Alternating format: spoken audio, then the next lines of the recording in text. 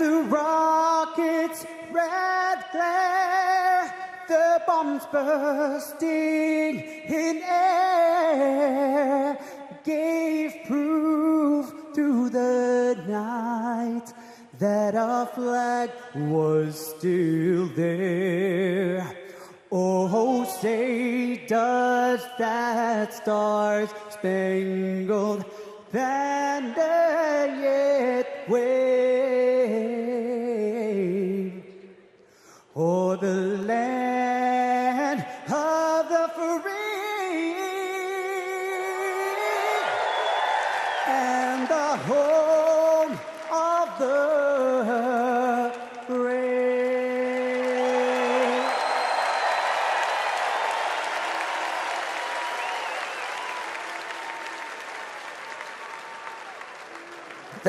Thank you, Aris. Folks, give it up for Aris one more time.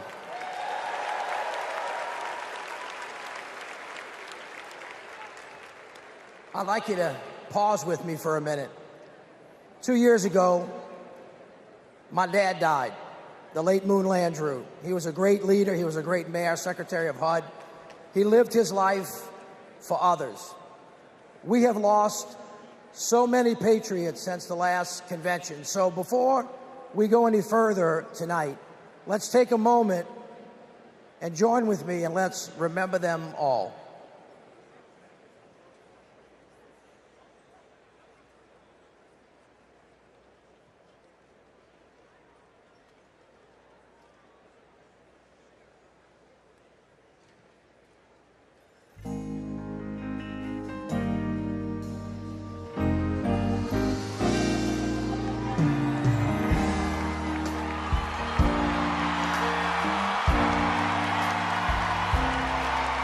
I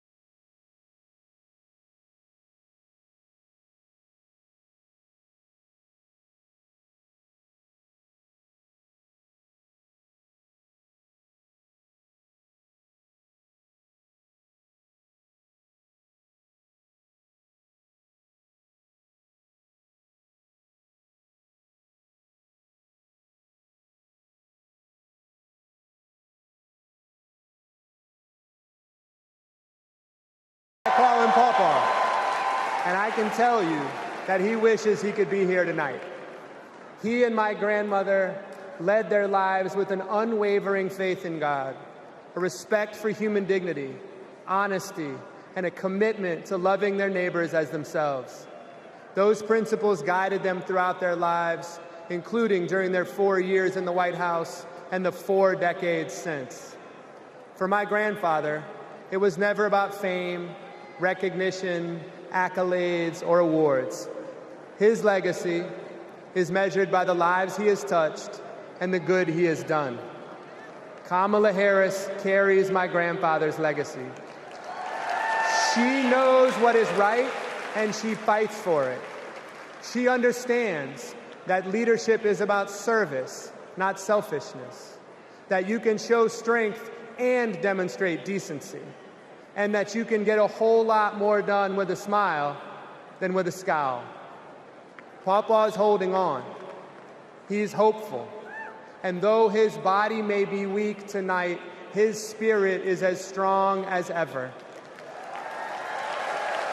My grandfather can't wait to vote for Kamala Harris.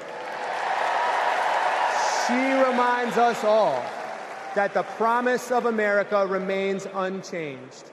We are one nation, indivisible, with liberty and justice for all. And my grandfather knows that with her as our next president, we will keep that promise. Thank you.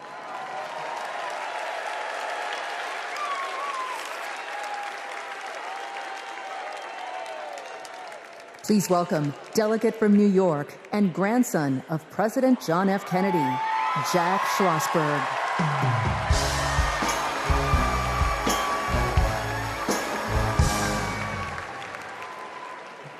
Hi, I'm Jack Schlossberg. President John F. Kennedy is my grandfather, and he's my hero. JFK was the youngest person ever elected president and the first Catholic. He sent a man to the moon, fought for civil rights, and navigated the Cuban Missile Crisis peacefully. Most of all, he inspired a new generation to ask what they could do for our country. Tonight, JFK's call to action is now ours to answer, because once again, the torch has been passed to a new generation, to a leader who shares my grandfather's energy, vision, and optimism for our future. That leader is Vice President Kamala Harris.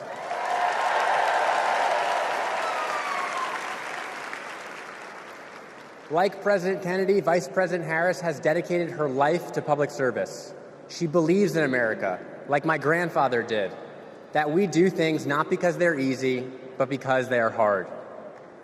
As president, she will fight for working families.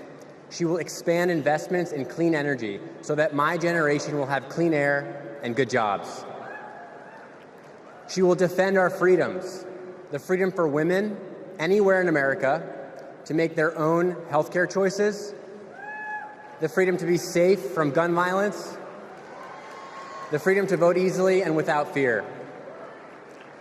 The choice is ours to make, and history is watching to see what we will do. Now, let's elect Kamala Harris the next President of the United States. Thank you.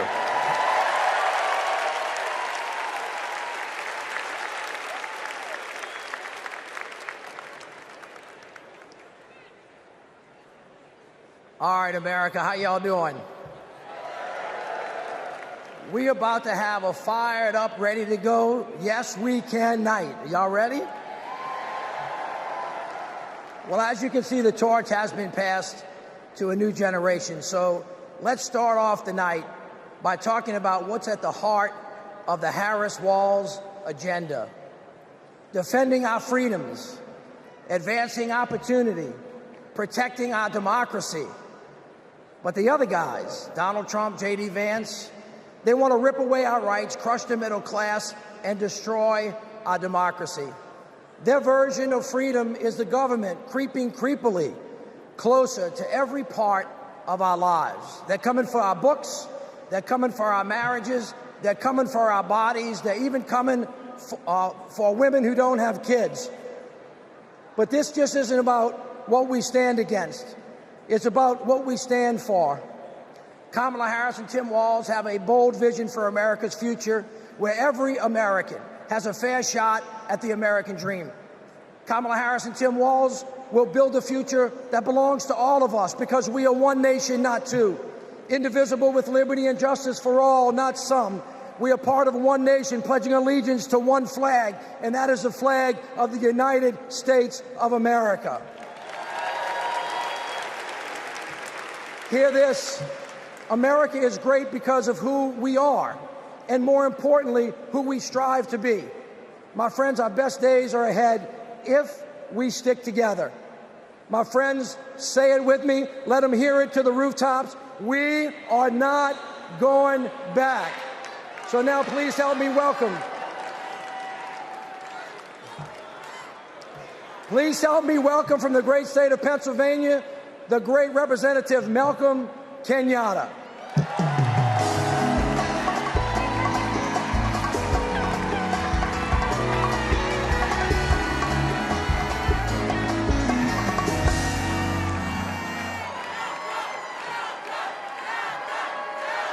My fellow Americans, my name is Malcolm Kenyatta, a proud son of Pennsylvania. And as you saw, I brought back Trump's Project 2025, all 900 pages of it. And it's interesting because usually Republicans want to ban books, but now they're trying to shove this down our throats. It is a radical plan to drag us backwards, bankrupt the middle class, and raise prices on working families like yours and mine. Under Project 2025, a family making just $75,000 a year with just 2 kids would pay $1,800 more in federal taxes. No, but there's more. Because on page 465, Project 2025 would stop Medicare from negotiating to lower the price of prescription drugs and capping. And on page 587, Project 2025 would cut overtime pay for hardworking Americans. But my friend, these bad ideas aren't new. As long as we have been fighting to make America work for working families, there have been greedy corporate interests trying to take us back. In 2019, my grandma, a civil rights warrior, called me, her voice cracking, and she said, "I'm so sorry, baby. I'm so sorry. I thought my generation had fixed this. And here you are, fighting the same battles." But I want to tell you tonight, my friends, what I said to my grandma. I said, "It's okay, Grandma. It's just our turn. It's just our turn to stand up for working people and to stand up for our nation's promise. It's just our turn to defend our rights and to ensure that democracy doesn't die on our watch. It's our turn to make history, my friends, by electing Kamala Harris as the next President of the United States of America. God bless you. May God protect our troops.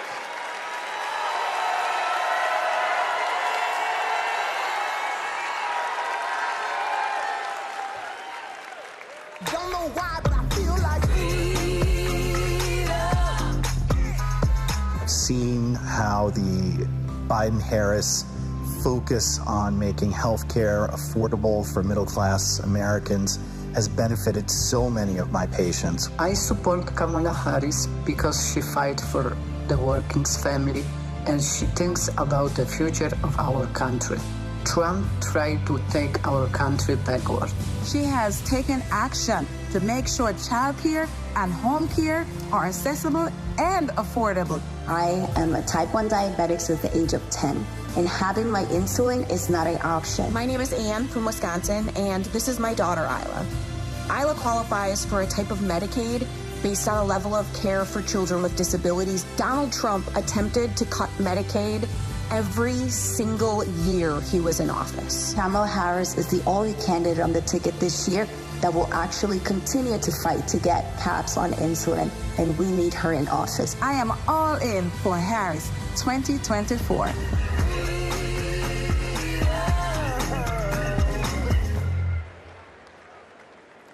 Hailing from the south side of Chicago, please welcome Oscar and Grammy Award-winning artist, author, and longtime activist, Common, featuring Grammy Award-winning gospel singer, Jonathan McReynolds.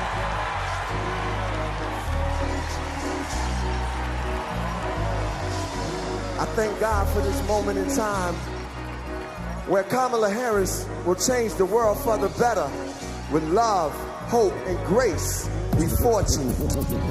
I'm fortunate to be alive. Can't explain how I got here, but we've arrived. The deliverance and diligence for which we strive. It's the feeling, there's no silliness when we rise. Fortunate to have friends who don't synthesize. I keep good company, we enterprise. Had a strong gauge since infantilized. I guess I can see the power in the prize. Incentivized by the streets I identified. Other people's struggles I don't minimize. Fortunate to be born and raised in the shy. Salt of the earth, people with the bravest eye. They say your God is the truth, I wasn't raised to lie. Fortunate to be so que sera. Every day that I get up, I trace the sky. Draw with the most high on the place that I am. And that's fortunate. You can feel it in the air. And yo, it's love out there. Hey, the feeling is free. Yo, Shot-town at the DNC. Jonathan, what you say?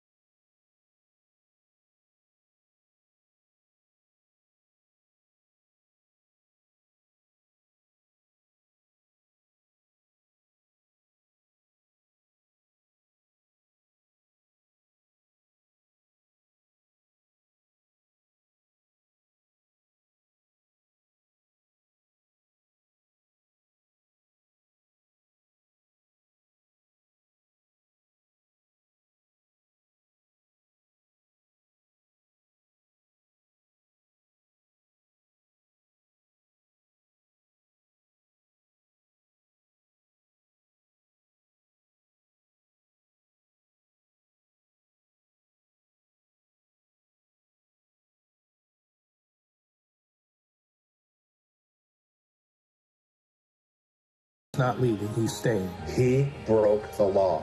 He doesn't believe they apply to him. The President of the United States exists to serve the people of the United States. In 2024, I'm voting for Kamala Harris.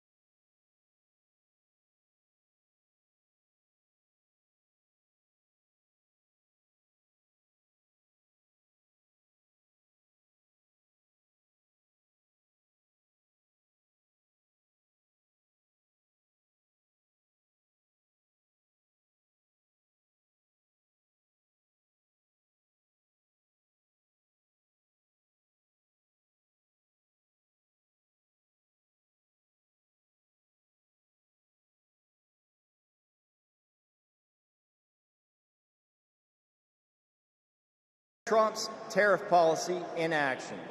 Costs for construction workers like me were starting to soar. I realized Trump wasn't for me. He was for lining his own pockets. Now, I'm not left-wing, period. But I believe our leaders should bring out the best in us, not the worst. That's why I'm voting for Kamala Harris. She's tough. She's going to tackle inflation. Trump will make it worse. I'm voting for Kamala Harris because she'll make us proud to be American again.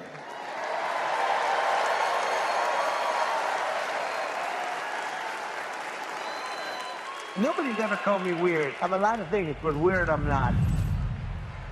The late, great Hannibal Lecter is a wonderful man. You know what I'd do if there was a shark or you get electrocuted? I'll take electrocution every single time. Bing, bing, bing, bing, bing. She said Kamala has one big advantage. She's a very beautiful woman. I'm a better looking person than Kamala. He says, you're not going to be a dictator, are you? I said, no, no, no. Other than day one. I'd like to congratulate Vladimir Putin for having made yet another great deal. Kim Jong-un I had a good relationship with. He's a tough, smart guy. Now, if I don't get elected, it's going to be a bloodbath. Well, they're the weird ones. JD is not at all. The people who are most deranged and most psychotic are people who don't have kids at home. Let's give votes to all children in this country, but let's give control over those votes to the parents of those children. In 4 years, you don't have to vote again. We'll have it fixed so good you're not going to have to vote.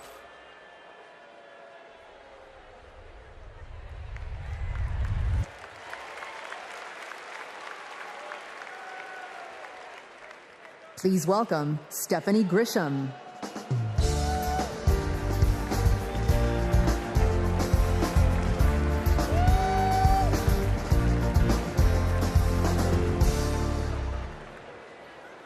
I wasn't just a Trump supporter.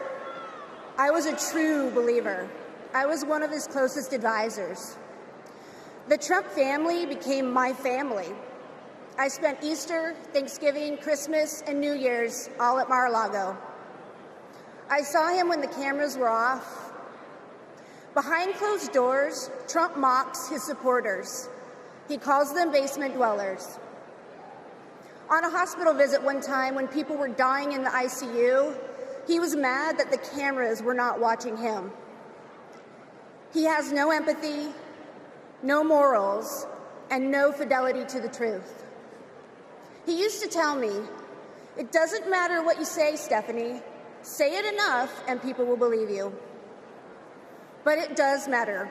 What you says matter. And what you don't say matters.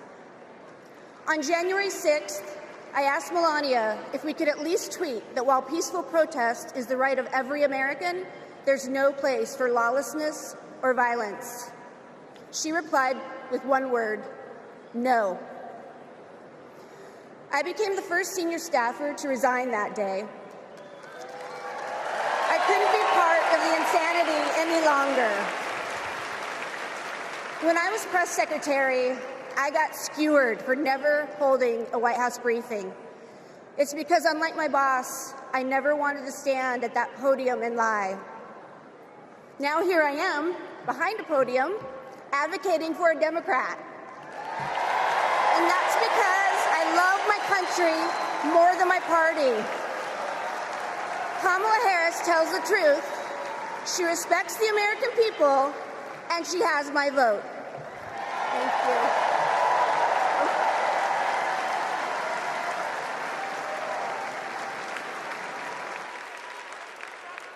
Don't know why, but I feel like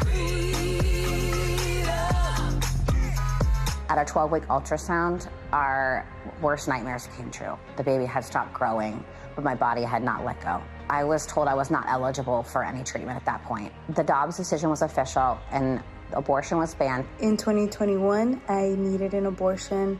After an ectopic pregnancy, I was able to access life-saving medical care when I needed it, and now I'm turning to IVF to build my family. I'm supporting Kamala Harris because I'm an IVF mom. It's not just the headline-making stories that these bans impact. It impacts people trying to build families just like me.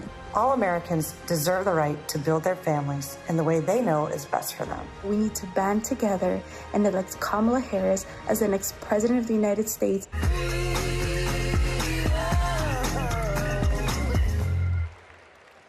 Please welcome Nabella Noor.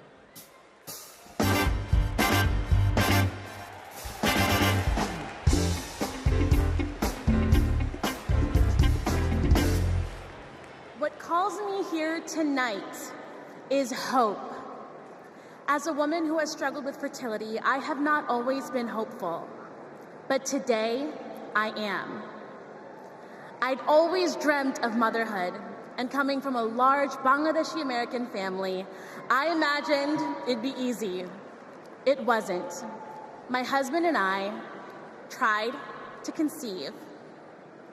We failed. We tried and failed again and again and again for 6 long years. Finally, I got pregnant. We were overjoyed, but then I miscarried. I was devastated. It was only after sharing my story online and hearing from women about their experiences with IVF that I felt a tiny glimmer of hope. So I started the IVF process. But just a few weeks before my egg retrieval, I learned I was pregnant. Today, we have 2 beautiful daughters. But this is not everyone's ending. For many women, IVF is the only choice. That choice and more is at stake in November. The freedom to plan your family, the hope of having a family at all. I'm here to stand with everyone fighting for our reproductive freedoms, because my daughters and yours deserve every option, every hope, every possible future. To anyone listening who is struggling to start a family, you are not alone. We will not let you lose hope. Because when we come together to raise our voices with love, we win. Thank you.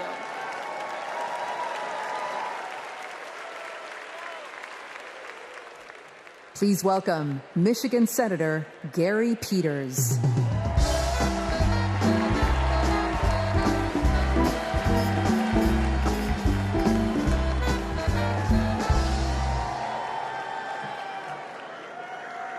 In Michigan, we believe we have to build an economy that grows the middle class.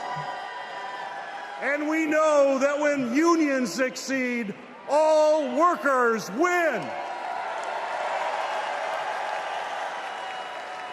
I was raised in a union household. My father was a teacher, and my mother a nurse's aide. And they gave me and my sisters what every parent wants to provide for their children, an opportunity to pursue their dreams. I went to public school, I worked odd jobs, became an Eagle Scout. And Kamala Harris and Tim Walz grew up just like me. And I know they will fight for all of us.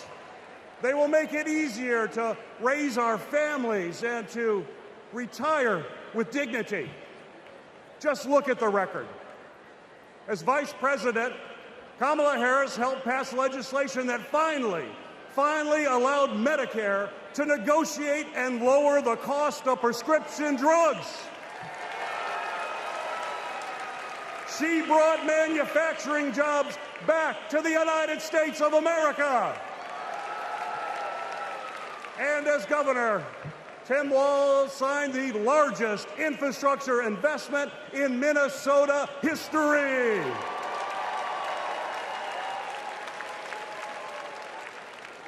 And on the other hand, we have Donald Trump and J.D. Vance.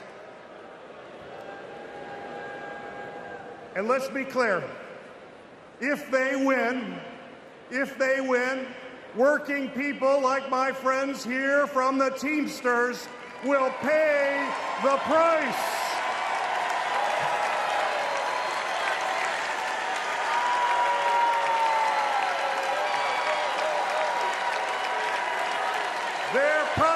2025 agenda is the same old, gut overtime pay, cut health care programs, and give billions in tax breaks to billionaires.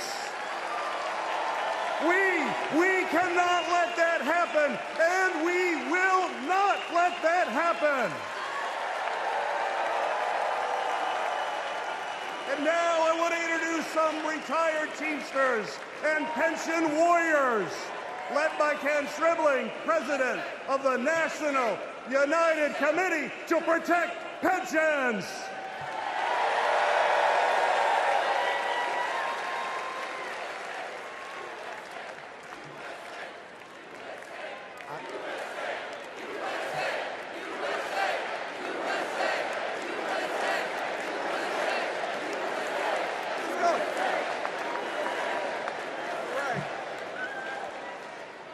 I am Kenneth Stribling, a proud retired Teamster from Local 200 in Milwaukee, Wisconsin. I hope you don't mind, but I brought some friends. Pension warriors from the NUCPP. I found out in 2025 my monthly pension benefit was going to be reduced in half. Not long after that, my wife, Beverly, was diagnosed with terminal cancer. I didn't know how we were going to make it. So I went to a retirees meeting in the basement of a small church. At that moment, I knew we were not going to go down without a fight. Beverly made me promise never to quit until we made this right. So we organized a nationwide grassroots movement. For 6 years, we fought hard. And finally, we had a breakthrough. After 50 days in office, the Biden-Harris administration passed the American Rescue Plan, including the Butch-Lewis Act, to save our pensions and secure our retirement. They got it done without one single Republican vote in Congress. They saved over 1 million pensions, including 33,000 from my state, Wisconsin, 52,000 from Pennsylvania, 61,000 from Michigan. As president, I know Kamala Harris will have our backs. She will fight for our retirement, Social Security, and Medicare. Beverly passed away in 2019, but I kept my promise, because a promise is a promise is a promise. Thank you.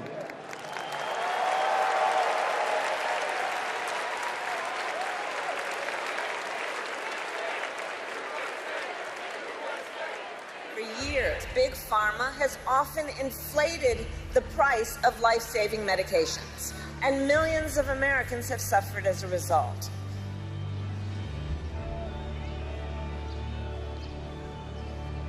Those costs got passed on to our seniors, but not anymore.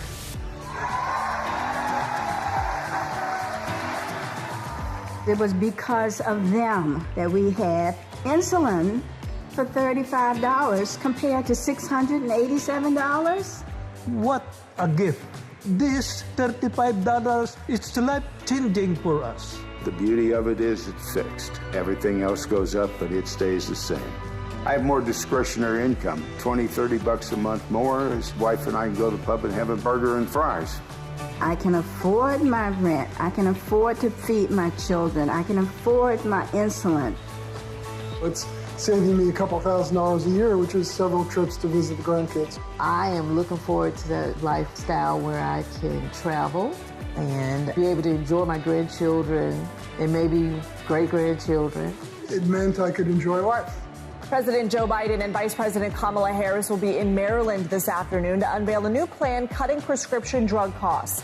10 popular drugs are affected by this, including cancer, diabetes, heart disease, and blood clot medications. Seniors will save roughly $1.5 billion in out-of-pocket costs next year. With Kamala Harris, I feel so hopeful. I feel the future of America will be good.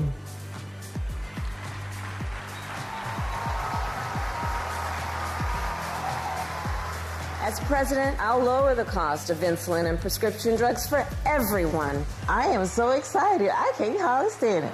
We're going to only go forward. We can't go back.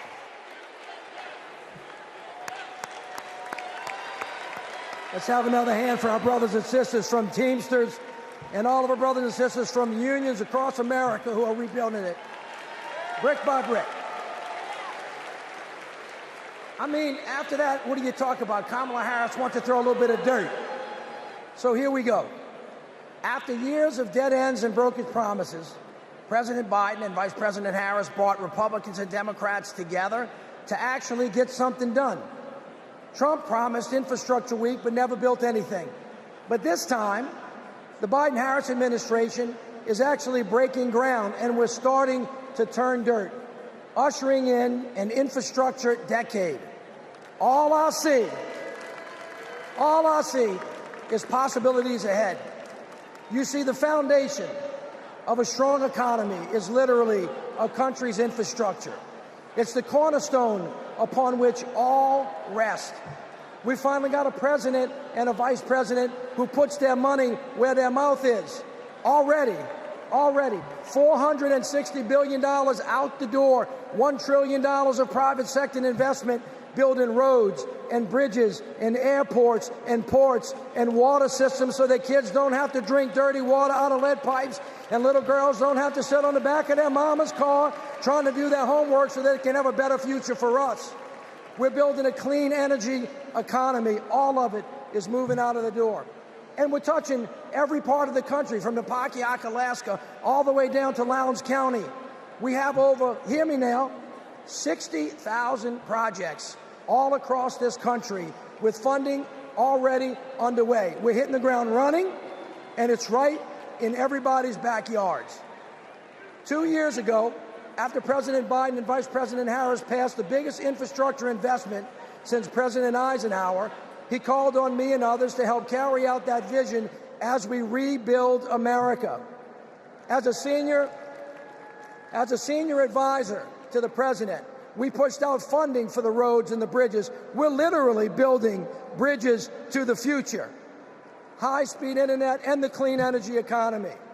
With these projects, we're ushering in a brighter future, a future in which everyone has clean air to breathe, everyone has clean water to drink, a future in which everyone has the opportunity to build generational wealth, a future in which the most vulnerable communities aren't forced to bear the brunt of progress.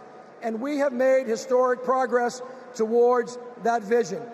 Let's take a look with what progress is being made in communities across the country with products that are being made right here in the USA. Since passing the bipartisan infrastructure law and the American Rescue Plan, the Biden-Harris administration is putting billions of dollars into cities and counties across the country over the next 5 years. I want to particularly thank the mayors of America. You make things work. Thanks to the Biden-Harris administration, the city of Phoenix has a much greener bus fleet. In San Antonio, we're building the airport of the future in the heart of our city. Until 1970, Scranton and New York were connected by passenger rail. And within 5 years, finally, we're getting that connection back. Our vision is to create a truly multimodal city, a city where people can walk, ride public transportation, or ride a bike to get to their destination. Our city is able to create over 2,000 jobs and move our transit system into the future. We are investing over $50 million to take vacant buildings just like this one to turn them into shovel-ready job sites in the heart of our city. We were able to use American Rescue Plan funding for safe, affordable housing for our neighbors. When a dilapidated apartment complex was condemned, we were able to swiftly relocate these tenants. In Tucson, we have planted or distributed over 100,000 drought-tolerant trees to combat extreme heat. In the great city of Baltimore, Maryland, we're opening brand new rec centers that closing in our city, and many more investments thanks to President Biden and Vice President Harris.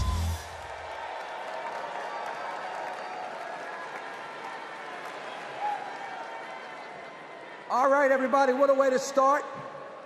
But you ain't seen nothing yet. We got a great night planned, and it all starts off, all of you get to participate in this, in the roll call. It starts off with something unlike anything you've ever seen. So look, stick around. We're going to be right back at you.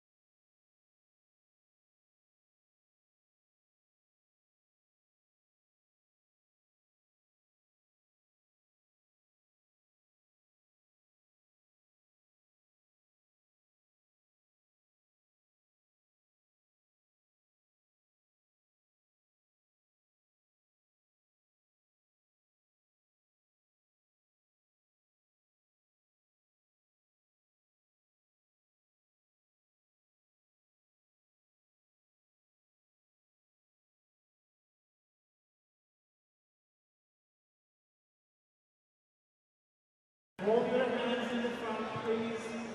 Do not move. The camera is going to start in about 22 seconds. Please do not move. There are some moving in the hall. Please, wherever you are, stay right there. You're going to make other people glare. Please hold it right there. I greatly appreciate that. Get digital right now. Please do not move.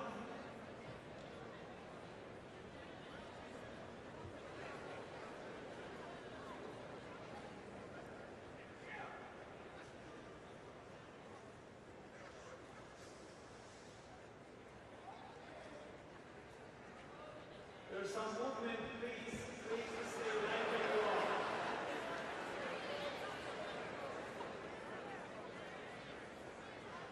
Right there, sir. Please put your hands down. I appreciate that. This is your photo. I'm moving, damn it.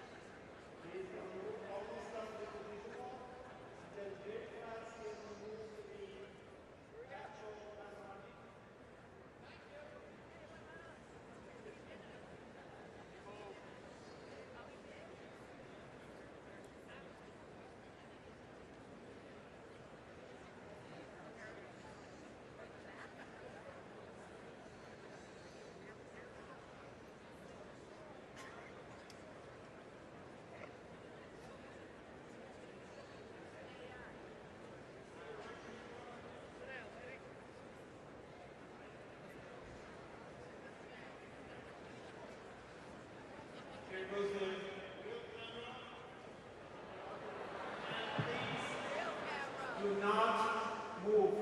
It's an extremely sensitive camera. Thank you.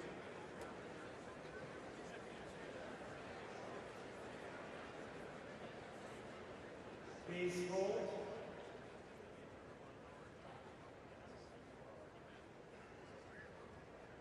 You can see this photograph at democraticphotos.com. 48 hours.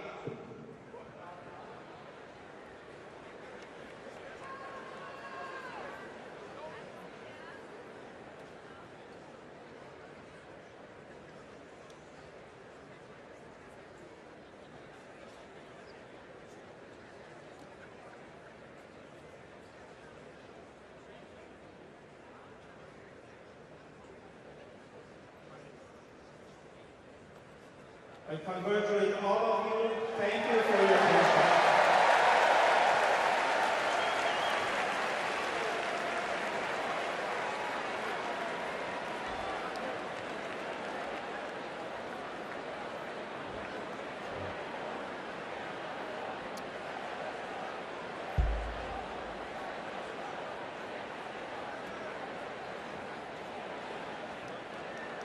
Delegates and guests, please put on your wristbands at your seats.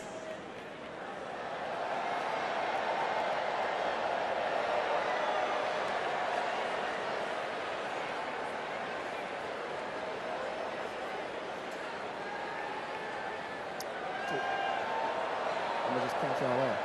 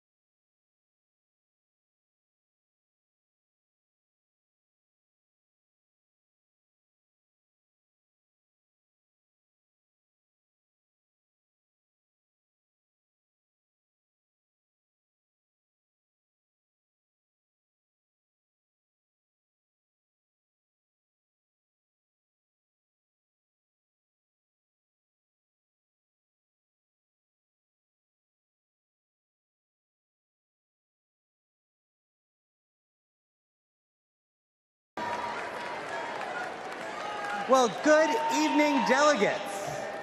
My name is Jason Ray, and I'm honored to serve as the secretary of both the Democratic National Committee and the Democratic National Convention. I remember watching my very first convention on television when I was just 10 years old. It was the 1996 convention right here at the United Center. Now, nearly 3 decades later, I could not be more thrilled to join you in making history as we nominate Vice President Kamala Harris.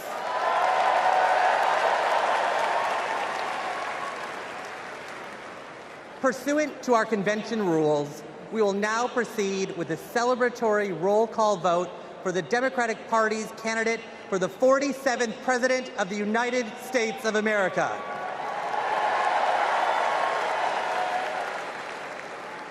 As a reminder, our nomination was made official on August 6th upon the certification of the virtual roll call. This roll call will reflect those results. The chair of each delegation or their designee will report its delegation's voting results for the presidential nomination.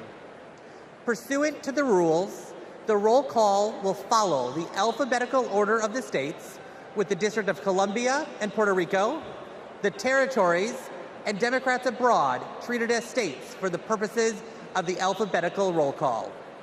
Delegates, are you ready? Let me hear you. Ladies and gentlemen, my name is DJ Cassidy, and I'd like to welcome you all to the Democratic National Convention roll call. Now we're going to pass the mic from state to state so that all our voices are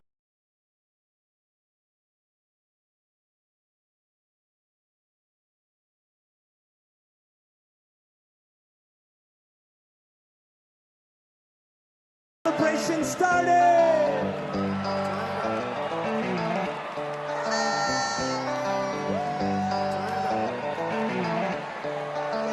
Alabama, how do you cast your vote?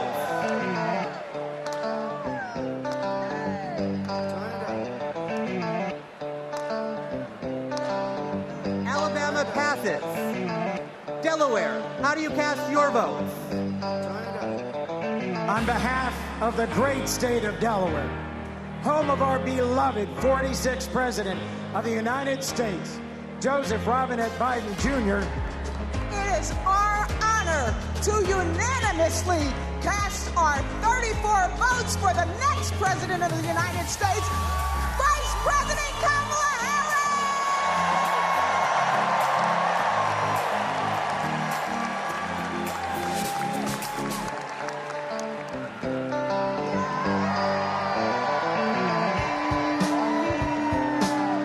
Thank you, Delaware. Alabama, how do you cast your vote? In a letter from the Birmingham jail, Dr. King wrote that progress is not inevitable. We have to fight for it. We have to win it. Kamala Harris will protect the legacy and the progress that we've made by our forefathers and our foremothers, and she will advance it. She will safeguard our freedom to vote by passing the John Robert Lewis Voting Rights Advancement Act. She will fight for freedom and opportunity and build an economy that works for everyone. So, from Huntsville to Mobile, from the Black Belt to the Wiregrass, from the historic civil rights cities of Birmingham, Montgomery, and my hometown of Selma, from the people who brought us the Voting Rights Act and the Civil Rights Act, the proud, great state of Alabama proudly cast 56 votes for the first Black woman President of the United States of America, Kamala Harris, and the next Vice President, Tim Walz.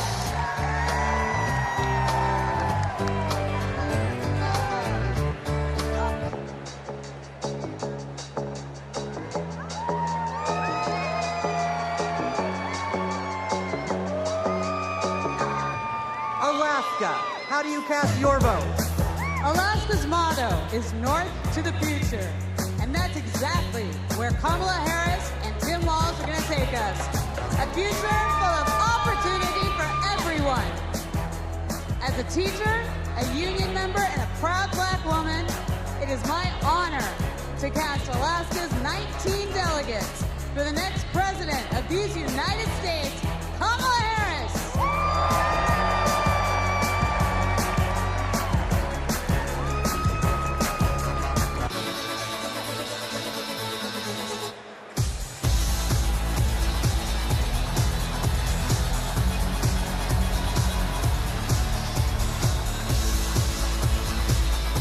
American Samoa, how do you cast your vote? Here in American Samoa, faith, service, and community are everything. That's why we cast 10 votes for our next president, Kamala Harris.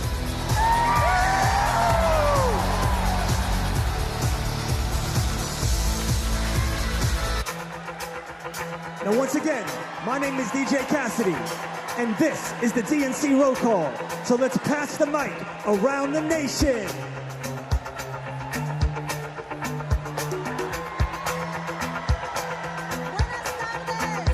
Arizona, how do you cast your vote?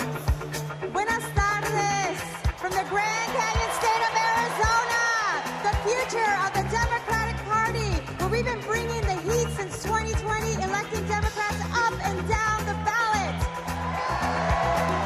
Our diverse coalition is proud to cast our 85 votes for Kamala Harris.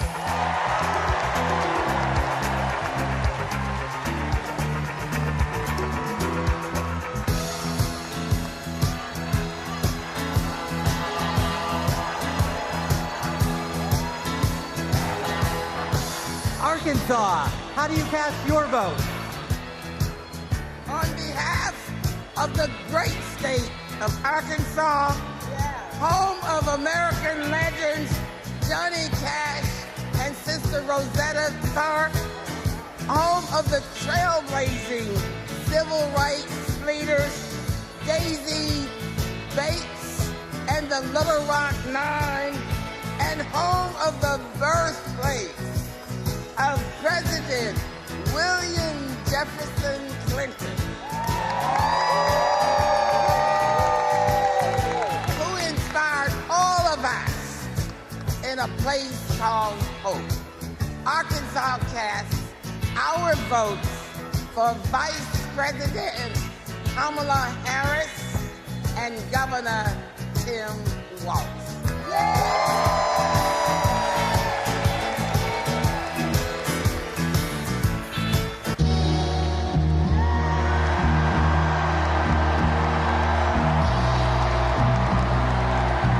California, how do you cast your vote?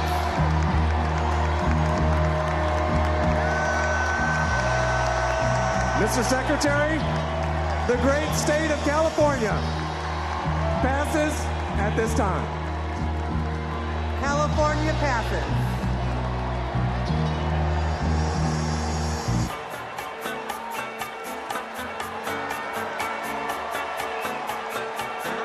Colorado, how do you cast your vote?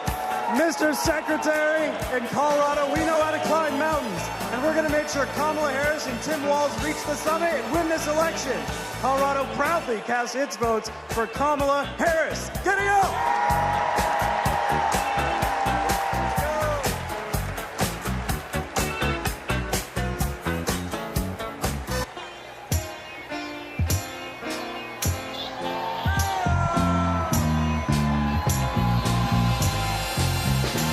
Connecticut, how do you cast your vote? Connecticut, the Constitution state, over the submarine, over the jet engine, over the Yukon Huskies slam dunk, over Keith Richards lead guitar. We vote. Tonight we cast 73 votes and one president for the first female president of the United States of America, Kamala Harris.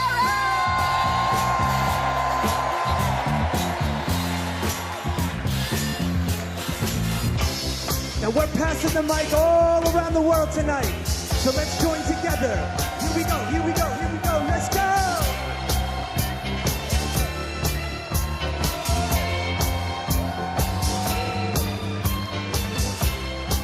Democrats abroad, how do you cast your vote? Mr. Secretary, Democrats Abroad represents millions of Americans who live abroad and vote back home in all 50 states and in D.C. U.S. citizens can go to votefromabroad.org to register and request a ballot. On behalf of our large, diverse community, we joyfully cast 21 votes for Kamala Harris!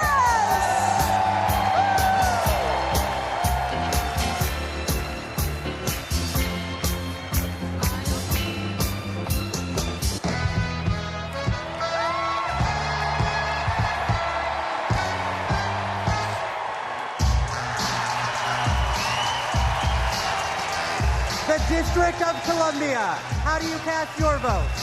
We are Washington, D.C., home to 700,000 Americans, where millions had marched for jobs and justice, where Dr. King had a dream and Obama had hope, and where in January 2025, we will host the inauguration of President Kamala Harris.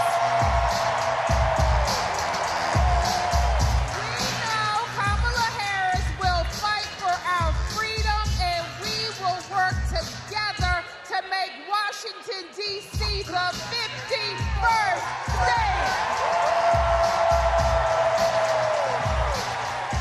The District of Columbia is proud to cast its 51 votes for the next president of the United States, Kamala Harris.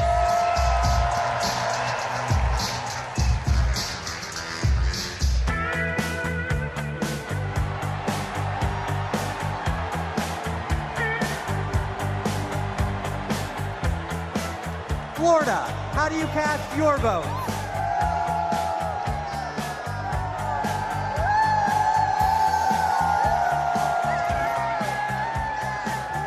Florida is worth fighting for. That's why we're fighting back against Project 2025 and Republican extremism. We won't go back. We won't back down. I cast 4 votes present and 243 votes from the great state of Florida for the first president, first female president of the United States, Kamala Harris.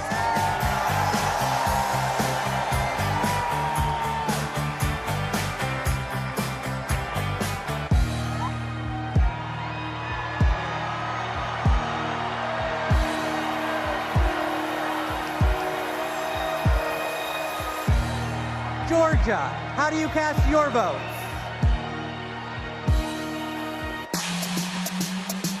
Yeah! Ladies and gentlemen, we are here tonight to officially nominate Kamala Harris for president. Five, get out, another round of shots. DNC, turn out for what? Turn out for what? Hey, turn out for what? Yeah! Turn out for what? Let's go, let's go! Turn out for what? Hey, everybody get your hands up! Hey, everybody get your hands up! Hey, everybody get your hands up! Now, say, we're not going back! We're not going back! We're not going back! We're not going back! B.P. Harris! Come to the wall! B.P. Harris! Give it a wall! Hey!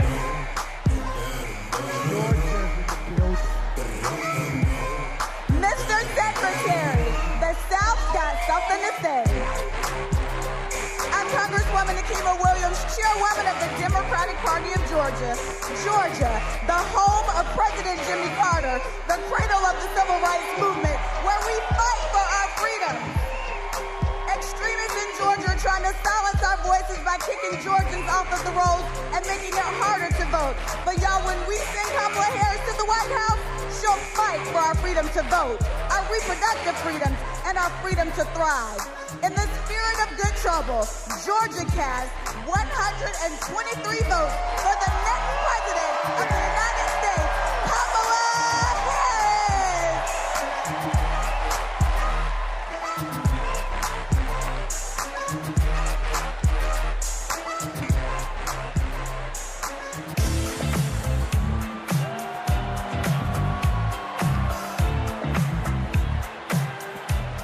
Guam, how do you cast your vote?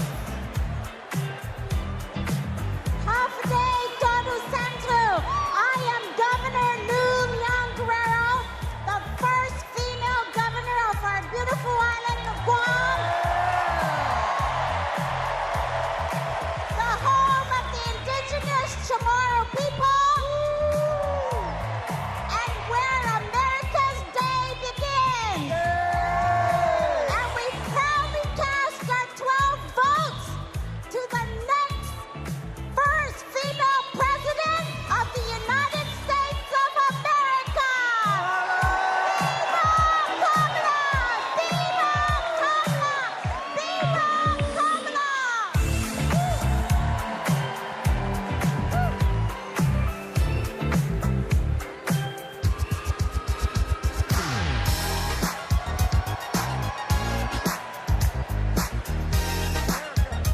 Aloha Hawaii, how do you cast your vote? America, thank you all for loving Hawaii. The spirit of aloha means acting with love and kindness. Our Hawaii was the first state to legalize abortion. Our state was the first to ratify the ERA. Our state was the first to pass universal health care for all and target 100% renewable energy. Our state is the birthplace of Barack Obama. Our state shares the values of Kamala Harris, and we cast 6 votes present and 23 votes for Kamala Harris. First woman president.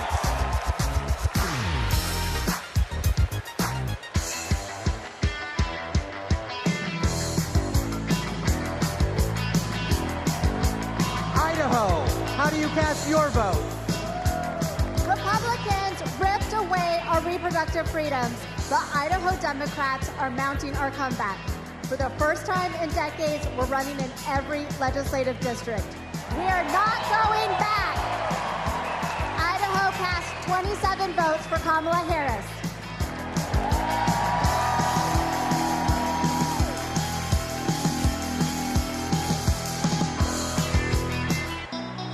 Ladies and gentlemen, today is a celebration.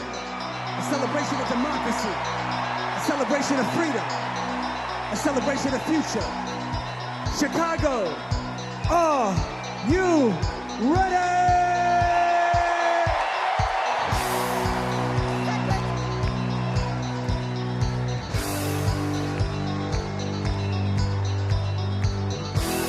Our convention host, Illinois, how do you cast your vote?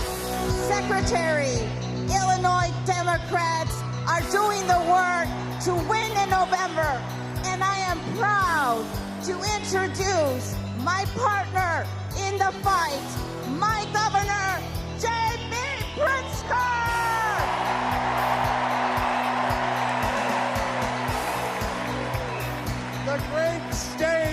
The great state of Illinois, the prairie state, home of 4 presidents, including President Barack Obama. The birthplace of skyscrapers and the adopted home of Superman. The cornerstone of the Midwest Blue Wall. The first state to ratify the 13th Amendment ending slavery. And the 19th Amendment granting women the right to vote. Illinois casts 1 vote present and 176 votes for the next president of the United States, future Madam President Kamala Harris.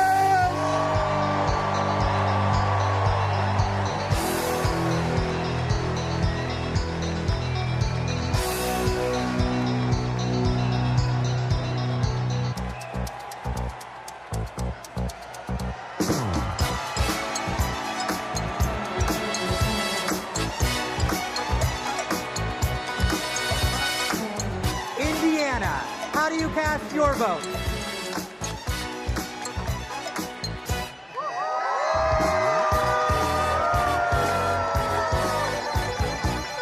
Indiana welcomed me into its heart.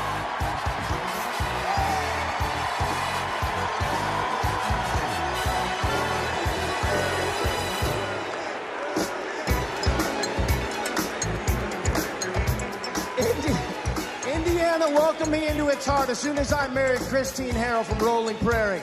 And that's before I lived in Hawkins or played the littlest player with the biggest heart at the University of Notre Dame, Rudy. I want what's best for Indiana, and that means electing Kamala Harris, the first woman president of the United States of America. On behalf of the great Hoosier State, home of the largest single sporting day event in the world, the Indy 500, home of Michael Jackson, home of Babyface, home of David Letterman, Indiana delivered this 86 delegates to Kamala Harris and Tim Walz as the next president and vice president.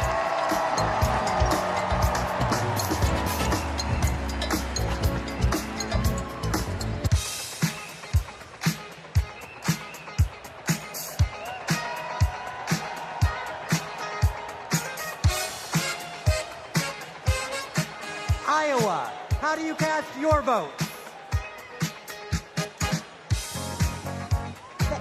Thank you, Mr. Secretary. The tall corn state of Iowa, the state that launched Barack Obama on his way to the presidency,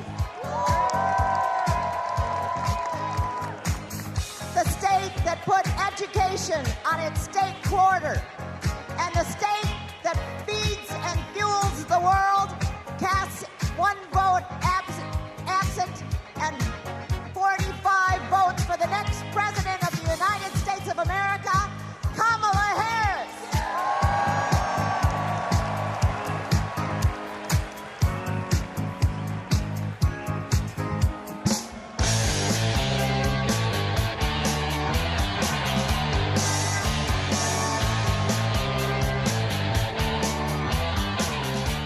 Kansas, how do you cast your vote? I can't hear. Hello, delegates from the center of America, the Sunflower State, Kansas, where our farmers feed America, where we elect strong women who govern from the middle. As the first ever black chair of Kansas, I am proud to cast our 39 votes for the first black woman president, Kamala Harris!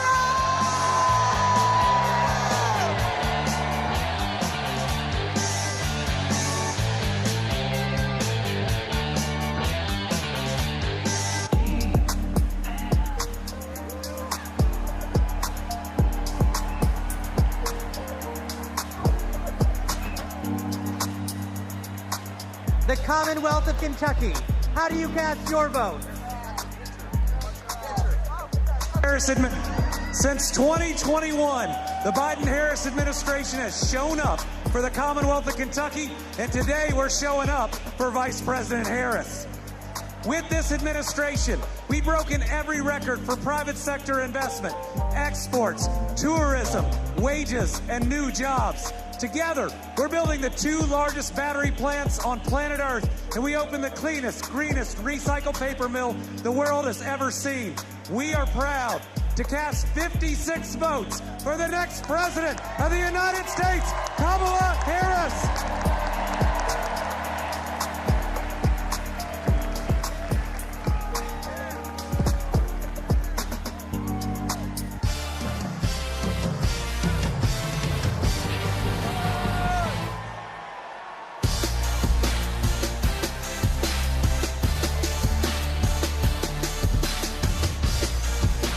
Louisiana, how do you cast your vote? Greetings from Louisiana. Mr. Secretary, my name is Wendell Pierce, and I'm a proud son of Louisiana. And Louisiana is about family, and I'm surrounded by my family of the delegates of Louisiana. And our great Congressman, Troy Carter. Louisiana casts its vote in support of our democracy, and we stand in line for a more perfect union. And born out of that democracy from the Big Easy, the northernmost Caribbean city, the last Bohemia was jazz. And nothing can be more emblematic of jazz and democracy than what we swing with in the Big Easy. And it's because of that that I am here to cast my personal vote for the next President of the United States, Kamala Harris. And now, the leader of our party, Mr. Randall Gaines. The great state of Louisiana, a state that embodies the principles and spirit of hope and resilience, and so does Kamala Harris. The great state of Louisiana cast its one vote present, and our 47 votes for the next President of the United States, Kamala Harris.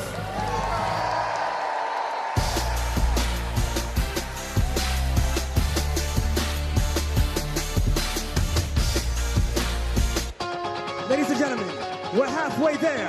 Are you ready? Here we go, here we go. Let's go, let's go, let's go!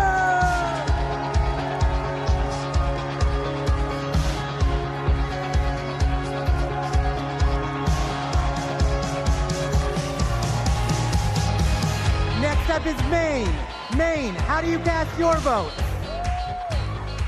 Mr. Chair, great state of Maine, home of environmental climate activists and champions like Edmund S. Muskie and George Mitchell. Happy birthday today, George. The state where the sun rises first on the nation over our bold and rocky coast, bringing with it today a new day for the brave and open-hearted people of this country. We have improved lives, restored rights, and preserved our environment in Maine for future generations. Maine leads, and as Maine goes, so will go the nation.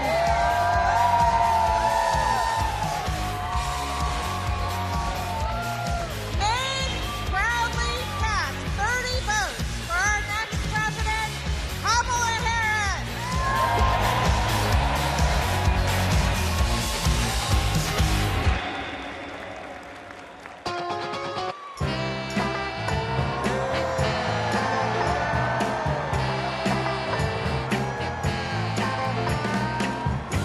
Maryland, how do you cast your vote?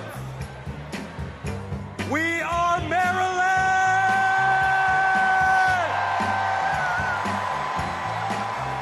And we represent Marylanders past and present who have contributed to America's greatness. We are the birthplace of Harriet Tubman. We are the birthplace of Thurgood Marshall. We are the birthplace of Frederick Douglass. We are the place where soldiers defended our freedoms in Baltimore and also in Antietam, and the home of thousands of veterans who call Maryland home. And this community of patriots is proud to cast our votes for the next President of the United States, Kamala Harris!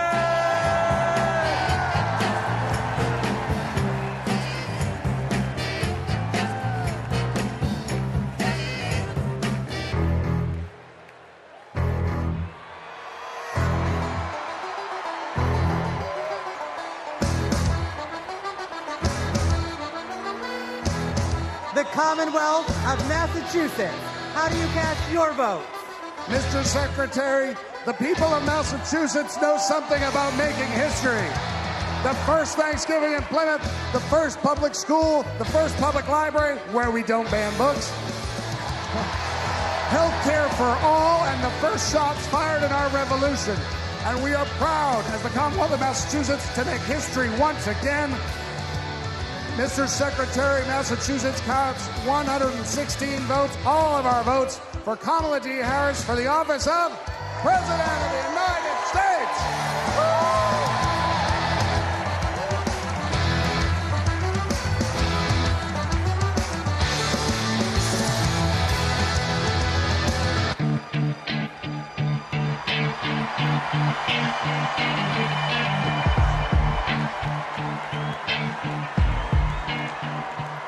Michigan, how do you cast your vote?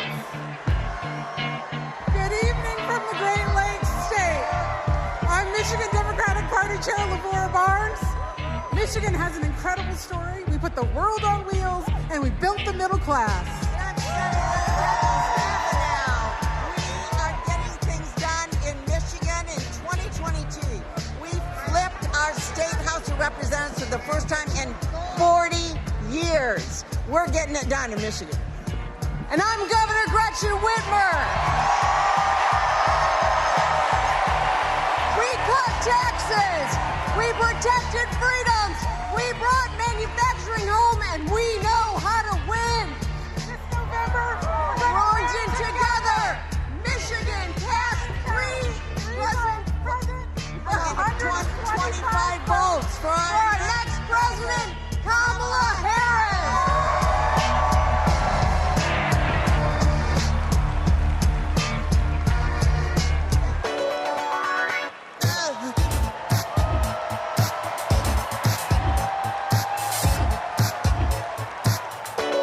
Minnesota, how do you cast your vote? Mr. Secretary, the great state of Minnesota, home of Vice President Hubert Humphrey, Vice President Walter Mondale, and the next Vice President of the United States, Tim Walz. We pass. Minnesota passes.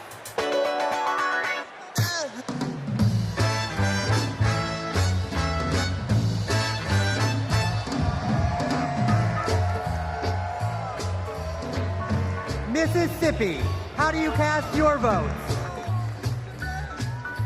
Mr. Secretary, I'm State Chair Shaq Taylor from the home of magnolias and mockingbirds, from the great state of Mississippi, from the Red Clay Hills to the Mississippi River.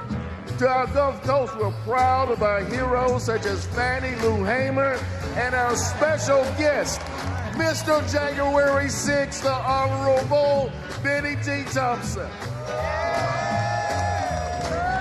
With great joy, Mississippi delivers 40 votes for our future president, Miss Kamala Harris.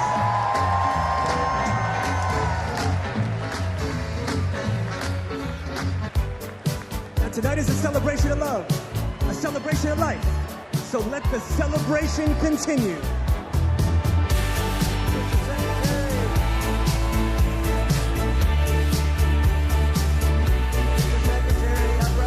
Missouri, how do you cast your vote?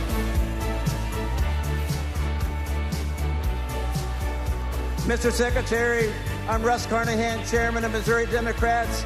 We're home to Super Bowl champion Kansas City Chiefs. We are home to common sense leaders like President Truman, Senators Eagleton, Carnahan, McCaskill, and we will fire Josh Hawley and hire Marine veteran Lucas Coons. Our voters will reclaim reproductive freedom. Kamala Harris is an enlightened bolt of energy and hope across this country, and we proudly cast 2 votes present and 68 votes for Kamala Harris and our Midwestern friend, Tim Walz.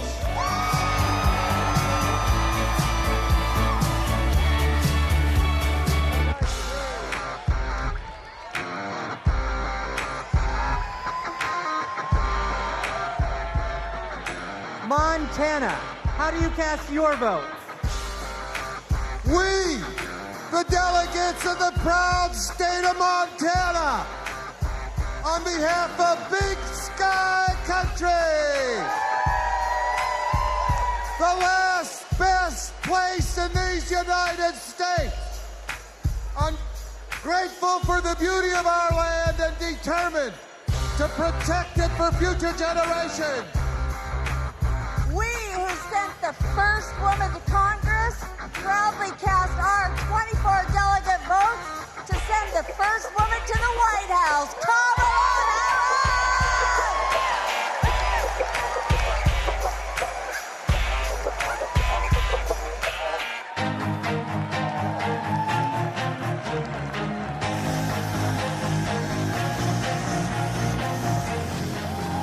Harris. Nebraska, how do you cast your vote?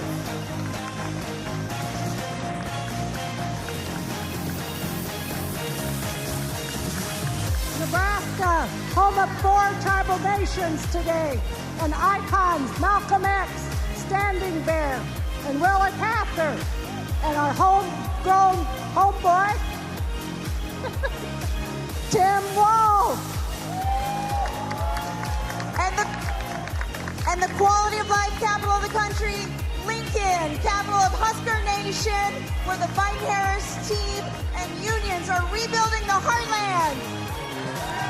In Omaha, now affectionately known as Kamaha, but we will protect the blue dot. We are ready for it. Nebraska proudly casts our 34 votes for Kamala Harris and Coach Tim Walz.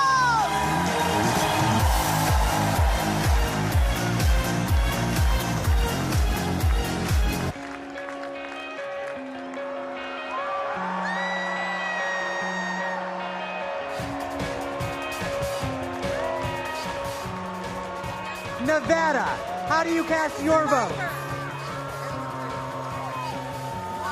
As a survivor of the largest mass shooting in modern American history, I'm voting for Kamala Harris because America is done running from gun violence.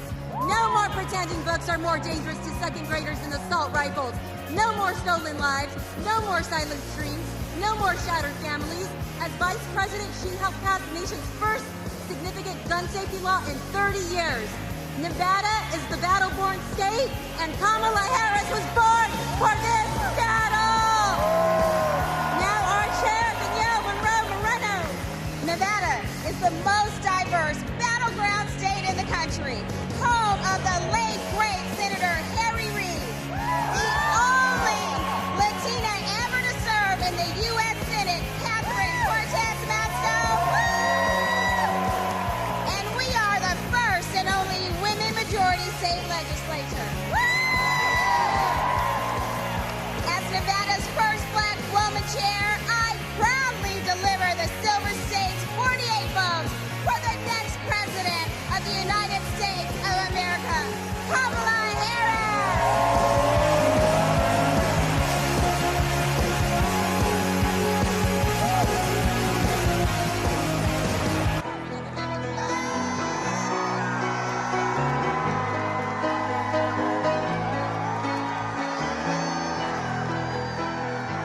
New Hampshire, how do you cast your vote? Good evening. My name is Joanne Dowdell from the great state home of the nation's first primary, New Hampshire, where we stand granite strong. We are so proud of the many women throughout our state committed to building a future of opportunity and trailblazing the way for all of us. And now it is my pleasure to introduce our youngest delegate, Aliana Hope Manzour.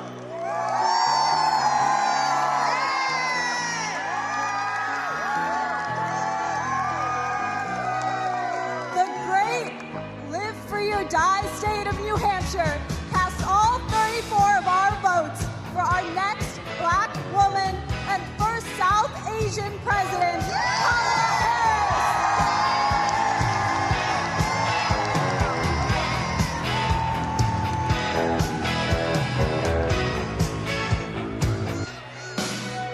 Today we come together as one nation, under one groove. Nothing can stop us now. So no matter who you are, no matter where you are, represent your state with pride as we unite for the future.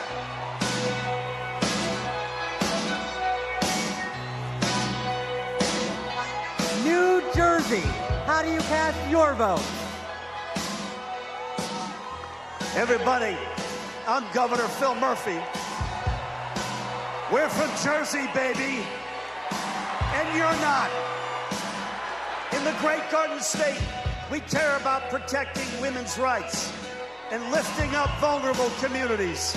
That's what we mean when we say the Great Garden State. My name is Dr. Joey Perella, pronouns she, her, hers. I'm a proud resident of the Garden State.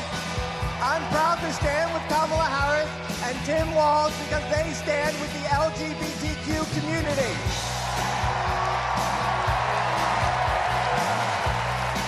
It's time to turn the page on Trump.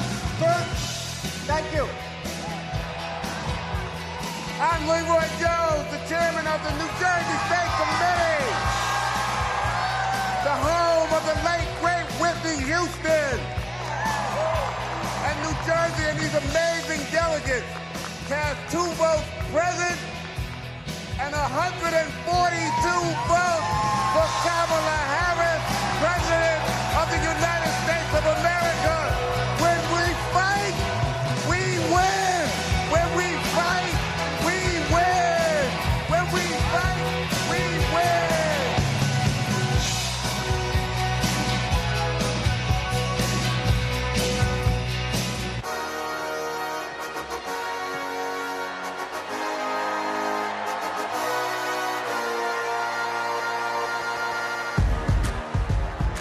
New Mexico. How do you cast your vote? Buenas noches! Chair Jessica Velasquez here with our delegates from the land of enchantment, the great state of New Mexico, where we live our family values, respect women, love our land, our water, our blue skies, our green chili, and our sunsets. We are proud to cast 45 votes for Kamala Harris and Tim Walz.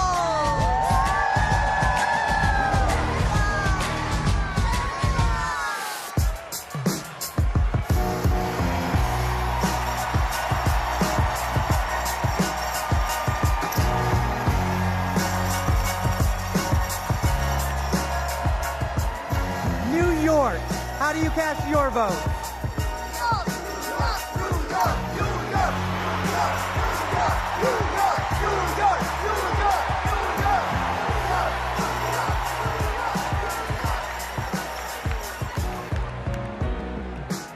Mr. Secretary, my name is Henry Garrido. I am from the great state of New York. Unions not only built the Empire State, they built a strong middle class across this country. That is why I'm so proud to introduce the governor of the greatest labor state of the country, Governor Kathy Hochul. As governor of the greatest state that ever existed. Hey, for New Yorkers, get used to it. From Seneca Falls, the birthplace of the women's rights movement, to Stonewall, the birthplace of the LGBTQ movement, to Stone King Mountain, the birthplace of the environmental justice movement, and the birthplace of the labor movement. We are also not just the birthplace of great progressive movements, we are the birthplace of Shirley Chisholm. We are the birthplace of Geraldine Ferraro. And we are the home of Hillary Clinton. And that's why, as the first woman governor of New York, I am so proud to cast 298 votes to make Kamala Harris the first female president of the United States of America.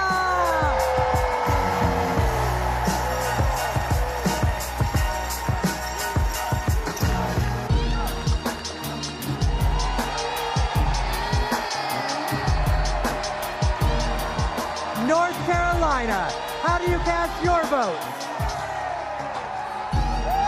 My name is Anderson Clayton. I have the honor of serving as the youngest state party chair in this country. And North Carolina is the home of folks like Anthony Hamilton. Yeah, Governor Jim Hunt, Dr. Reverend William Barber, Nina Simone. We represent a new South. And we are proud to be that again this year by electing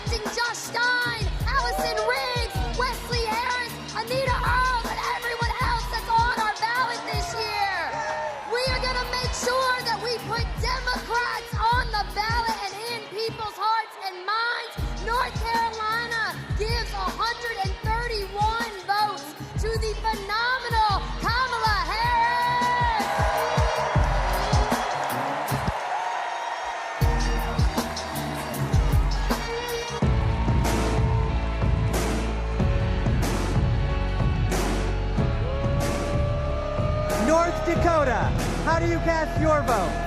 Mr. Secretary, the Democrats of North Dakota, the Peace Garden State, are proud to cast our 17 votes for Vice President Kamala Harris and the best neighbor you could ever hope to have, Governor Tim Walz, for President and Vice President of the United States of America. Let's go!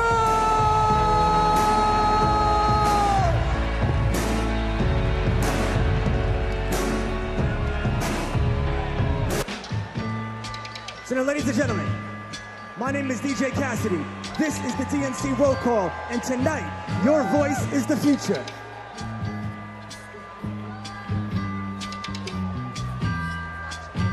Northern Mariana Islands, how do you cast your votes? Half a day, T-Row, and hello, everyone. We are the Northern Mariana Islands, where our customs, our culture, our land, and our oceans breathe life into our people. The earth is not red or blue. The earth is sick, and we must protect it. Home to some of the living legends in celestial navigation and to some of the friendliest people in the Pacific. We are the blue waves of the Pacific, and we are proud to cast all 11 votes for our MVP, Kamala Harris. Viva Marianas! Viva Harris Walz!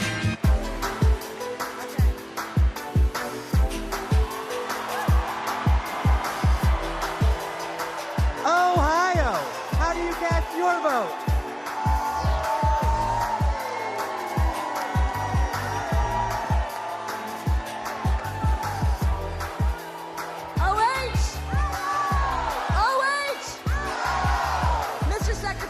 Ohioans know how to make history. We put a man on the moon, and we are the founding home of the AFL-CIO.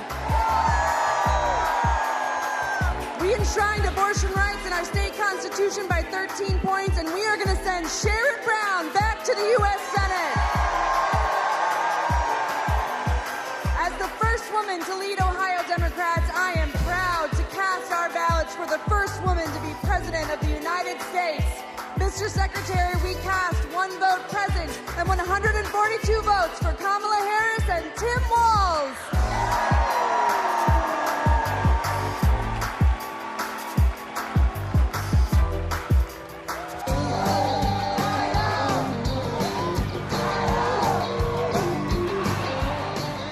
Oklahoma, how do you cast your vote? Hello from Oklahoma, where we fight for the future for all Oklahomans can be proud of. The future where working families thrive, our diversity is our strength, and our values like freedom, equality, and opportunity puts us ahead and makes Oklahoma proud. We cast our 36 votes for Kamala Harris and Tim Walz.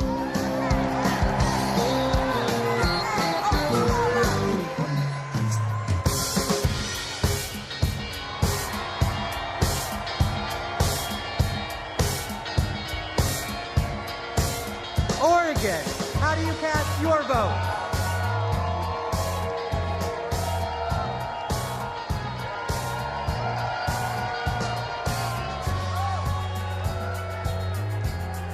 From the first state in the nation to hold a presidential election with all mail-in voting, Oregon is proud to protect voting rights in America.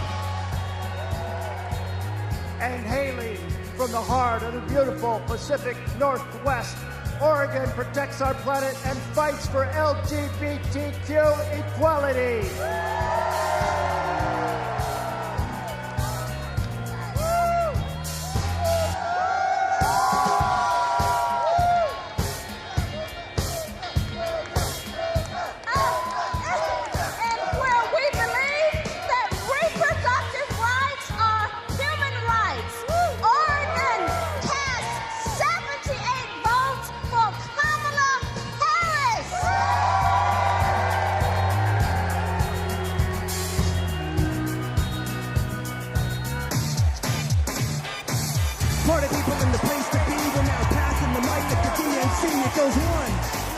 2, 1, 2, 3, let's go!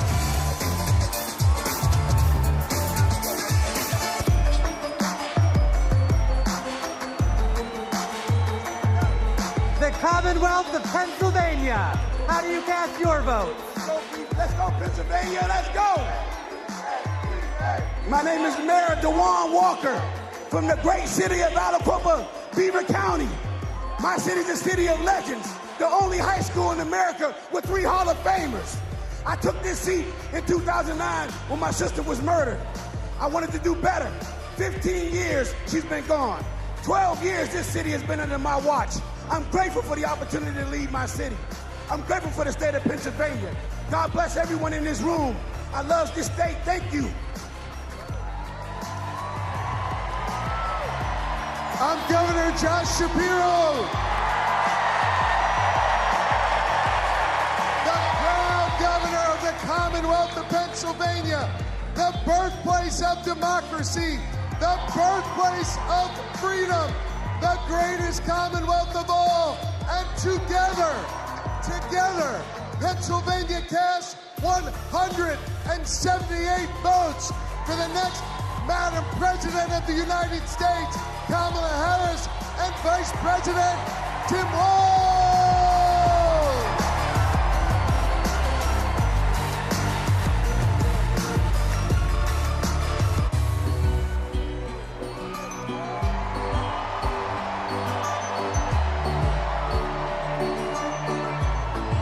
Puerto Rico. How do you cast your vote? Buenas noches.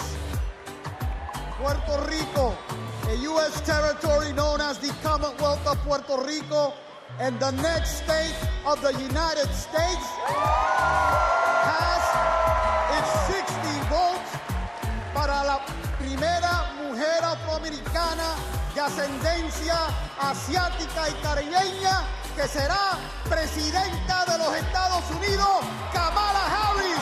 ¡Viva Kamala!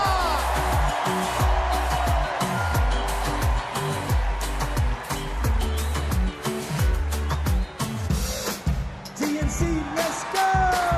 Roll call, keep it coming now. Roll call, keep it coming now. Roll call, keep it coming now. 1, 2, 1, 2, 3, let's go!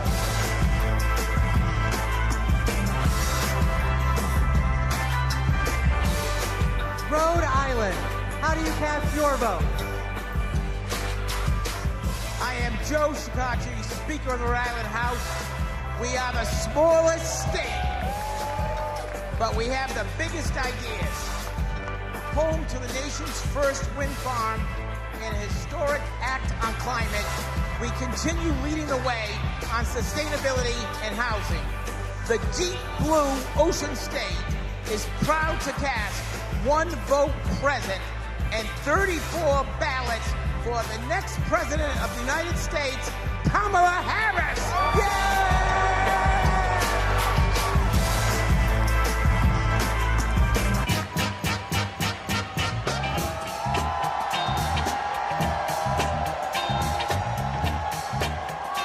South Carolina. How do you cast your vote? I'm Crystal Spain. I'm Crystal Spain, Chair of the South Carolina Democratic Party. Hello from the great state of South Carolina, where we pick presidents. The home of the DNC Chair, Jamie Harrison. The home of the first Black Panther, Chadwick Boseman. The home of the national basketball champions, the mighty Lady Gamecocks. I'm Senator Margie Bright Matthews, one of the sister senators, and John F. Kennedy Profiles in Courage Award winner. We stopped the total abortion ban in South Carolina. Like us, Kamala has proven that she has the courage to fight and will fight for all Americans. South Carolina is not going back.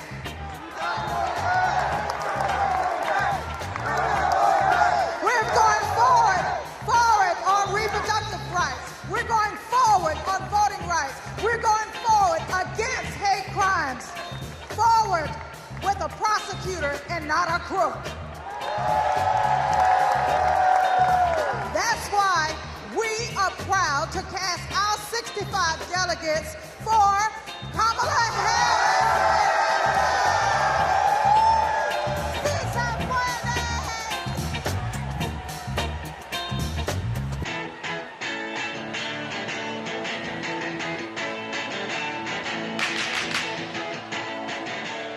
South Dakota, how do you cast your vote?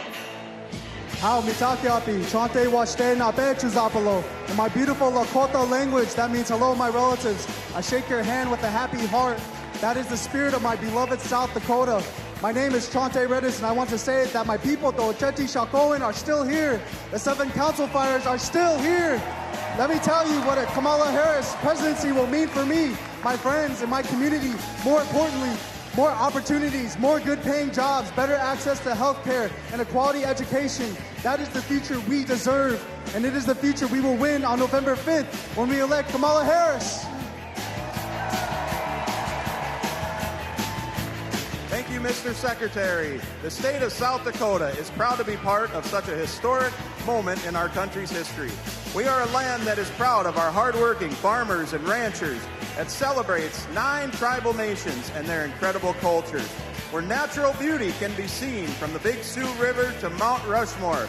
South Dakota is honored to cast all 20 of our votes for Vice President Kamala Harris, who will soon be known as Madam President.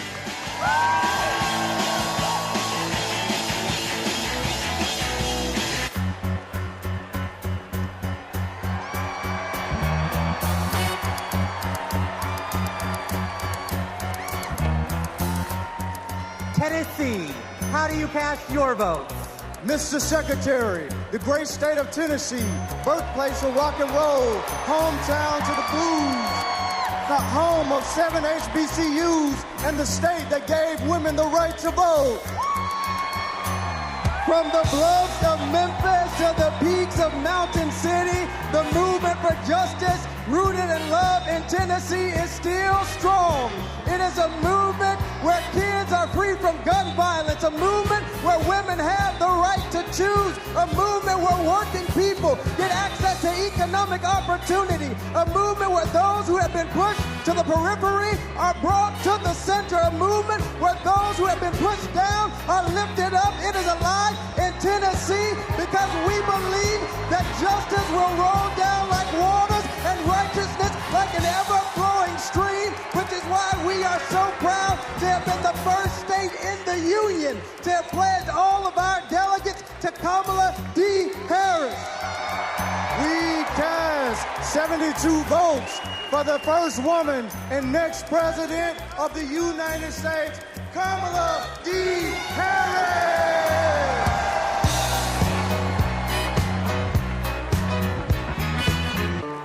Party people, come on. DNC, party people, come on. Roll call, party people, come on. DNC, party people, come on.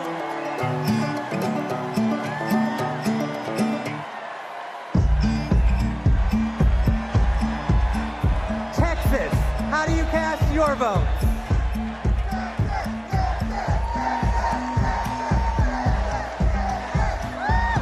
Hello, Chicago! I'm Eva Longoria from Corpus Christi, Texas, home of Selena Quintanilla, and I'm here to introduce native Texan Cecile Richards. I'm proud to be here tonight representing a tradition in Texas of progressivism and my late mother, Ann Richards, the governor of Texas, and passing it on to another great Texas heroine, Kate Cox. I'm Kate Cox, and I love being a mom. I have 2 beautiful children, and my husband and I have always wanted a third. But when I got pregnant, doctors told us our baby would never survive. And if I didn't get an abortion, it would put a future pregnancy at risk. But Trump didn't care. And because of his abortion bans, I had to flee my home. There's nothing pro-family about abortion bans. There's nothing pro-life about letting women suffer and even die. Woo! Today, because I found a way to access abortion care, I am pregnant again.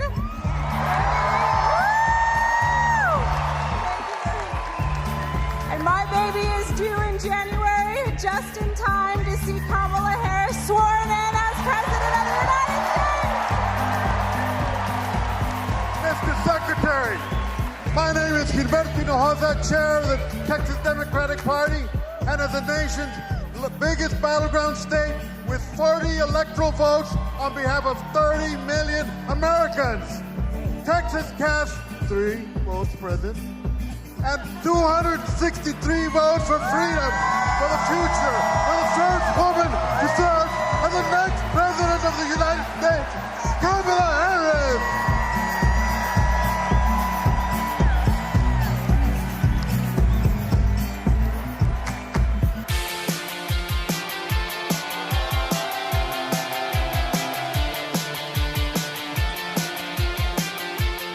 Utah, how do you cast your vote? Utah, home of 8 tribal nations, the crossroads of the West, the Beehive State, the host of the 2034 Winter Olympics, the youngest and fastest growing state in the nation, and the next battleground state. Mr. Secretary, we proudly cast 34 votes for Vice President Kamala Harris!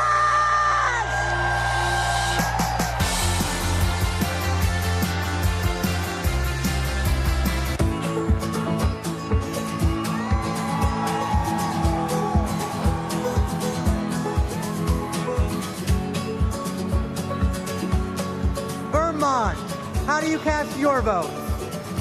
Vermont knows the value of public education. We even have a teacher as our congresswoman. And in 1777, we were the first state to place public education in our Constitution. As someone with significant learning disabilities, I know the value of investing in every single child. We are proud to call Vermont home, and we are proud to cast our 24 votes for Kamala Harris because we are not going back.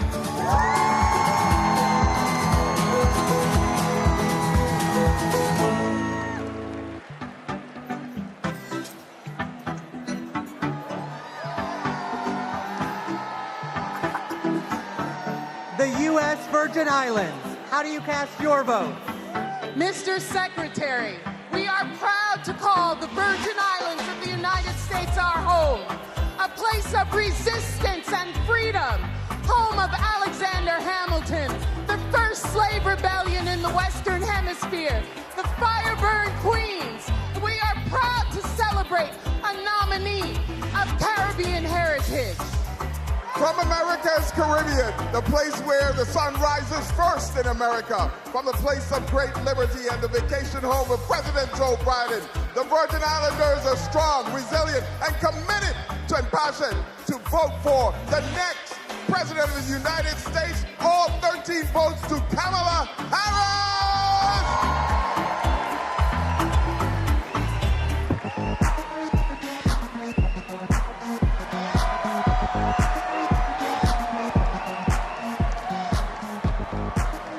The Commonwealth of Virginia, how do you cast your vote?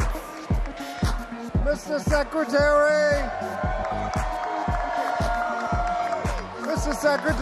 the Commonwealth of Virginia is proudly represented by Senator Mark Warner and Senator Tim Kaine, majorities in the House of Representatives with 6 hardworking Congress members and majorities in the General Assembly. We also are proud to be represented by 25,000 hardworking, mostly union workers who build freedom by building aircraft carriers and submarines. Senator Warner. Virginia, where this year we're going to return Tim Kaine to the United States Senate. Our Commonwealth of Virginia is proud to cast all 119 votes for the next President, Kamala Harris.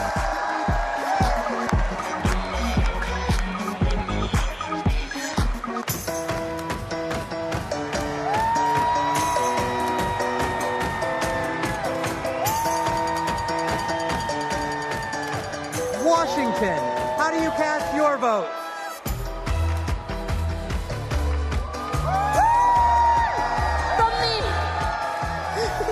From the amber waves of grain and verdant origins of eastern Washington to the iconic waters of the St. Lucie, Washington stands proud as a part of the Blue Wolves. I, the first South Asian woman leading a state party, am honored to pledge 9 votes present and a lucky 101 votes for Vice President Kamala Harris.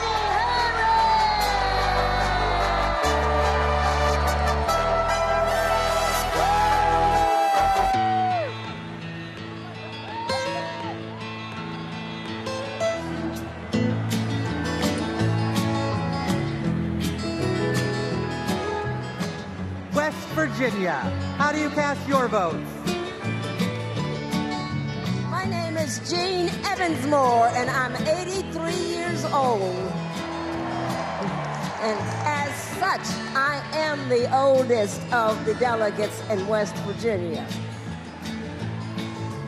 Most 83-year-olds that I know are spending time with their grandchildren or traveling. But I'm here, suited up and ready to battle. Because I will not, I repeat, I will not let everything I've fought for be taken away by Donald Trump.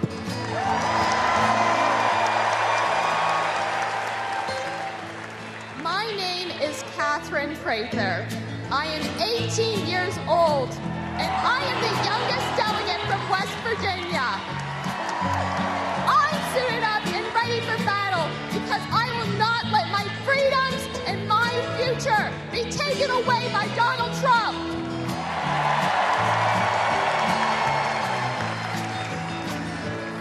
That's why we're proud to cast West Virginia's 24 delegates for the next President of the United States, Kamala Harris!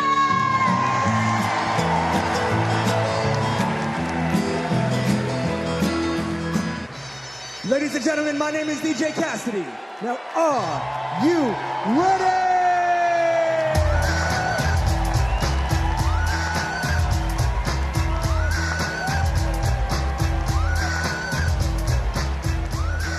My home state of Wisconsin. How do you cast your vote? Thank you, Badger Jason Ray, for all your good work. As a proud governor of the great state of Wisconsin, we're home of the Green Bay Packers. We're home of the Wisconsin Badgers. We're home of the Milwaukee Brewers. And the Milwaukee Bucks, as well as U.S. Senator, our best U.S. Senator, Tammy Baldwin. And our great congressional folks, Gwen Moore and Mark Pocan. I'm here because I'm jazzed as hell to announce that Wisconsin cast 1 vote present and 94 votes who are we at? Got me going here. Former Wisconsinite, former state, oh my God. We love you, Jody! We love you, Jody! 94 votes for.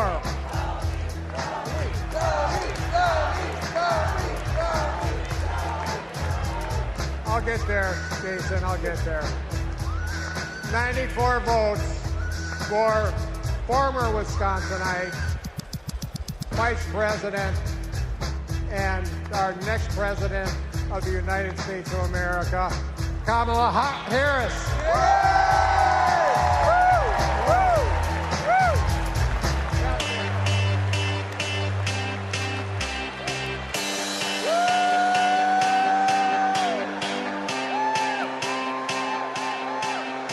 Wyoming. How do you cast your vote? Mr. Secretary, delegates, my name's Joe Barbudo, and these folks around me, we are honored to be representing the great state of Wyoming. Both the first state and territory in this nation to recognize a woman's right to vote, and the state that 100 years ago elected Democrat Nellie Taylor Ross, our nation's first female governor. With that legacy in mind and heart, the Equality State cast all of our votes for the woman who will be the first woman president of the United States. Say it with me now, Kamala Harris!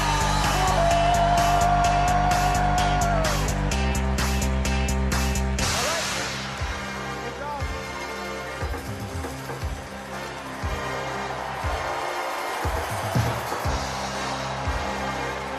The great state of Minnesota. How do you cast your vote? Hello, Minnesota!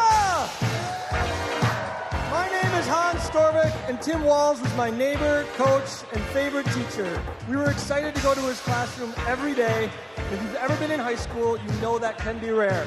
He opened our eyes to the world. He taught us how to talk about global issues with respect, curiosity, and kindness, even and especially when we disagreed. But he wasn't just a great teacher. He was also a great neighbor and friend.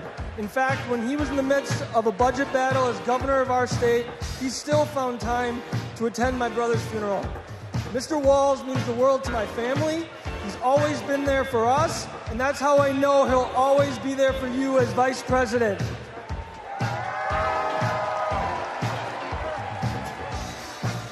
Thank you, Hans. Minnesota, let me hear you. There you go. 14 years in the National Football League taught me a lot about leadership. A good leader cannot be selfish. He has to look out for his team. Coach Walz is unselfish as they come. He has led Minnesota with honesty and integrity. And in November, Minnesota is going to send Tim Walz and Kamala Harris to the White House. Let's go! Klobuchar, the senator from the great state of Minnesota, where nearly everyone votes and purple reigns.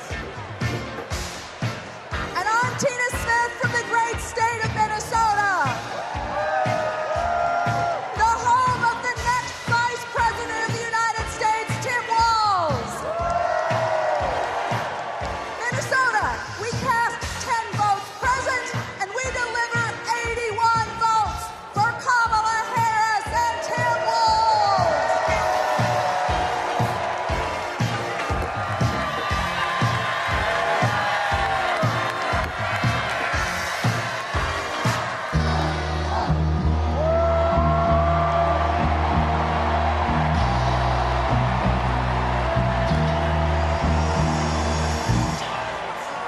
The great state of California.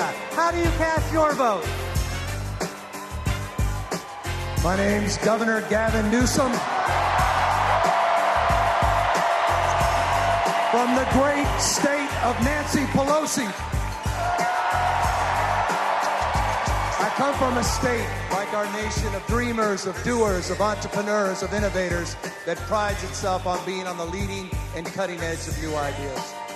California is the most diverse state in the world's most diverse democracy. And we pride ourselves on our ability to live together and advance together and prosper together across every conceivable and imaginable difference. But the thing we pride ourselves most on is that we believe the future happens in California first.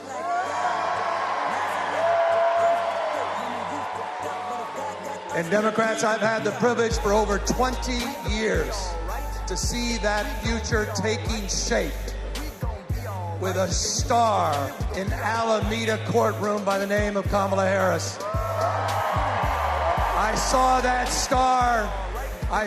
star fighting for criminal justice, racial justice, economic justice, social justice. I saw that star get even brighter as Attorney General of California, as a United States Senator, and as Vice President of the United States of America.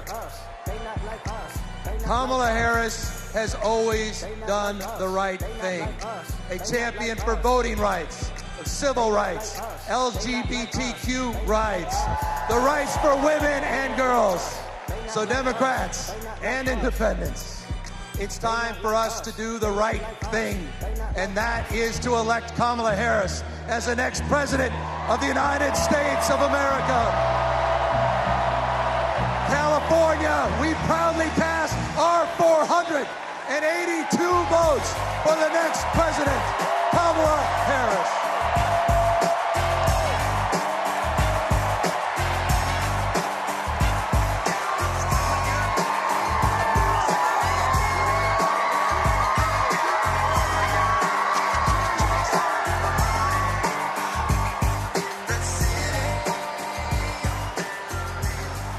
To everyone who participated in our celebratory roll call. Delegates, please know how critical you are to this process, both now and earlier this month when we conducted our virtual roll call. I am thrilled to reaffirm Kamala Harris as the Democratic nominee for President of the United States.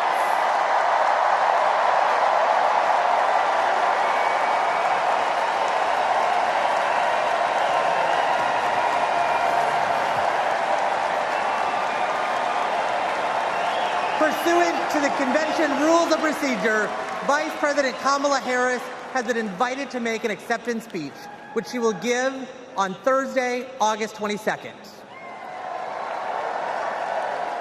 But now, a special surprise.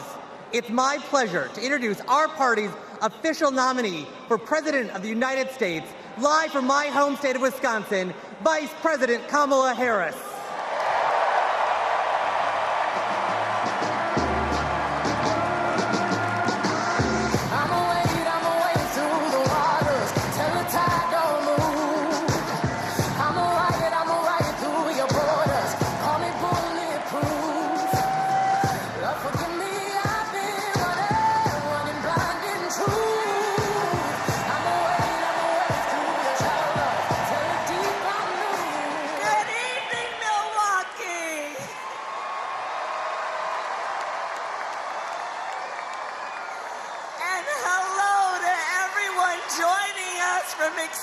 Chicago.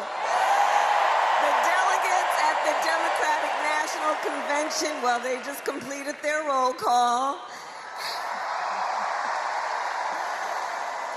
And they have nominated Coach Walz and me to be the next Vice President and President of the United States of America.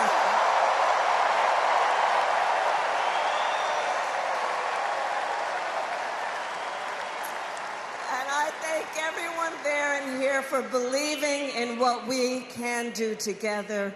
We are so honored to be your nominees.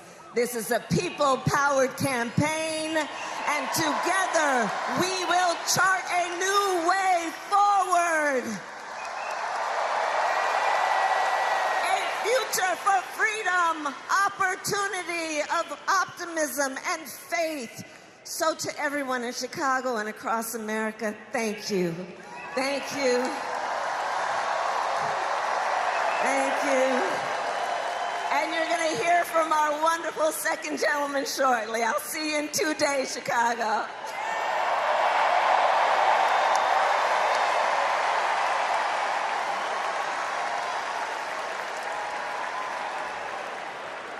Please welcome TV personality, loud and proud Latina, Ana Navarro.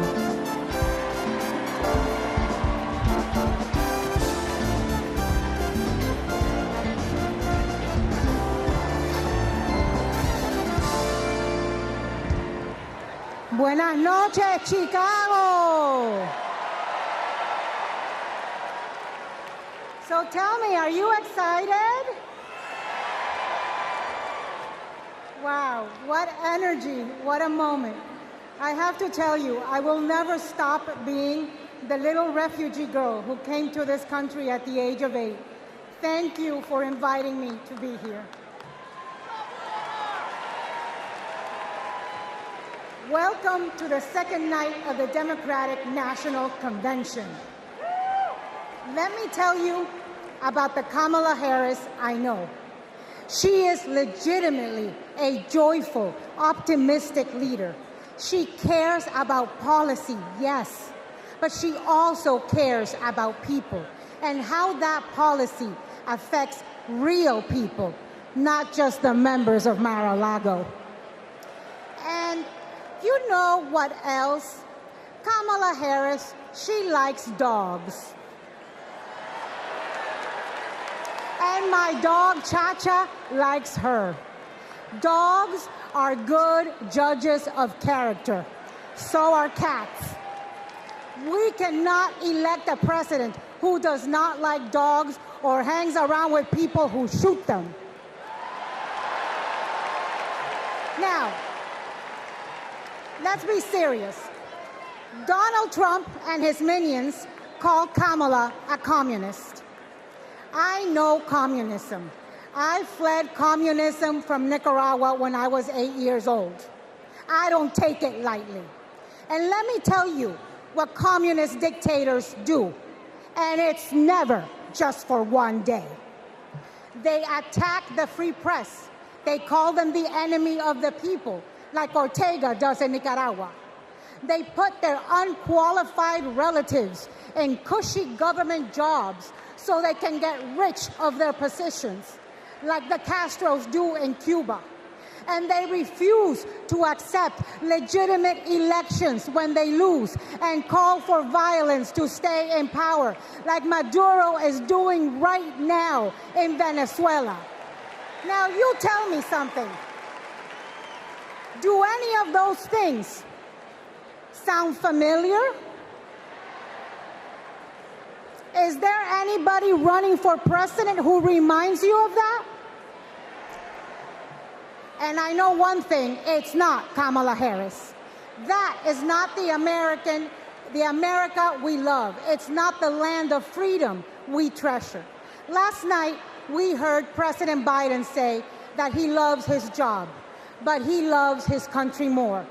Every American needs to love our country more. Every American has the duty to put our country first. Country first before party. Country first before political ambition. Country first before habit.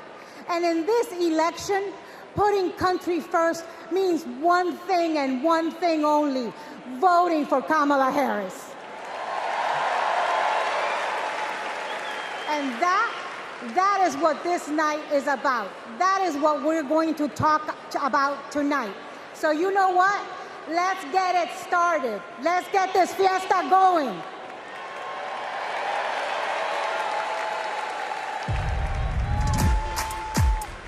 The ayes are 50, the nays are 50. The Senate being equally divided, the Vice President votes in the affirmative, and the nomination is confirmed.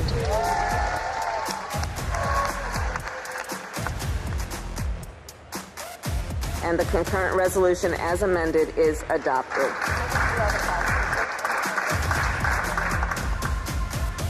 The Vice President votes in the affirmative, and the motion to proceed is agreed to.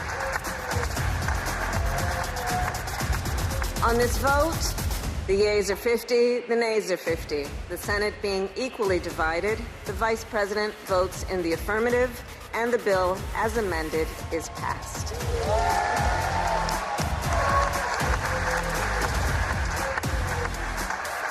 It is my honor to present the Golden Gavel to Vice President Harris, 32 tie-breaking votes. Please welcome Senate Majority Leader and New York Senator Chuck Schumer.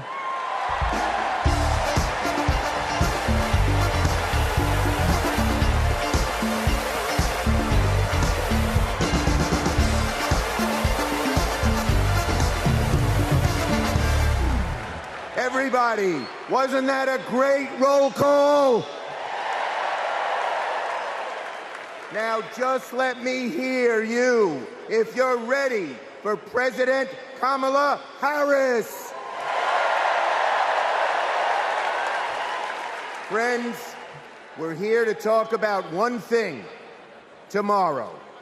and building a better tomorrow for all Americans.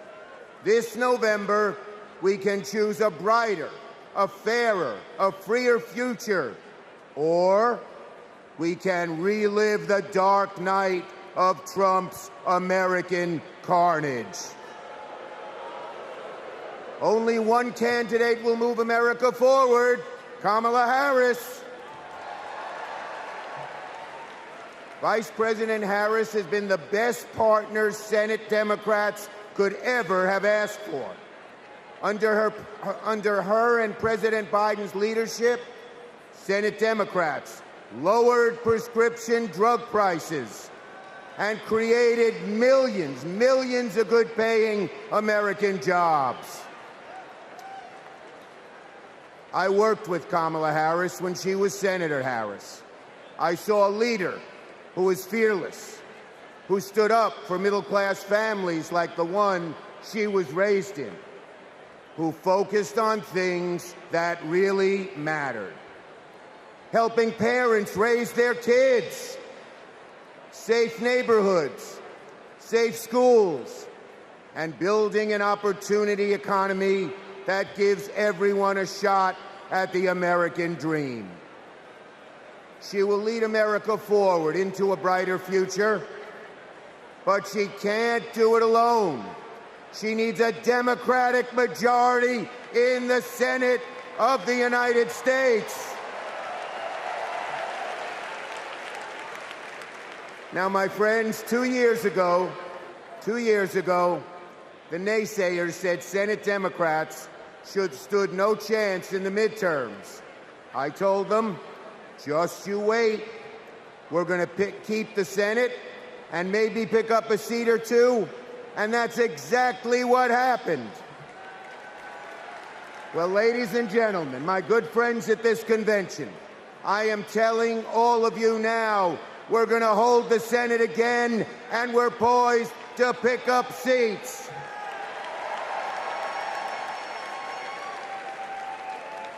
A Democratic majority to create good-paying jobs and lower costs, to defend a woman's right to choose, to deliver for communities back home.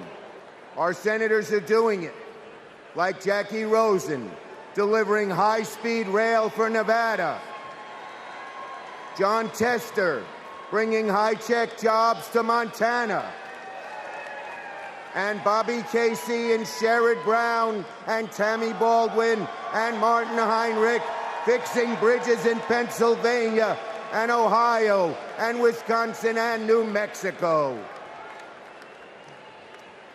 We also have amazing candidates. Ruben Gallego, Angela Alsobrooks, Andy Kim, Alyssa Slotkin, Lisa Blunt, Rochester, Colin Allred, Debbie Mucarsel-Powell. And folks, listen to this. More than half of our candidates are candidates of color. We're making the Senate look like America. Now let's compare that with Senate Republicans. Senate Republicans pretend to care about middle-class families, but they voted no on expanding the child tax credit, and J.D. Vance didn't even show up to vote. Senate Republicans pretend to care about the border, but they voted no on the strongest border bill in a decade. Republicans tend to care about freedom, but they voted no on a woman's right to choose. No to safeguard IVF. No to birth control. That is just a taste of their extreme agenda. Is that what we want for America? Do we want a Republican Senate that assaults reproductive freedoms? Do we want a Republican Senate that cuts taxes for the rich, rigs the game for big oil and big pharma? Well, folks, the choice is ours. Now, let me close let me close on a personal note. As the highest-ranking Jewish elected official in American history, I want my grandkids and all grandkids to never, never face discrimination because of who they are. But Donald Trump, this is a guy who peddles anti-Semitic stereotypes. He even invited a white supremacist to Mar-a-Lago. And unfortunately, his prejudice goes in all directions. He fuels Islamophobia and issued a Muslim ban as president. Tonight, folks, I am wearing this blue square to stand up to anti-Semitism, to stand up to all hate. Our children, our grandchildren, no matter their race, no matter their creed, their gender, or family, deserve better than Donald Trump's American carnage. So, are you ready to make sure Donald Trump never, ever gets near the White House again?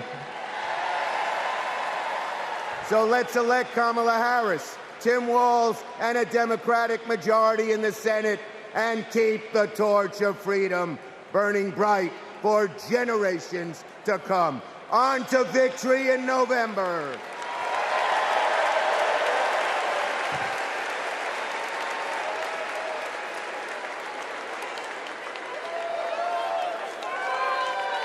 Together, we will build what I call an opportunity economy. I will take on the high costs that matter most to most Americans. Compare my plan with what Donald Trump intends to do. He wants to impose what is, in effect, a national sales tax on everyday products and basic necessities that we import from other countries. It will mean higher prices on just about every one of your daily needs. Donald Trump's plan would cost a typical family $3,900 a year. He wants to repeal the Affordable Care Act, which 45 million Americans rely on for health care. He plans to give billionaires massive tax cuts year after year, and he plans to cut corporate taxes by over $1 trillion. That if you want to know who someone cares about, look who they fight for. We capped the price of insulin at $35 a month and the total cost of prescription drugs at $2,000 a year for seniors. And just yesterday, we announced that we are lowering the price for 10 more life-saving drugs. As president, I will work to build the housing we need, and by the end of my first term, we will end America's housing shortage by building 3 million new homes and rentals that are affordable for the middle class. More than 100 million Americans will get a tax cut by restoring the Earned Income Tax Credit and the Child Tax Credit, through which millions of Americans with children got to keep more of their hard-earned income. We will provide $6,000 in tax relief to families during the first year of a child's life. Now is the time to chart a new way forward. I will fight to give money back to working and middle-class Americans. Increase the security and stability financially of your family and expand opportunity for working and middle-class Americans.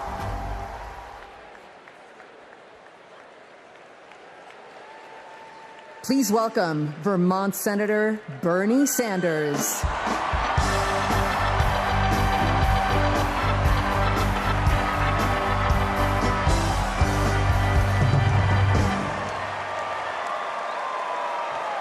Thank you. Thank you. My fellow Americans, it is an honor. It is an honor to be with you tonight because we're laying the groundwork for Kamala Harris to become our next president. And let me tell you why that is so important. I want you all to remember where we were 3.5 years ago. We were in the midst of the worst public health crisis in 100 years and the worst economic downturn since the Great Depression. 3,000 Americans were dying every day, and our hospitals were overwhelmed with COVID patients. All across the country, businesses were shutting down. Unemployment was soaring. Workers were losing their health insurance. Schools were closing. State and city budgets were running out of money. People were being evicted from their homes. Children in America were going hungry. That was the reality the Biden-Harris administration faced as they entered the Oval Office. A nation suffering, a nation frightened, and people looking to their government for support. And within 2 months of taking office, our government did respond.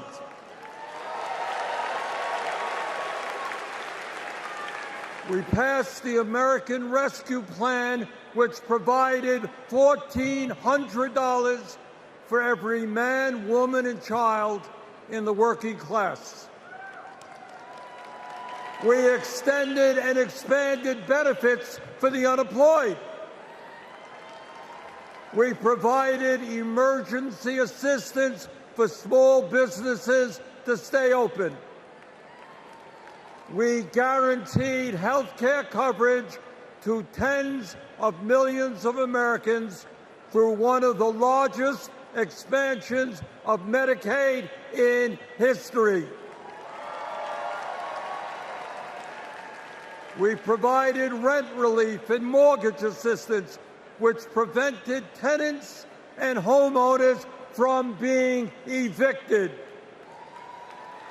We established emergency food programs for hungry children and the elderly, and protected the pensions of millions of union workers and retirees from being slashed by up to 65%.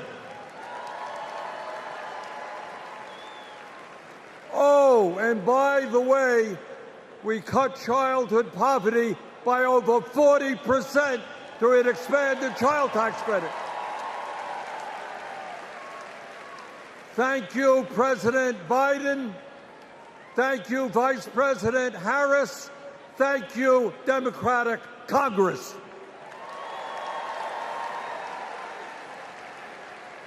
Now, I say all of this not to relive that difficult moment, but to make one simple point. When the political will is there, government can effectively deliver for the people of our country.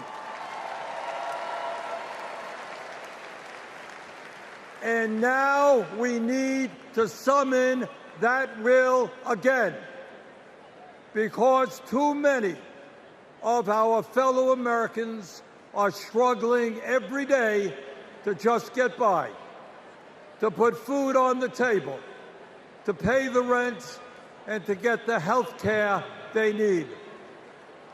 Brothers and sisters, bottom line, we need an economy that works for all of us, not just the billionaire class.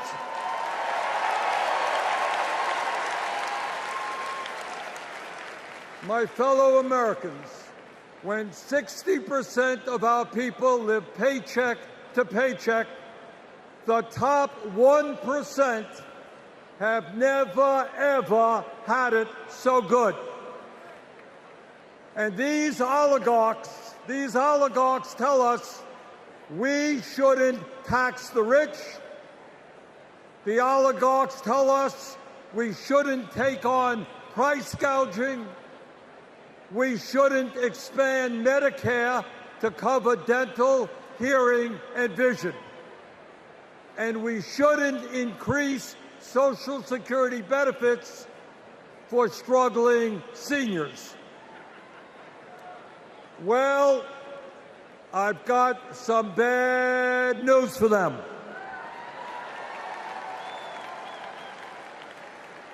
That is precisely what we are going to do.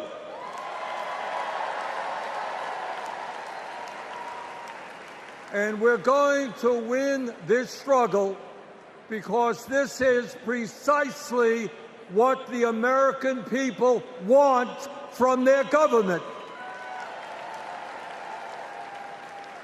And my friends, at the very top of that to-do list is the need to get big money out of our political process.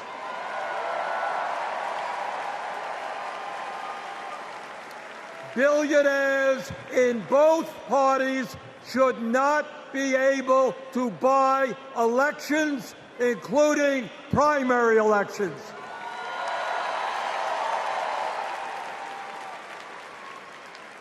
For the sake of our democracy, we must overturn the disastrous Citizens United Supreme Court decision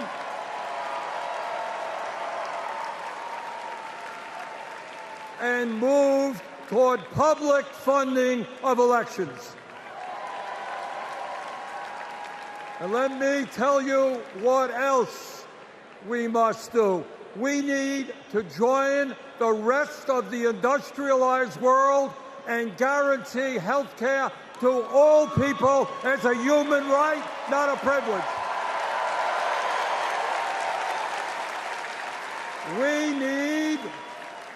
We need to raise the minimum wage to a living wage. We need to pass the PRO Act so that workers can organize in unions and gain the decent pay and benefits they deserve. We need to strengthen public education, raise teachers' salaries, and make sure that every American, regardless of income, receives the higher education he or she needs. We need to take on Big Pharma and cut our prescription drug costs in half so that we no longer pay any more than other countries. Joe and Kamala made sure that no senior in America pays over $35 a month for insulin. We need to make sure that reality is true for every American. I look forward to working with Kamala and Tim to pass this agenda. And let us be very clear. This is not a radical agenda. But let me tell you what a radical agenda is. And that is Trump's Project 2025. At a time of massive income and wealth inequality, giving more tax breaks to billionaires is radical. Putting forth budgets to cut Social Security, Medicare, and Medicaid is radical. Letting polluters destroy our planet is radical. And my friends, we won't let that happen.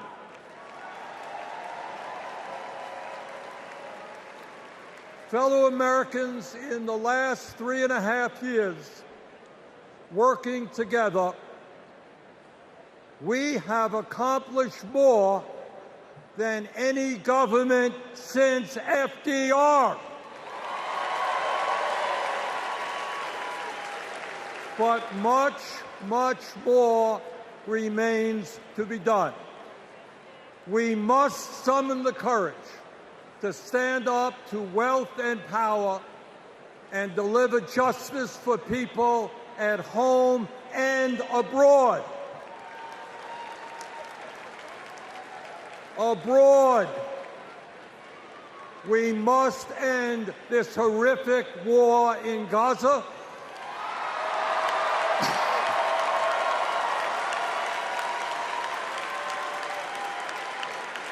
Bring home the hostages and demand an immediate ceasefire.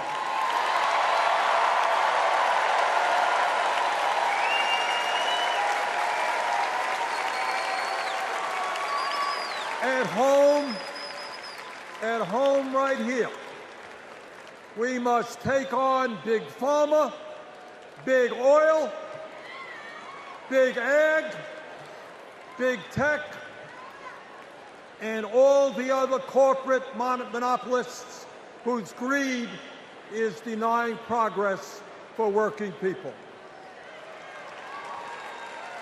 On November 5th, let us elect Kamala Harris as our president, and let us go forward to create the nation we know we can become. Thank you all very much.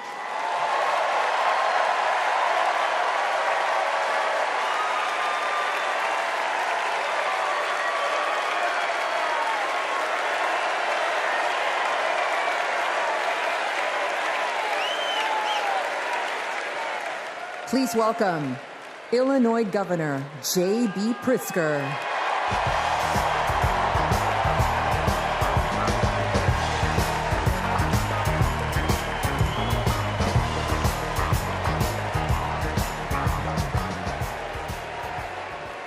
Fellow Democrats, welcome to Chicago.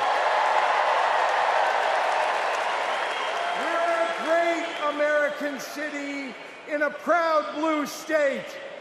Our patriotism was formed in frost and in fire, and in the steel we forged to survive both. Our love of country has been a tapestry of faith that weaves from Abraham Lincoln reuniting a house divided to Barack Obama declaring blue states and red states make one United States.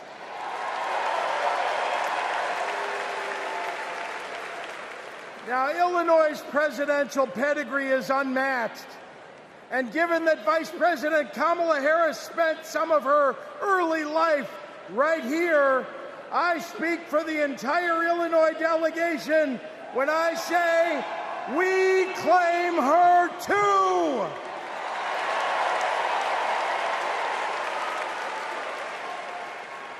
Now, one president we will never claim is the con artist the Republicans nominated in Milwaukee last month.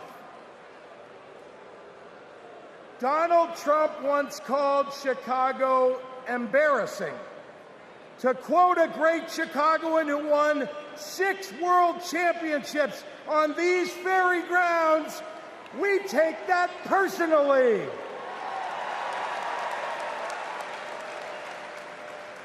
I had to govern for 2 years while Trump was president. Let me tell you what's embarrassing. In Illinois, we passed a massive bill to fix our roads and bridges. When Donald Trump proposed his own plan, he turned right around and called it stupid. We eliminated the grocery tax. Donald hasn't been in a grocery store since his first bankruptcy.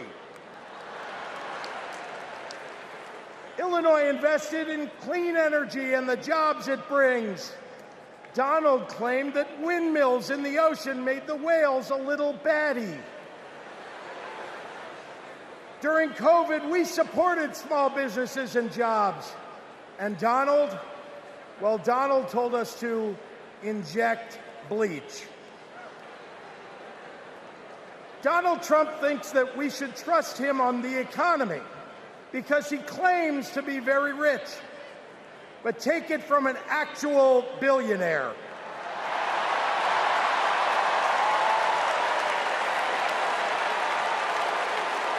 Trump is rich in only one thing: stupidity.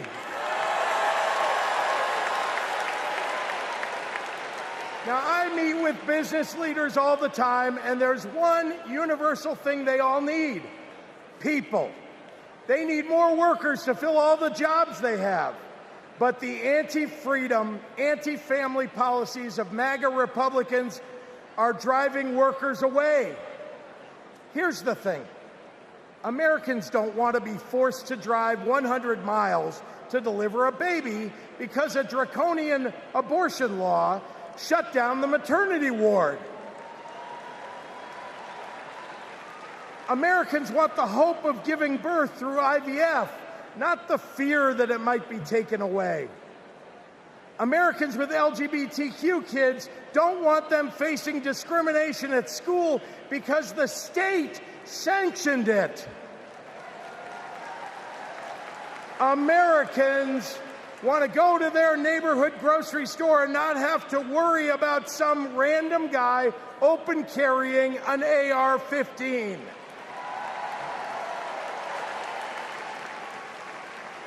Americans don't want their kids to be taught in history class that slavery was a jobs program.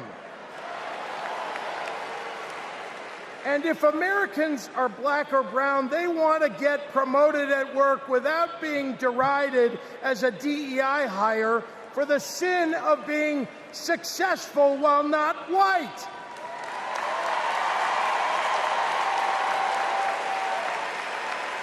Let's be clear. It's not woke that limits economic growth. It's weird. And these guys aren't just weird, they're dangerous. Democrats are for lower taxes and higher wages, less inflation and more business growth. We just think it's wrong to craft those policies for Elon Musk and not for everyday working people. That includes a secure retirement and good health care. We think the government should help you prosper, not police who you're sleeping with. More than anything, Democrats want economic policies that are kind, not cruel. But Trump chooses cruelty every time. After all, everything he's achieved in his own life has been by hurting someone else. Kamala Harris and Tim Walz, well, they've spent their lives lifting people up, not pushing them down. They know that a White House that leads with kindness looks at someone who is struggling and sees not what they might cost society, but what they might create for it. Americans want policies that give every American a chance to make it to the middle class. They want to grow small businesses, and Democrats want to cut taxes for everyday people. More than anything, Kamala Harris and Tim Walz want a country where we can all live with a little serenity. The serenity that comes with a balanced checkbook, an affordable grocery bill, and a housing market that has room for everyone. And if there's one thing I know about Donald Trump, he's not bringing anyone any kind of serenity. We have a choice, America, between the man who left our country a total mess and the woman who has spent 4 years cleaning it up.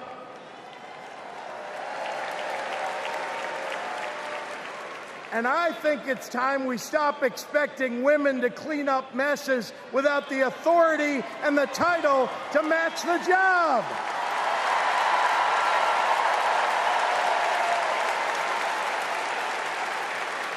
Vice President was a good title for Kamala Harris, but you know an even better one? President of the United States of America!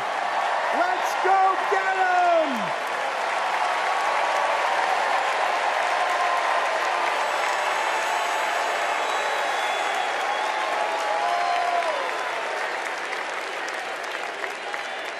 Please welcome former chair and CEO of American Express and current chair and managing director of General Catalyst, Ken Chenault. My fellow Americans, for 17 years, I ran American Express, one of the greatest companies in this country. America has thousands of great companies, more than any other nation in the world. And that's not by accident. The United States is the best place in the world to do business because of the values on which our country was built. Democracy, the rule of law, free and fair elections, the peaceful transfer of power. As a business leader, I have seen firsthand why democracy is so important. Democracy provides the foundation upon which American business and our economy depend. Character and values matter. In business, nothing is more important than trust. In America, we have to trust our president will protect democracy. We have to be certain they'll follow the law and serve the nation, not themselves. Business requires stability and certainty that our democracy will endure. Our economy and democracy are tightly linked. Both only grow stronger when Americans, despite our differences, are willing to work together. At this moment, when our politics pits one group against another, that's what's remarkable about Kamala Harris. She is for all Americans. She understands it's possible, in fact necessary, for a president to be both pro-business and pro-worker. Kamala Harris understands that government must work in partnership with the business community. She knows that a market-based economy needs a strong and effective government. Kamala Harris understands that we need to help entrepreneurs turn good ideas into thriving companies, that we can create good-paying jobs by helping manufacturers expand. Kamala Harris believes in growing the economic pie for the benefit of current and future generations. Unlike her opponent, she knows the way not to build an advanced economy is a broad tariff that would only raise prices, hurt consumers and businesses, and cost jobs. She knows the way not to do it is to give people like me a tax cut when that money should be invested to grow the middle class. If you want to lead, you have to be willing to serve. Kamala Harris's vision for the economy serves us all. She has demonstrated throughout her career that she wants to serve all people and wants all Americans to have the opportunity to work to achieve their own share of the American dream. Our economy goes up and down, but the reason America is the strongest nation in the world is because of her commitment to something bigger than ourselves, our commitment to each other, to democracy. That's what this election is about. It's more than a choice between two parties or sets of policies. It's a choice about who we're going to be as a country. In his words and actions, Kamala Harris's opponent has shown us that he does not believe in our democratic values, and he will seek only to serve himself and his desire for vindication and vengeance. Kamala Harris will face the facts. She will navigate this country, the greatest country in the world, through the inevitable challenges, while also leading with the hope and values that America was founded on. Kamala Harris understands that the role of a leader is to instill hope, to repudiate the merchants of fear, and focus on ensuring that the best days are ahead of us. She believes in America, its principles, the hopes and dreams of our people, and the promise of our future. That is why I believe Kamala Harris should be the next president of the United States of America. God bless America.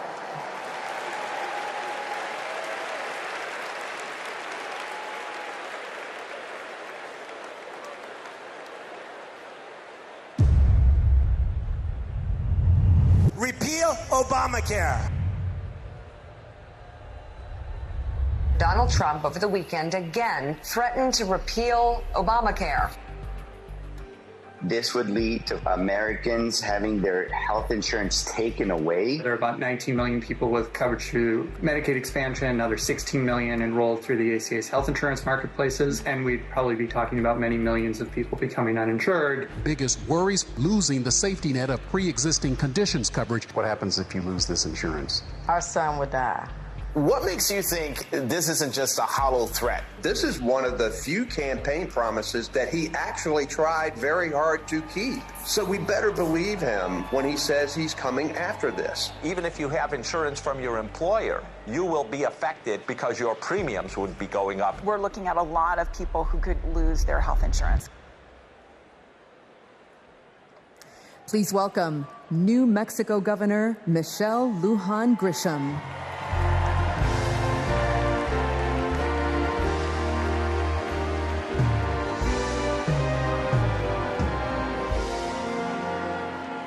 Good evening, America. I'm Michelle Lujan Grisham, Governor of the great state of New Mexico. And in my state, we like things spicy, a little chili on everything, a little kick in our campaigns.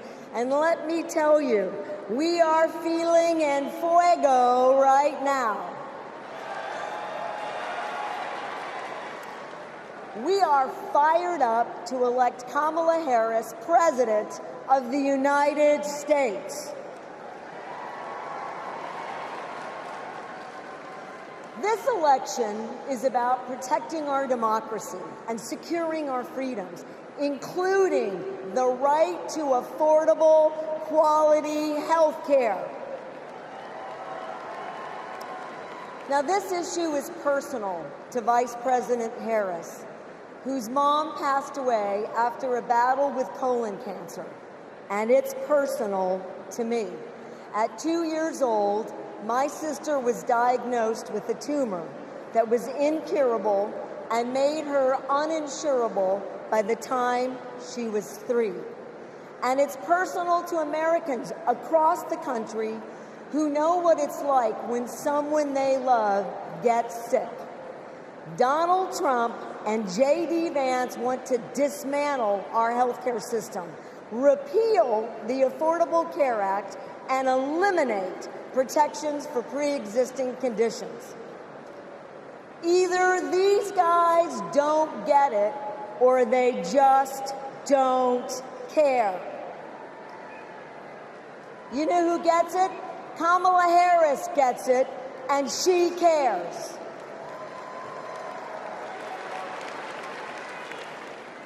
As Attorney General, she took on drug companies that jacked up prices and hospitals that overcharged patients. And when Republicans tried to kill the Affordable Care Act, she stood up in the Senate, voting not just no, but hell no.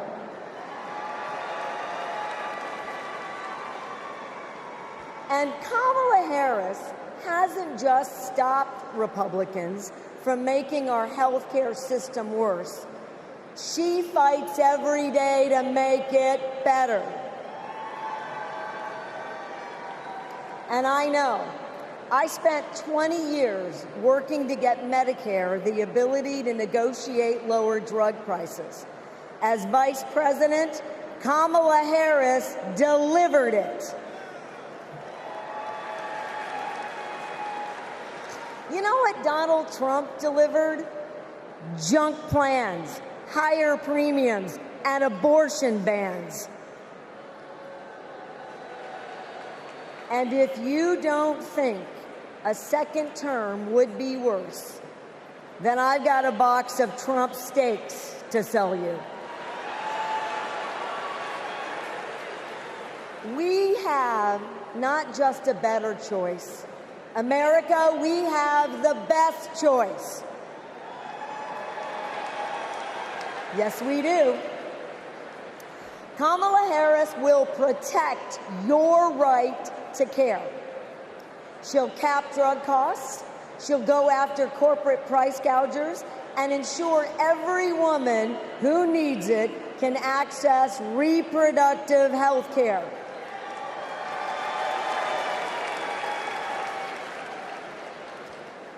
That's the president I want. And that's the president America needs. And with your help, that's the next president of the United States. President Kamala Harris.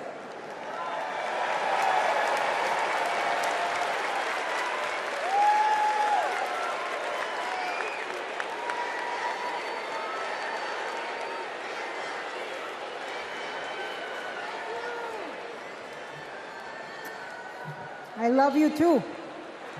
Y en español, los quiero. So, my mom, like Kamala's mom, got sick. When my mom died in 2021, Kamala called me. She had lost her mother to cancer in 2009.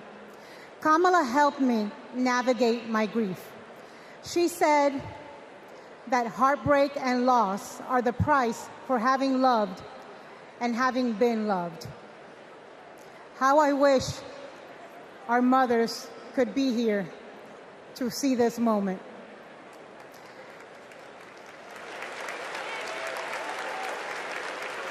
In the next 4 years, America will invariably have moments of great sadness and pain in our country. Some will be natural disasters. Some will be man-made disasters.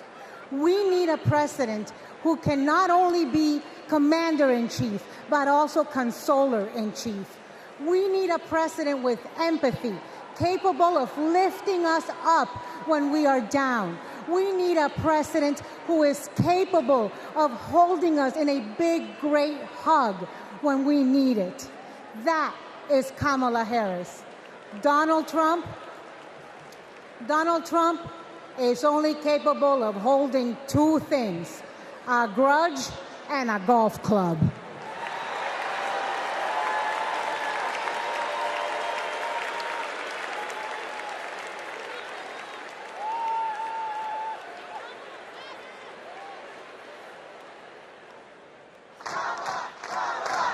I remember when Kamala was first running for district attorney and people were like, oh, I don't know if she's tough enough.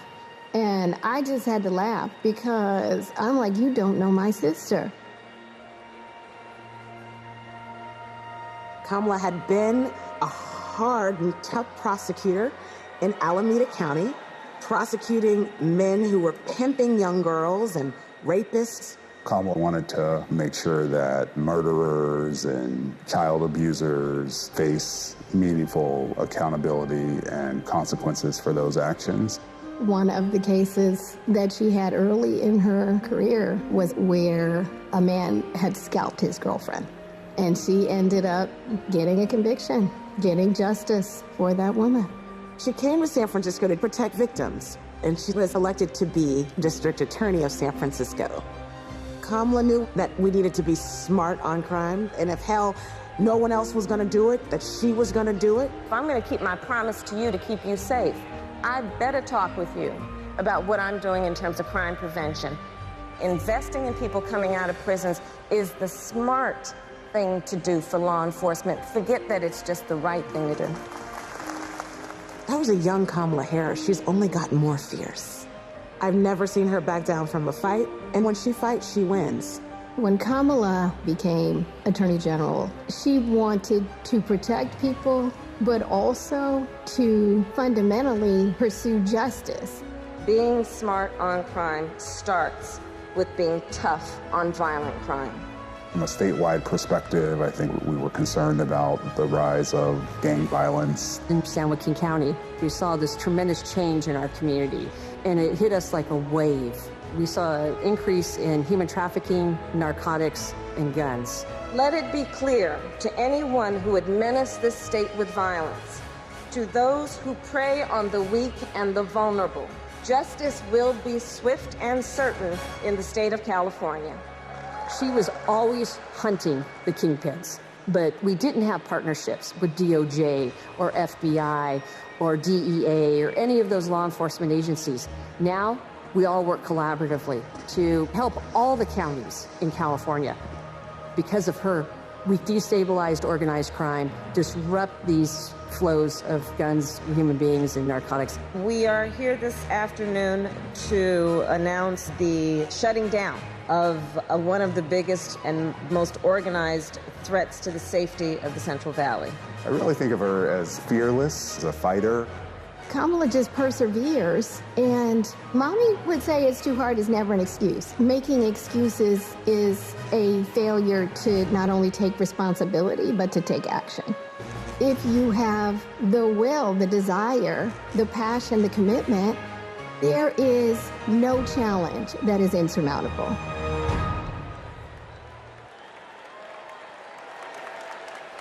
Please welcome the Democratic nominee for Senate in Maryland, Angela Alsobrooks.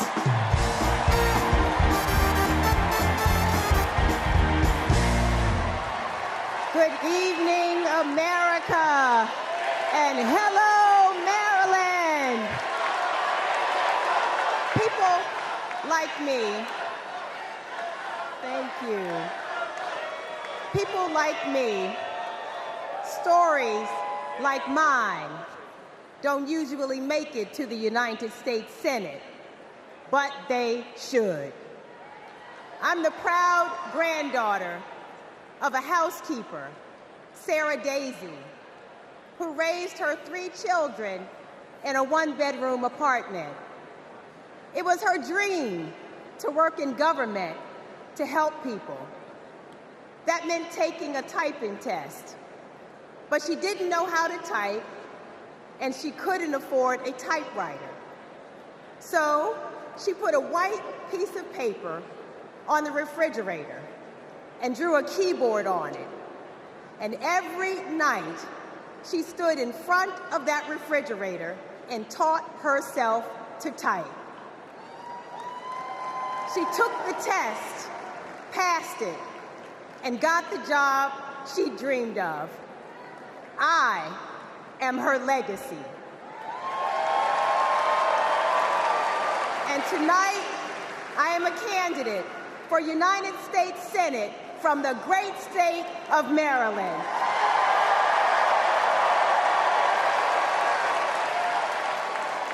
I've always been inspired by women like my grandmother, women who imagine a better future and then have the grit to make it a reality. One of those women is a friend, a mentor, and a role model. That woman is Kamala Harris. Let me tell you about the Kamala I've known for 14 years. I first heard about her in 2009 when I was running for state's attorney in Prince George's County, Maryland. I read a story in Essence magazine about a district attorney in San Francisco using new ideas to keep her community safe. Few had a better record prosecuting violent crime. She put rapists, child molesters, and murderers behind bars. But what she knew was that violent crime accounts for about 30% of all crimes. For the 70% that are nonviolent, she created a first-of-its-kind program called Back on Track. After serving time and pleading guilty, these low-level offenders will get the job training, GED help, and apprenticeships they needed to find a job. The result? The recidivism rate plummeted. Now, after reading about this super bad district attorney, I talked nonstop about her on the campaign trail.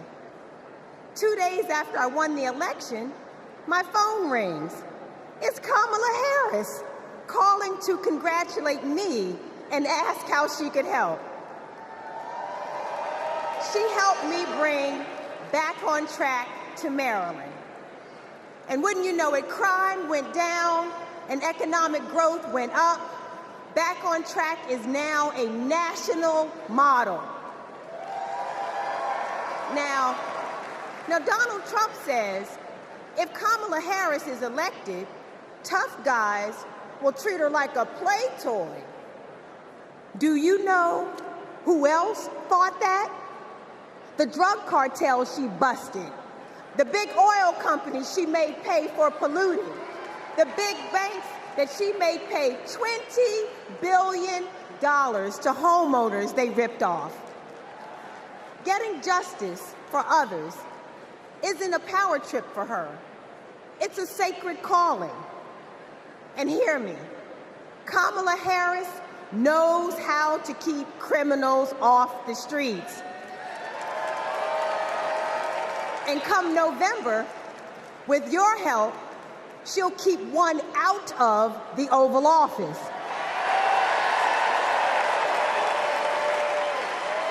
Ever since Donald Trump rode down that ridiculous escalator, we as a nation have felt trapped. Every national decision has been made in reaction to this one man and his extremist MAGA movement. We are still frozen by the fear that Donald Trump might once again come to power.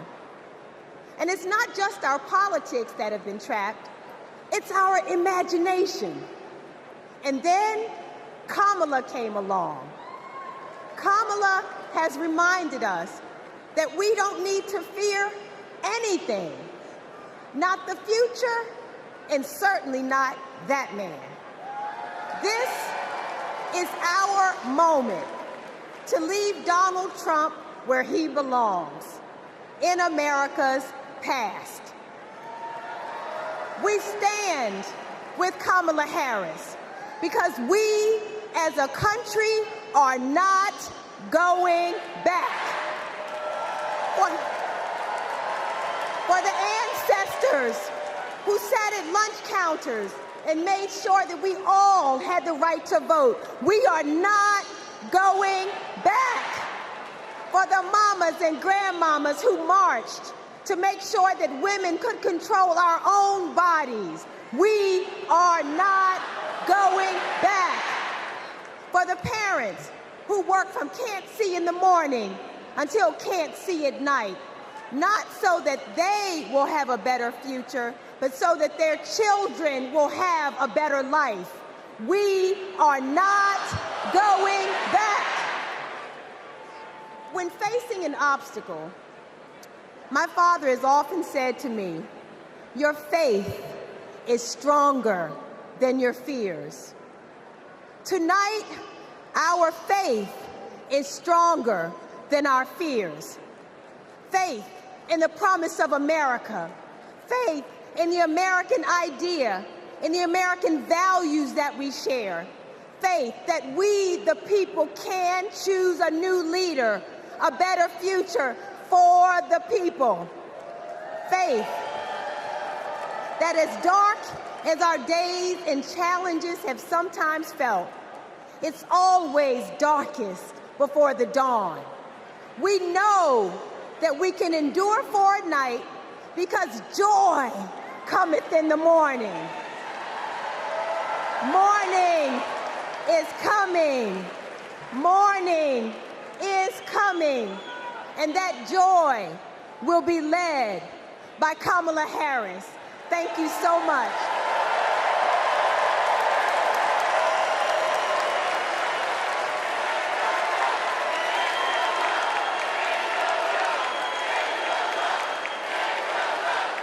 Please welcome Mesa, Arizona Mayor John Giles.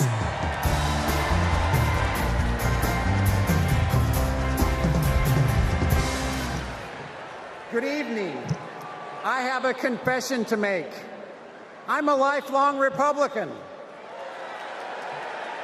So I feel a little out of place tonight, but I feel more at home here than in today's Republican Party. The grand old party has been kidnapped by extremists and devolved into a cult, the cult of Donald Trump. Trump doesn't know the first thing about public service. Like a child, he acts purely out of self-interest. We all need an adult in the White House, and we've seen what happens when we don't have one. Trump made a lot of lofty promises: unlimited economic growth, American manufacturing reborn, a secure border. Turns out Donald Trump was all talk. He wanted our votes, but he couldn't deliver a thing. But these days, my city of Mesa, Arizona is on the move. I'm going to ribbon cuttings every single week, all because Joe Biden and Kamala Harris reached across the aisle and they delivered for my conservative community and countless more across the country. My hero, John McCain, taught us to put country over party. And that's how Vice President Harris and Governor Walz will lead too. I have an urgent message for the majority of Americans who, like me, are in the political middle. John McCain's Republican Party is gone, and we don't owe a damn thing to what's been left behind. So let's turn the page. Let's put country first. Let's put adults in the room where our country deserves. Thank you.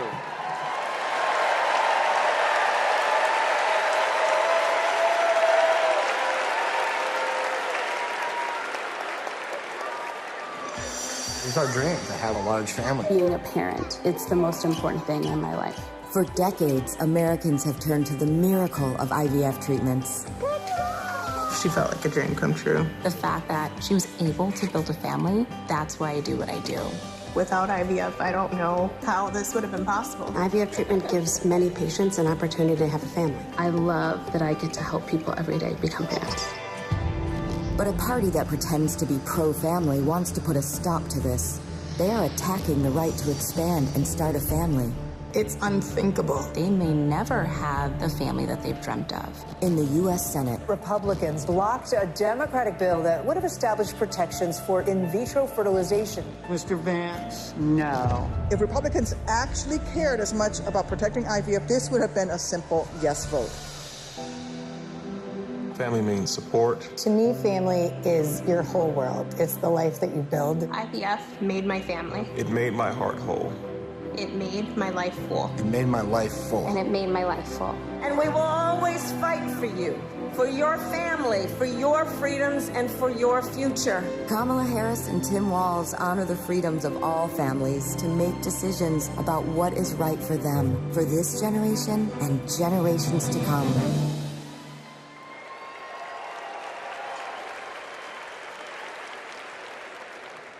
Please welcome Illinois Senator Tammy Duckworth.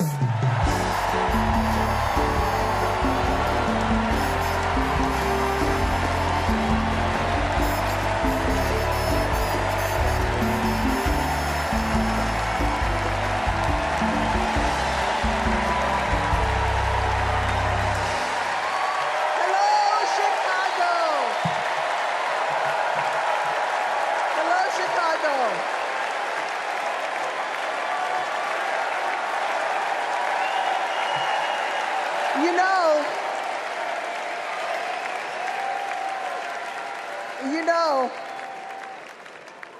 I went to war to protect America's rights and freedoms. So I take it personally when a 5-time draft-dodging coward like Donald Trump tries to take away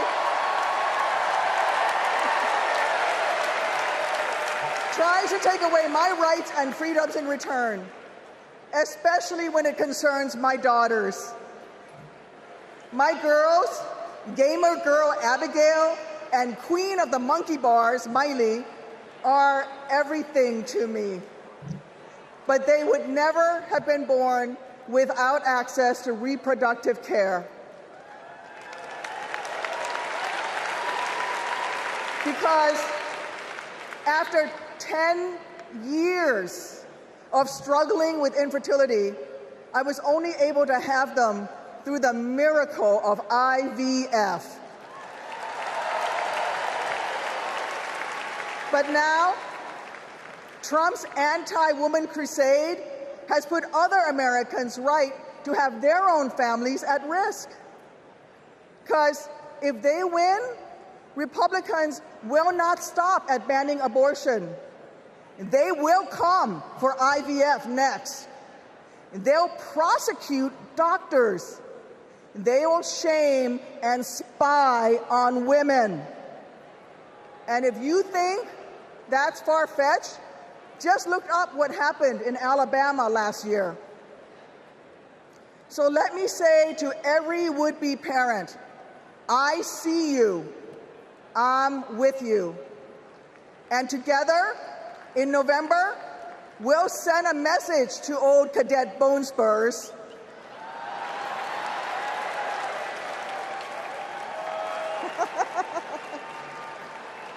Stay out of our doctors' offices, and when you're at it, out of the Oval Office too.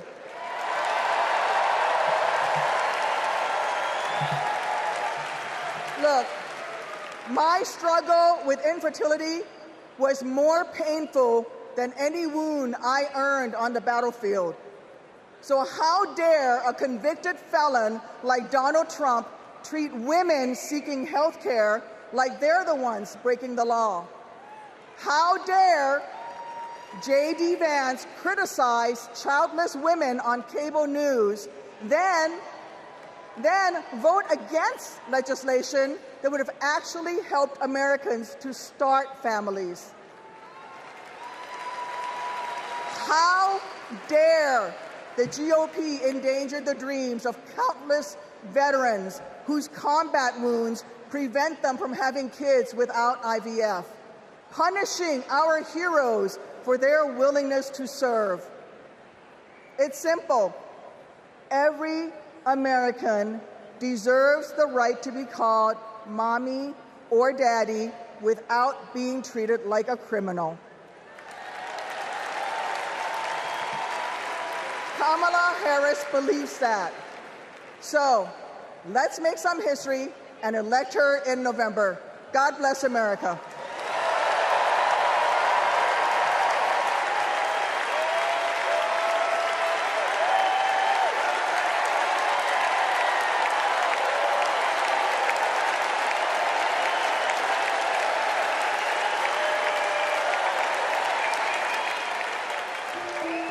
This is my dad, Doug.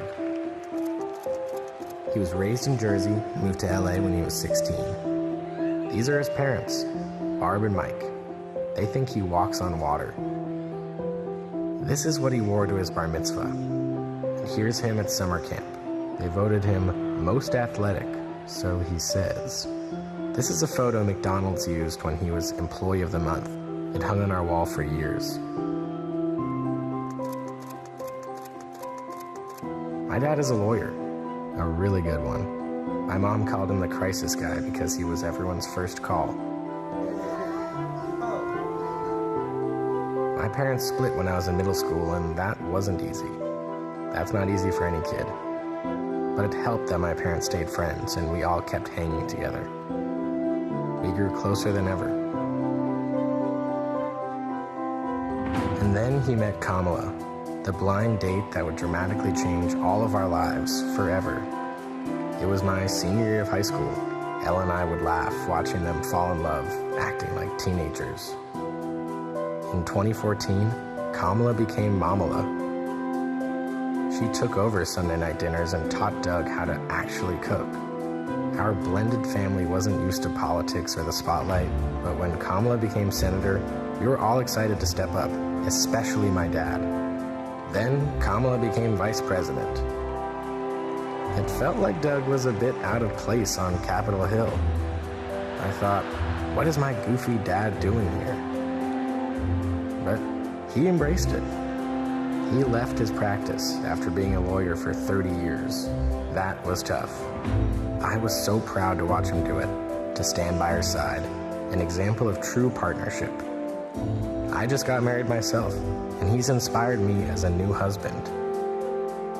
Anyone who really gets close to him knows he's kind, loving, and fiercely protective. I mean, just look at this face. This is my dad, the first second gentleman in the history of this nation. He's found his voice around the issues that matter to him. You have no choice but to speak up and speak out. There is an epidemic of hate, including a crisis of anti-Semitism in our country and around the world. What they are doing on reproductive freedom and freedom in general is just outrageous. And next, he's going to make history again as the first gentleman. I can't wait for everyone to get to know why we all love him. He's the glue that keeps this family together.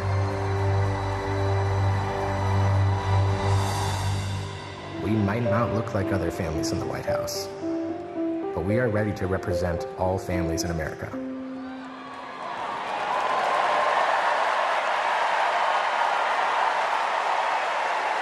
Please welcome my dad, the second gentleman of the United States, Doug Emhoff.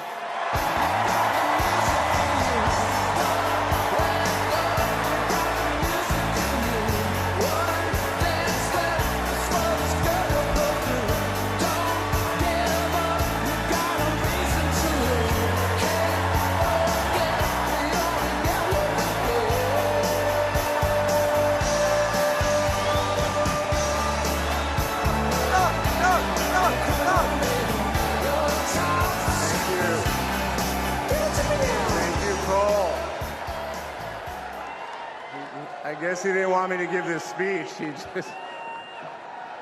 Thank you so much. Hello. Thank you. Hello to my big, beautiful, blended family up there. I love you so much. Aren't you proud of Cole? Wow. And a special shout out to my mother. I see you. My mother is the only person in the whole world who thinks Kamala is the lucky one for marrying me. And to Kamala, who, well, we just saw where she is. She's out on the trail listening to and talking with voters. Honey, I can't wait for you to come back to Chicago because we're having a great time here.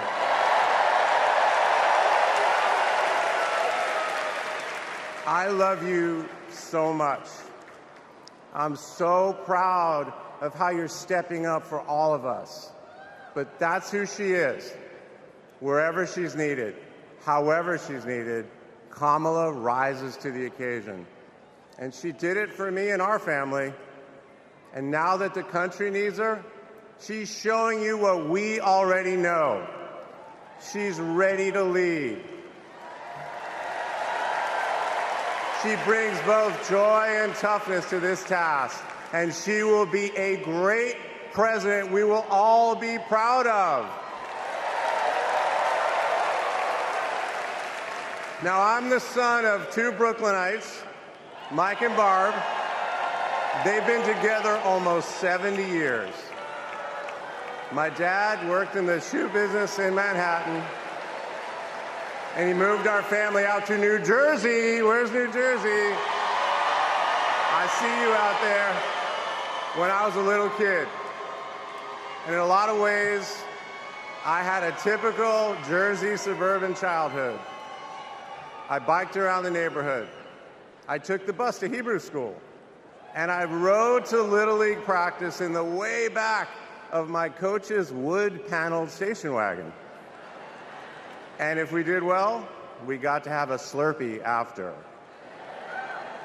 In my neighborhood, everyone left their garage door open. Wherever you ended up at dinner time, that's the family that fed you. Everyone took care of everyone else. And the guys I grew up with are still my best friends. The group chat is active every day, and it's probably blowing up right now, guys.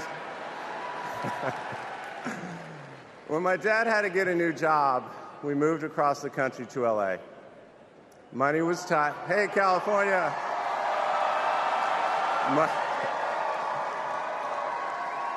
Money was tight, so I worked at McDonald's in high school for some extra cash. Not only was I Employee of the Month, but I still have the framed picture, which you just saw, and there was a ring, golden arches and all.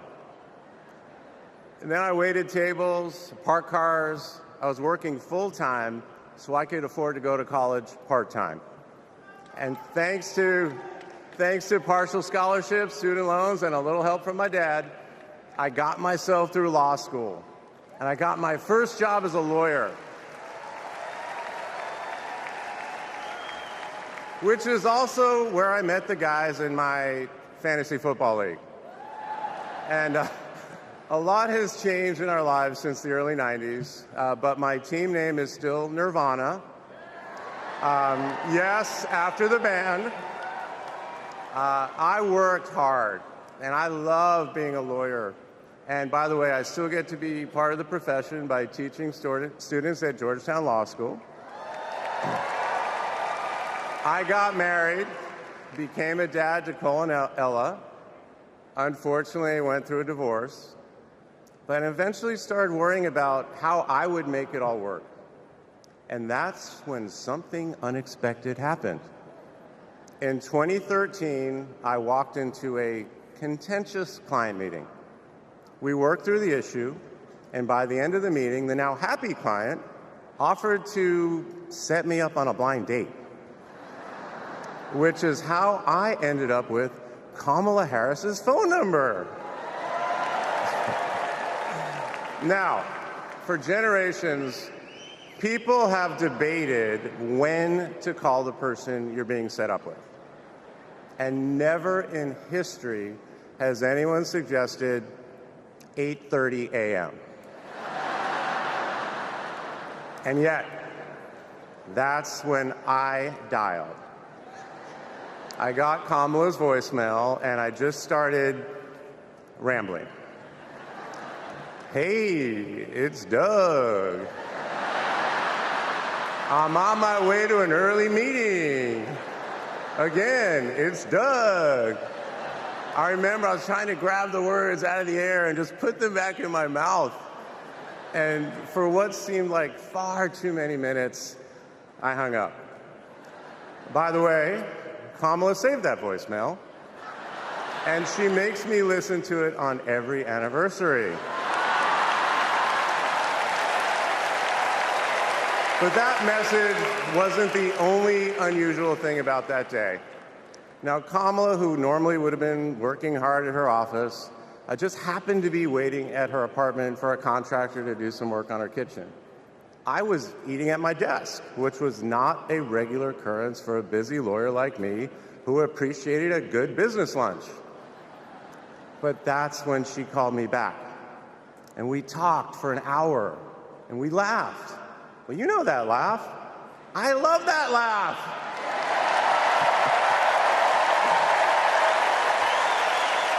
And maybe that counted as our first date. Or maybe it was that Saturday night when I picked her up and told her, buckle up, I'm a really bad driver. Because you can't hide anything from Kamala Harris, so you might as well own it. And as I got to know her better, and just fell in love fast. I learned what drives Kamala. And it's what you've seen over these past 4 years, and especially these past 4 weeks. She finds joy in pursuing justice. She stands up to bullies just like my parents taught me to. And she likes to see people do well, but hates when they're treated unfairly. She believes this work requires a basic curiosity in just how people are doing. Her empathy is her strength. Over the past decade, Kamala has connected me more deeply to my faith, even though it's not the same as hers. She comes to synagogue with me for high holiday services, and I go to church with her for Easter. I get to enjoy her mom's chili relleno recipe every Christmas, and she makes a mean brisket for Passover. It brings me right back to my grandmother's apartment in Brooklyn. You know, the one with the plastic-covered couches.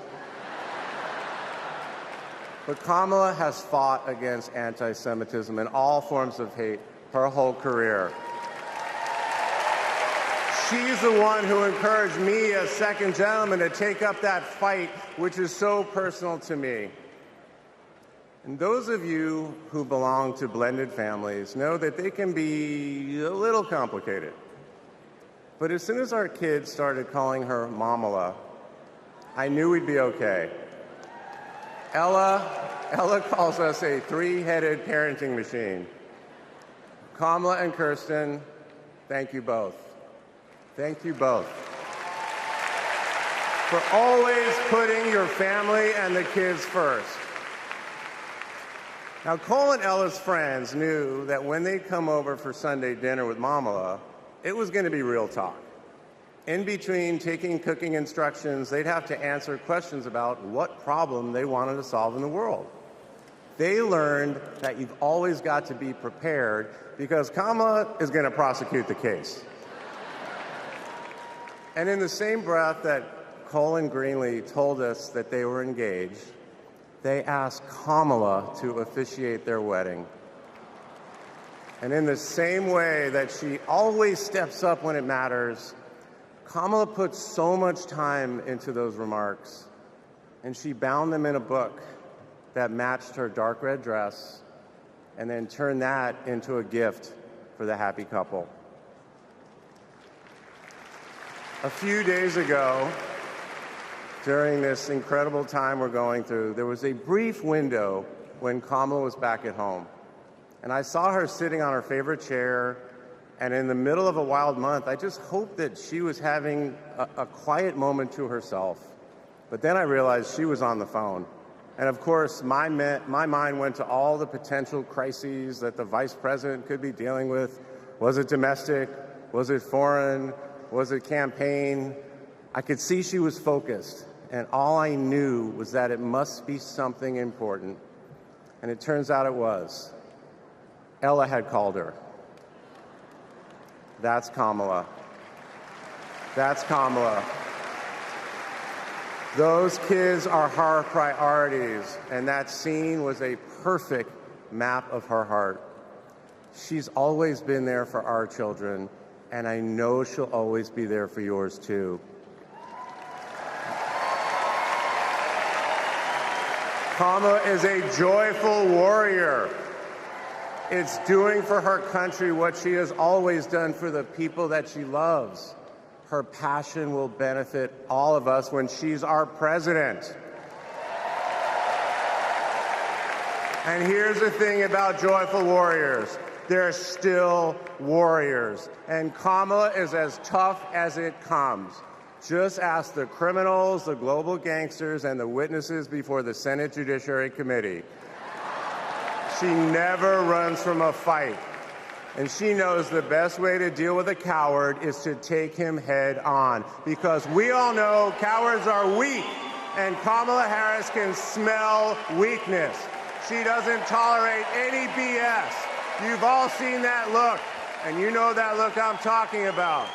That look is not just a meme. It reflects her true belief in honest and direct leadership. And it's also why she will not be distracted by nonsense.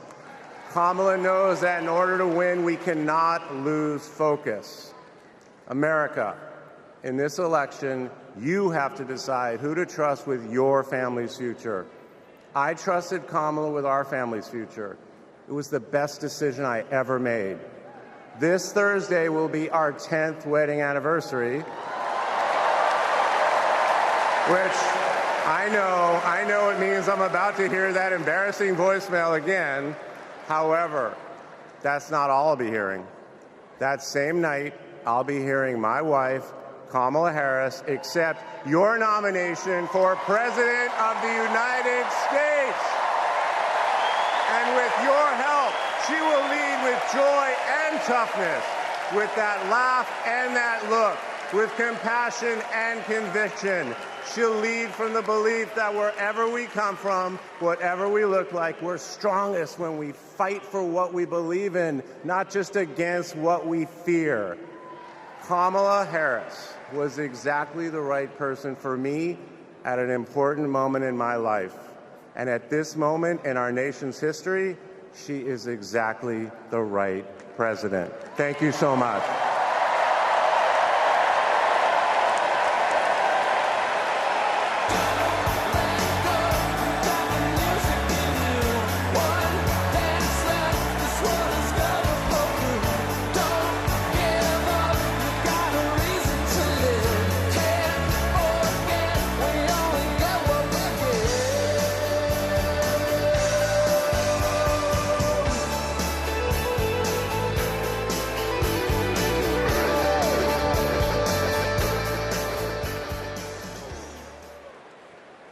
Please welcome former First Lady Michelle Obama.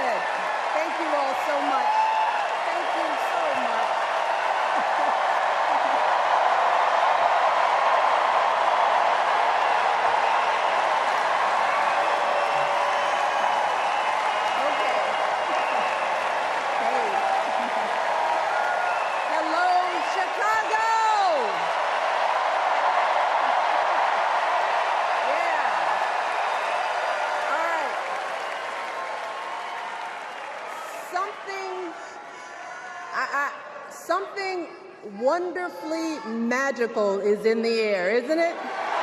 Yeah. You know, we're feeling it here in this arena, but it's spreading all across this country we love. A familiar feeling that's been buried too deep for far too long. You know what I'm talking about. It's the contagious power of hope. The anticipation, the energy, the exhilaration of once again being on the cusp of a brighter day. The chance to vanquish the demons of fear, division, and hate that have consumed us and continue pursuing the unfinished promise of this great nation, the dream that our parents and grandparents fought and died and sacrificed for. America, hope is making a comeback.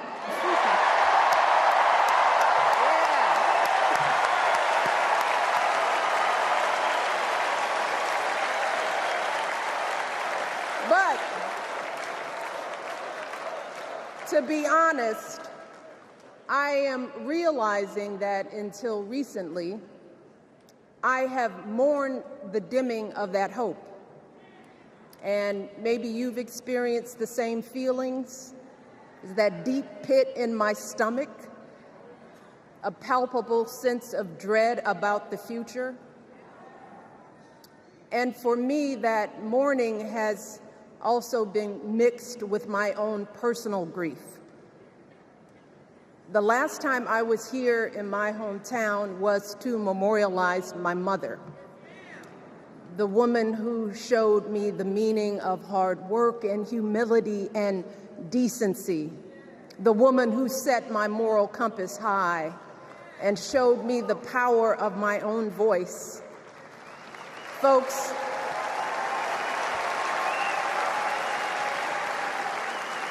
I still feel her loss so profoundly. I wasn't even sure if I'd be steady enough to stand before you tonight, but my heart compelled me to be here because of the sense of duty that I feel to honor her memory and to remind us all not to squander the sacrifices our elders made to give us a better future. You see, my mom, in her steady, quiet way, lived out that striving sense of hope every single day of her life. She believed that all children, all people have value, that anyone can succeed if given the opportunity. She and my father didn't aspire to be wealthy. In fact, they were suspicious of folks who took more than they needed. They understood that it wasn't enough for their kids to thrive if everyone else around us was drowning. So my mother volunteered at the local school. She always looked out for the other kids on the block. She was glad to do the thankless, unglamorous work that for generations has strengthened the fabric of this nation. The belief that if you do unto others, if you love thy neighbor, if you work and scrape and sacrifice, it will pay off. If not for you, then maybe for your children or your grandchildren.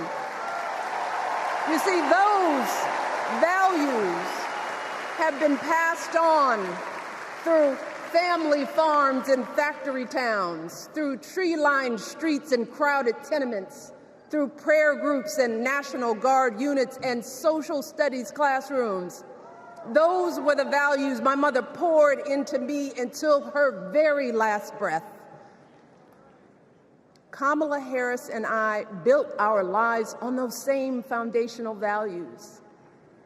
Even though our mothers grew up an ocean apart, they shared the same belief in the promise of this country. That's why her mother moved here from India at 19. It's why she taught Kamala about justice, about the obligation to lift others up, about our responsibility to give more than we take.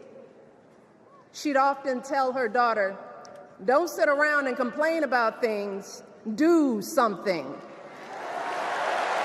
So, with that voice in her head, Kamala went out and she worked hard in school, graduating from an HBCU, earning her law degree at a state school. And then she went on to work for the people, fighting to hold lawbreakers accountable, strengthening the rule of law, fighting to get folks better wages, cheaper prescription drugs, a good education, decent health care, child care, elder care. From a middle-class household, Kamala worked her way up to become Vice President of the United States of America. My girl, Kamala Harris, is more than ready for this moment.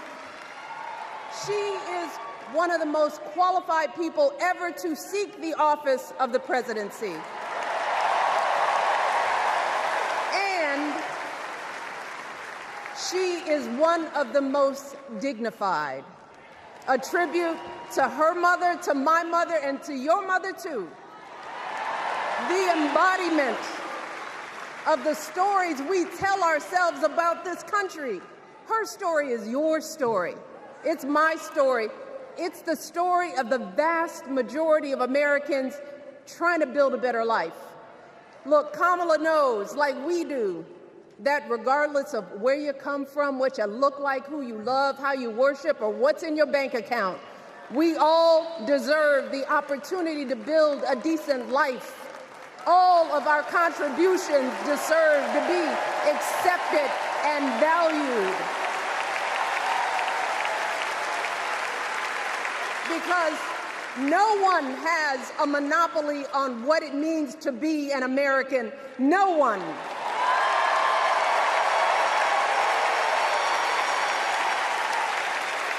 Kamala has shown her allegiance to this nation, not by spewing anger and bitterness, but by living a life of service and always pushing the doors of opportunity open to others. She understands that most of us will never be afforded the grace of failing forward. We will never benefit from the affirmative action of generational wealth.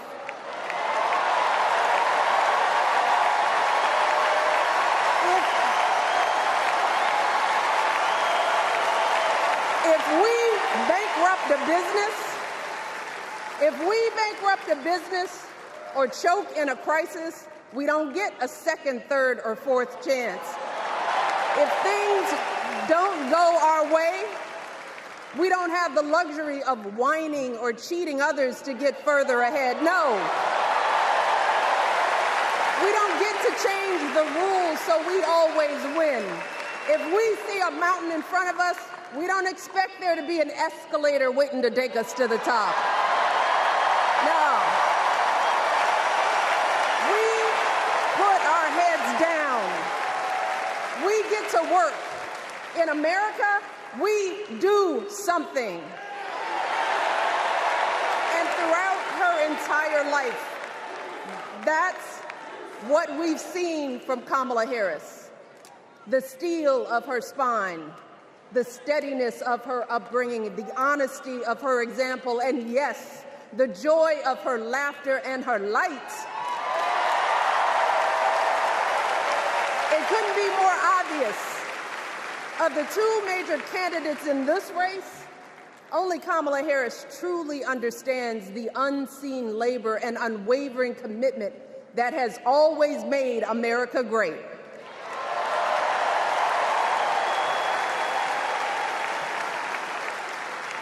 Now, unfortunately, we know what comes next.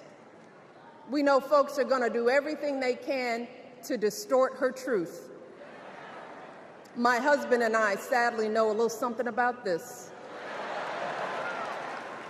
For years, Donald Trump did everything in his power to try to make people fear us. See, his limited, narrow view of the world made him feel threatened by the existence of two hard-working, highly educated, successful people who happen to be black.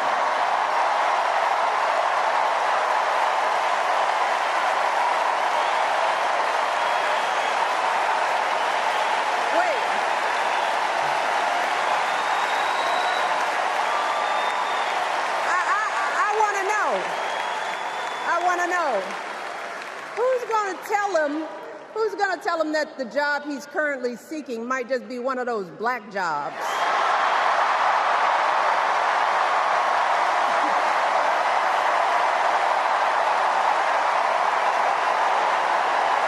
Look, it's his same old con. His same old con. Doubling down on ugly, misogynistic, racist lies as a substitute for real ideas and solutions that will actually make people's lives better. Look, because cutting our health care, taking away our freedom to control our bodies, the freedom to become a mother through IVF like I did, those things are not going to improve the health outcomes of our wives, mothers, and daughters. Shutting down the Department of Education, banning our books, none of that will prepare our kids for the future. Demonizing our children for being who they are and loving who they love, look, that doesn't make anybody's life better.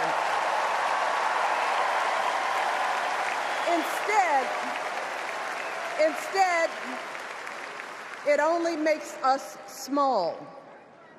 And let me tell you this, going small is never the answer. Going small is the opposite of what we teach our kids. Going small is petty, it's unhealthy, and quite frankly, it's unpresidential.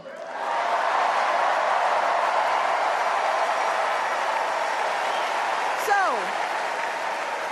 why would any of us accept this from anyone seeking our highest office? Why would we normalize that type of backward leadership? Doing so only demeans and cheapens our politics. It only serves to further discourage good, big-hearted people from wanting to get involved at all. America, our parents taught us better than that, and we deserve so much better than that. That's why we must do everything in our power to elect two of those good, big-hearted people. There is no other choice than Kamala Harris and Tim Walz. No other choice.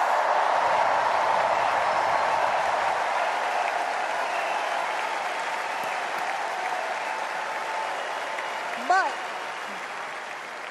as we embrace this renewed sense of hope, let us not forget the despair we have felt. Let us not forget what we are up against. Yes, Kamala and Tim are doing great now. We're loving it. They're packing arenas across the country. Folks are energized. We are feeling good.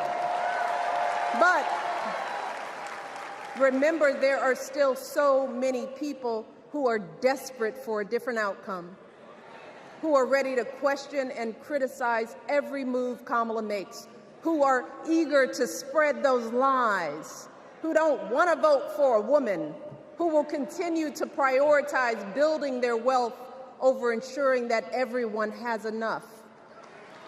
So no matter how good we feel tonight or tomorrow or the next day, this is going to be an uphill battle. So folks, we cannot be our own worst enemies. No. See, because the minute something goes wrong, the minute a lie takes hold, folks, we cannot start wringing our hands. We cannot get a Goldilocks complex about whether everything is just right. And we cannot indulge our anxieties about whether this country will elect someone like Kamala instead of doing everything we can to get someone like Kamala elected.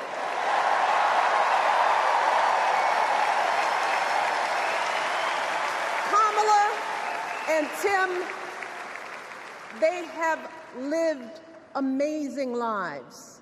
And I am confident that they will lead with compassion, inclusion, and grace. But they are still only human. They are not perfect. And like all of us, they will make mistakes. But luckily, y'all, this is not just on them. No, this is up to us, all of us, to be the solution that we seek.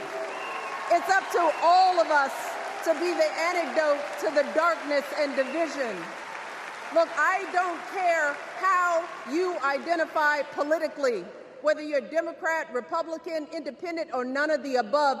This is our time to stand up for what we know in our hearts is right.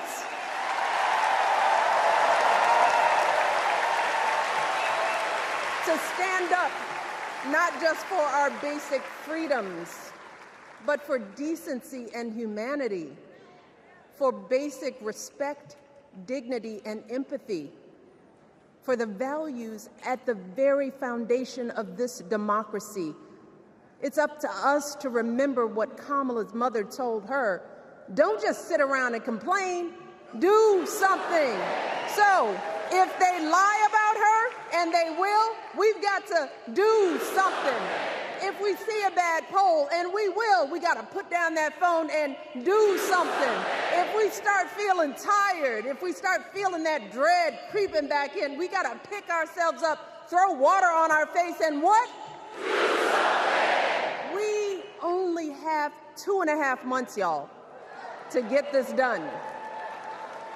Only 11 weeks to make sure every single person we know is registered and has a voting plan. So we cannot afford for anyone America to sit on their hands and wait to be called. Don't complain if no one from the campaign has specifically reached out to you to ask you for your support. There is simply no time for that kind of foolishness. You know what you need to do. So, consider this to be your official ask. Michelle Obama is asking you, no, I'm telling y'all to do something.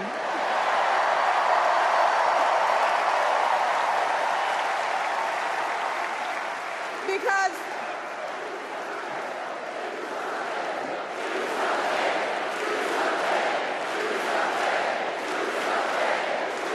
you all, this election is going to be close. In some states, just a handful, listen to me, a handful of votes in every precinct could decide the winner. So we need to vote in numbers that erase any doubt. We need to overwhelm any effort to suppress us. Our fate is in our hands. In 77 days, we have the power to turn our country away from the fear, division, and smallness of the past. We have the power to marry our hope with our action. We have the power to pay forward the love, sweat, and sacrifice of our mothers and fathers and all those who came before us. We did it before, y'all, and we sure can do it again. Let us work like our lives depend on it. And let us keep moving our country forward and go higher, yes, always higher than we've ever gone before as we elect the next President and Vice President of the United States, Kamala Harris and Tim Walz. Thank you all. God bless.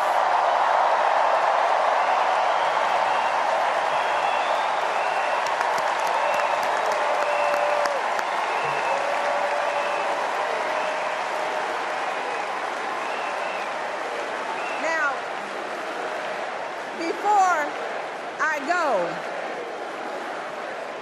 I have one more job tonight.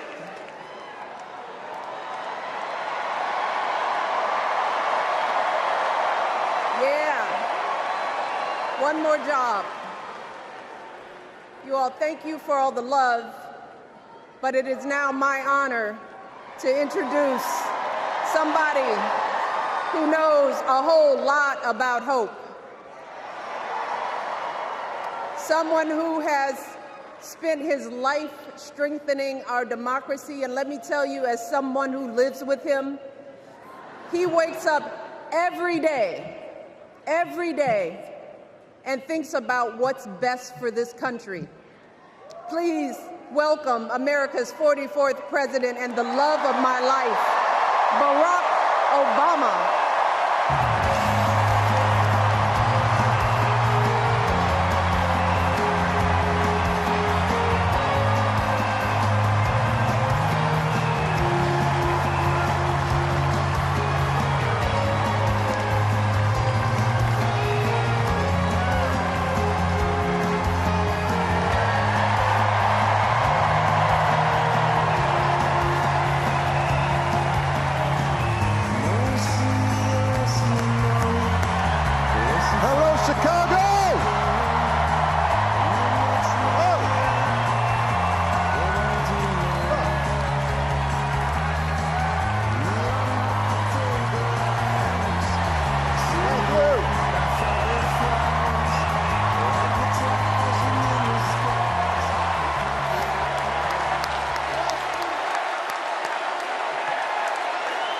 Thank you, thank you.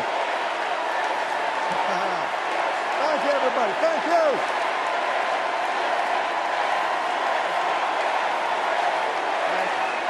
Thank you. All right. That's enough. Thank you.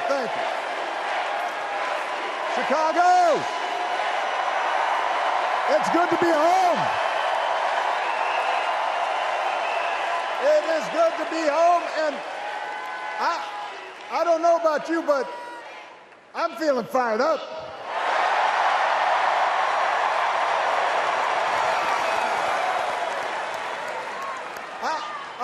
I am feeling ready to go.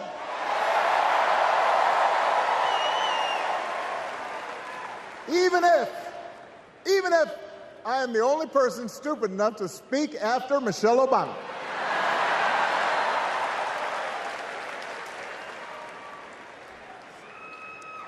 I am feeling hopeful because this convention has always been pretty good to kids with funny names who believe in a country where anything is possible. Because we have a chance to elect someone who has spent her entire life trying to give people the same chances America gave her.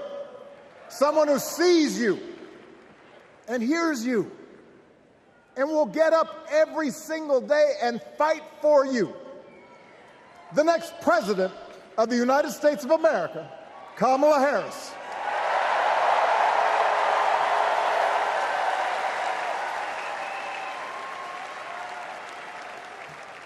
It's been 16 years since I had the honor of accepting this party's nomination for president. And I know that's hard to believe because I have not aged a bit. But it's true. And looking back, I can say without question that my first big decision as your nominee turned out to be one of my best. And that was asking Joe Biden to serve by my side as vice president.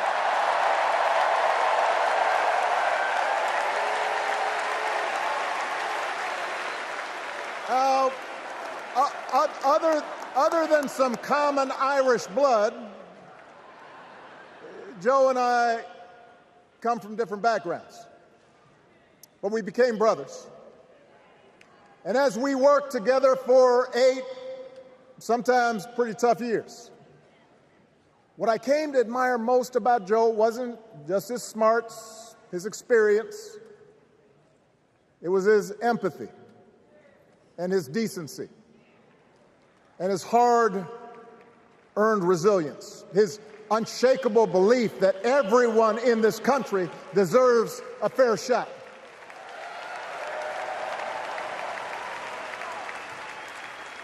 And over the last 4 years, those are the values America has needed most. At a time when millions of our fellow citizens were sick and dying, we needed a leader with the character to put politics aside and do what was right. At a time when our economy was reeling, we needed a leader with the determination to drive what would become the world's strongest recovery. 15 million jobs, higher wages, lower health care costs. At a time when the other party had turned into a cult of personality, we needed a leader who was steady and brought people together and was selfless enough to do the rarest thing there is in politics, putting his own ambition aside for the sake of the country.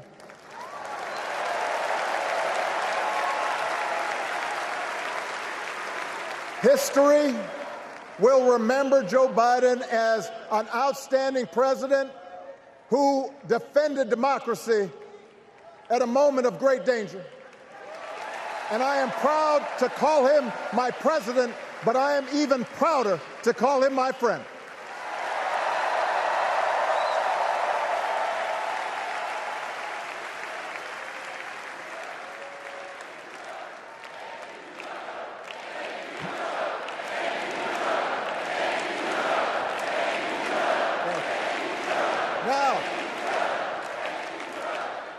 The torch has been passed. Now it is up to all of us to fight for the America we believe in. And make no mistake, it will be a fight. For all the incredible energy we've been able to generate over the last few weeks, for all the rallies and the memes, this will still be a tight race in a closely divided country. A country where too many Americans are still struggling. Where a lot of Americans don't believe government can help. And as we gather here tonight, the people who will decide this election are asking a very simple question. Who will fight for me? Who's thinking about my future, about my children's future, about our future together? One thing is for certain, Donald Trump is not losing sleep over that question.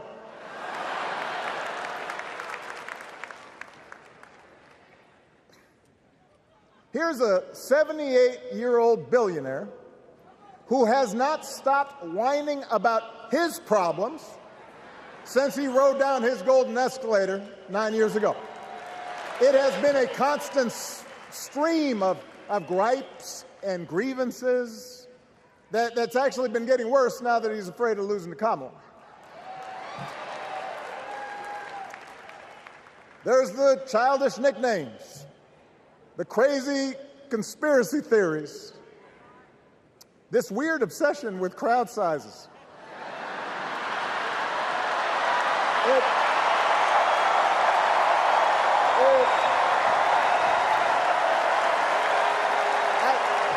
It just goes on and on and on.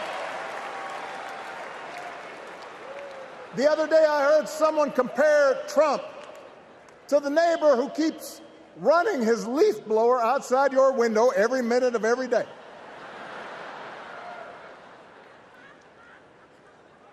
Now, from a neighbor, that's exhausting. From a president, it's just dangerous. The truth is, Donald Trump sees power as nothing more than it means to his ends. He wants the middle class to pay the price for another huge tax cut that would mostly help him and his rich friends. He killed a bipartisan immigration deal written in part by one of the most conservative Republicans in Congress that would have helped secure our southern border because he thought trying to actually solve the problem would hurt his campaign. He doesn't. Do not boo. Vote.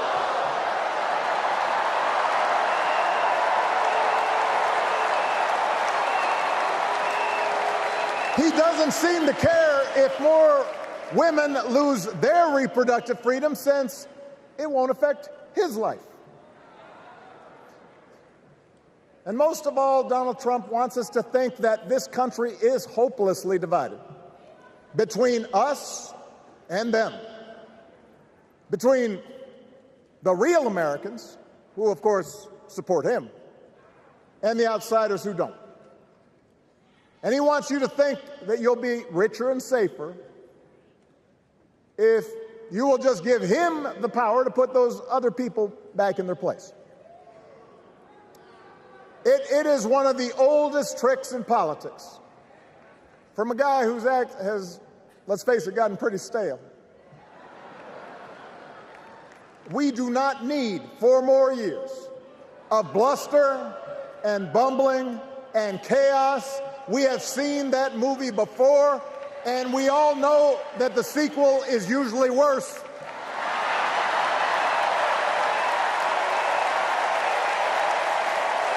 America's ready for a new chapter. America's ready for a better story. We are ready for a President Kamala Harris.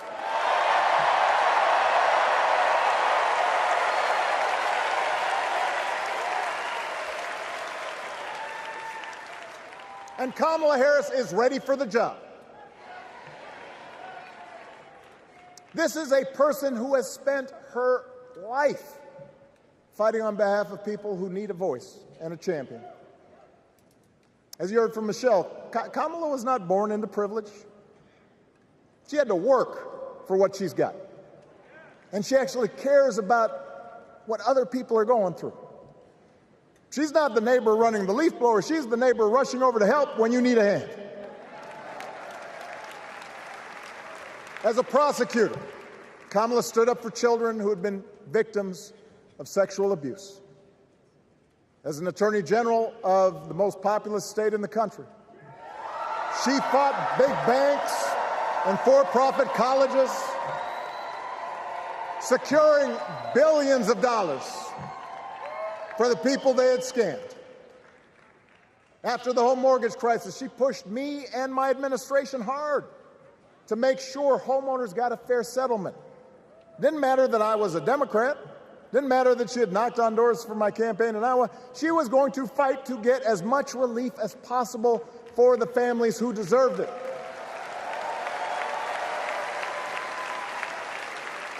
As vice president, she helped take on the drug companies to cap the cost of insulin, lower the cost of health care, give families with kids a tax cut. And she is running for president with real plans to lower costs even more and protect Medicare and Medicaid and sign a law to guarantee every woman's right to make her own health care decisions.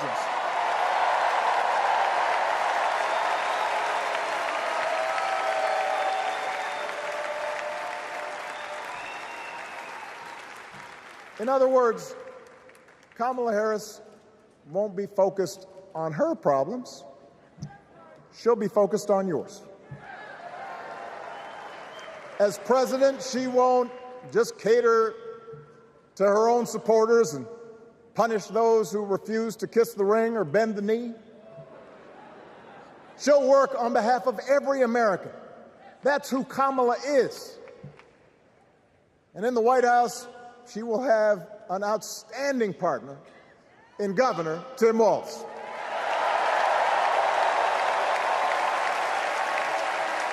Let me tell you something. Let me tell you something. I love this guy. Tim is the kind of person who should be in politics. Born in a small town, served his country, taught kids, coached football, took care of his neighbors. He knows who he is, and he knows what's important. You can tell those flannel shirts he wears don't come from some political consultant. They come from his closet, and they have been through some stuff.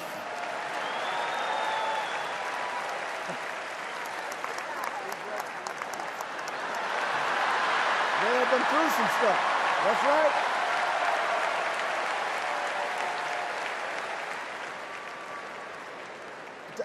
Together, Kamala and Tim have kept faith with America's central story. A story that says we are all created equal. All of us endowed with certain inalienable rights, that everyone deserves a chance, that even when we don't agree with each other, we can find a way to live with each other. That's Kamala's vision. That's Tim's vision. That's the Democratic Party's vision. And our job over the next 11 weeks is to convince as many people as possible to vote for that vision. Now, it won't be easy.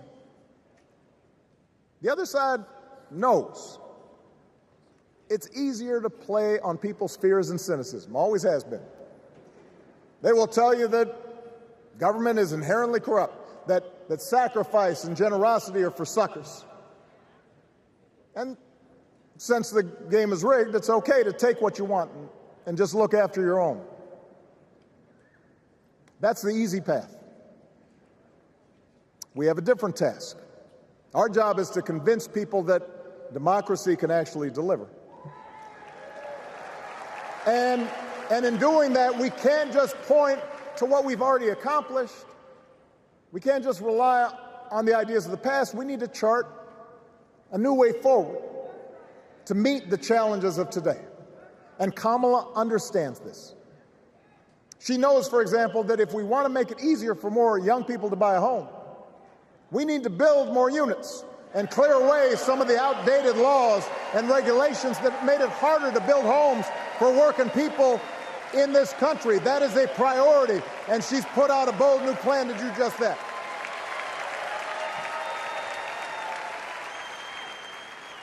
On health care, we should all be proud of the enormous progress that we've made through the Affordable Care Act, providing millions of people access to affordable coverage, protecting millions more from unscrupulous insurance practices. I noticed, by the way, that since it's become popular, they don't call it Obamacare no more.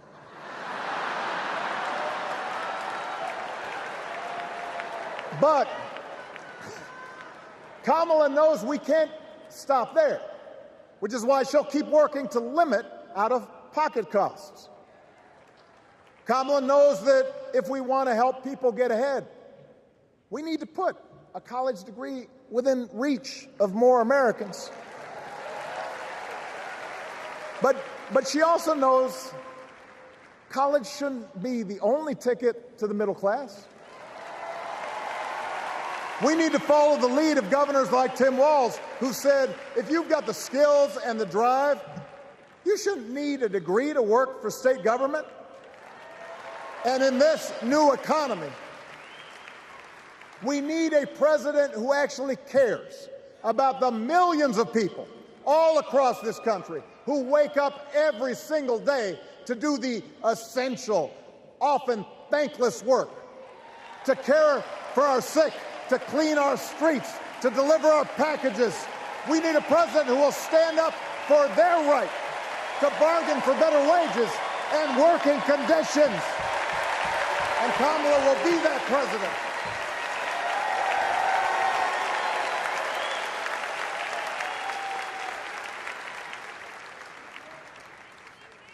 Yes, she can.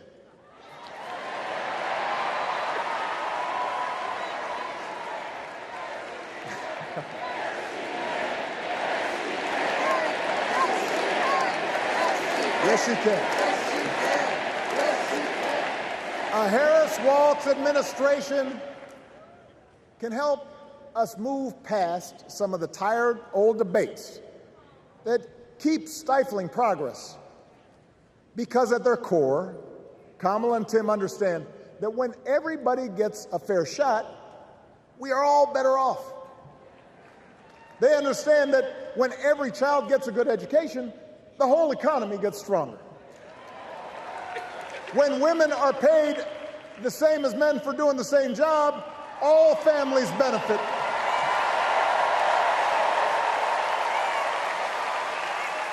They understand that we can secure our borders without tearing kids away from their parents, just like we can keep our streets safe while also building trust between law enforcement and the communities they serve and eliminating bias. That will make it better for everybody.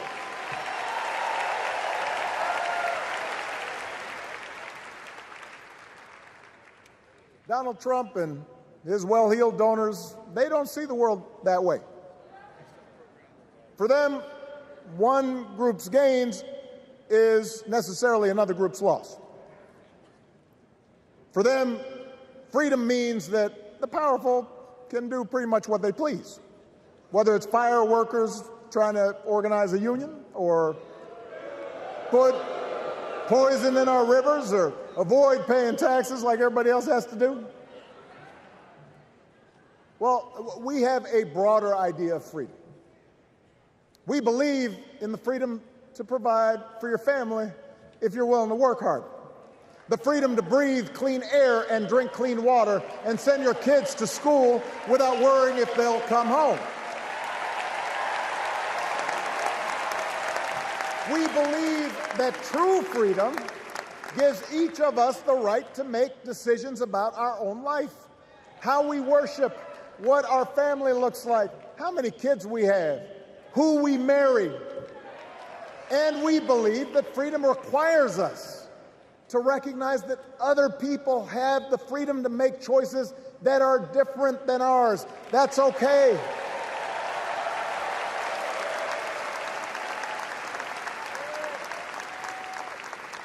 That's the America Kamala Harris and Tim Walz believe in.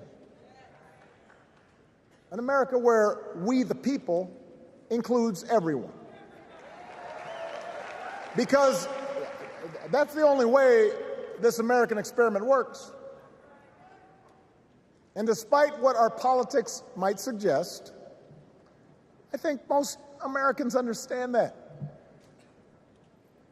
Democracy isn't just a bunch of abstract principles and dusty laws in some book somewhere.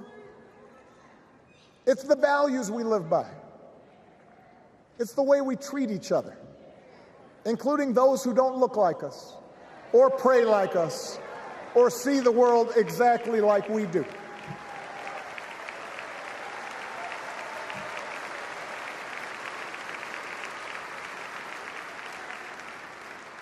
That sense of mutual respect has to be part of our message. Our politics have become so polarized these days that all of us across the political spectrum seem so quick to assume the worst in others, unless they agree with us on every single issue. We start thinking that the only way to win is to scold and shame and out-yell the other side. And after a while, regular folks just tune out, or they don't bother to vote. Now, that approach may work for the politicians who just want attention and thrive on division, but it won't work for us. To make progress on the things we care about, the things that really affect people's lives, we need to remember that we've all got our blind spots and contradictions and prejudices, and that if we want to win over those who aren't yet ready to support our candidates, we need to listen to their concerns and maybe learn something in the process. After all, if a parent or grandparent occasionally says something that makes us cringe, we don't automatically assume they're bad people. We recognize that the world is moving fast, that they need time and maybe a little encouragement to catch up. Our fellow citizens deserve the same grace we hope they'll extend to us.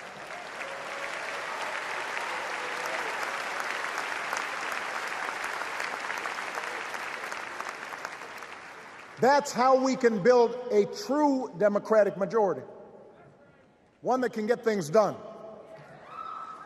And by the way, that does not just matter to the people in this country. The rest of the world is watching to see if we can actually pull this off.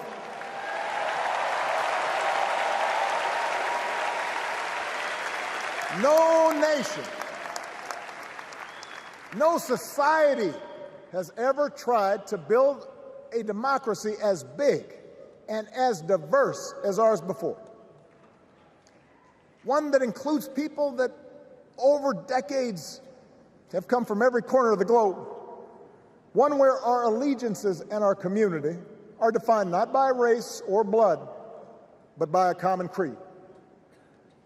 And that's why when we uphold our values, the world's a little brighter. When we don't, the world's a little dimmer, and dictators and autocrats feel emboldened. And over time, we become less safe. We shouldn't be the world's policemen, and we can't eradicate every cruelty and injustice in the world. But America can be and must be a force for good, discouraging conflict, fighting disease, promoting human rights, protecting the planet from climate change, defending freedom, brokering peace. That's what Kamala Harris believes, and so do most Americans.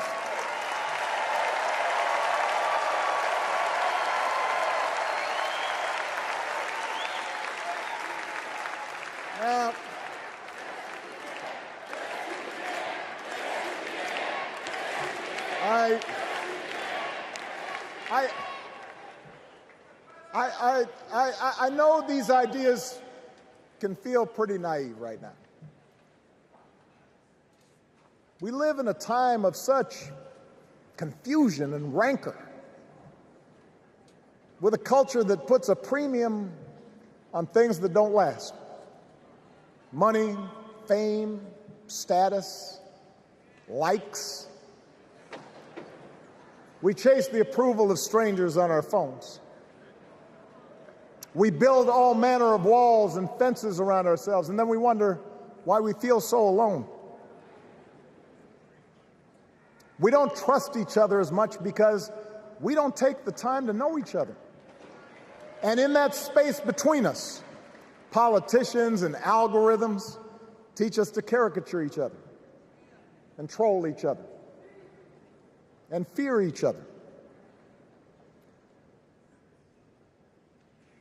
But here's the good news, Chicago.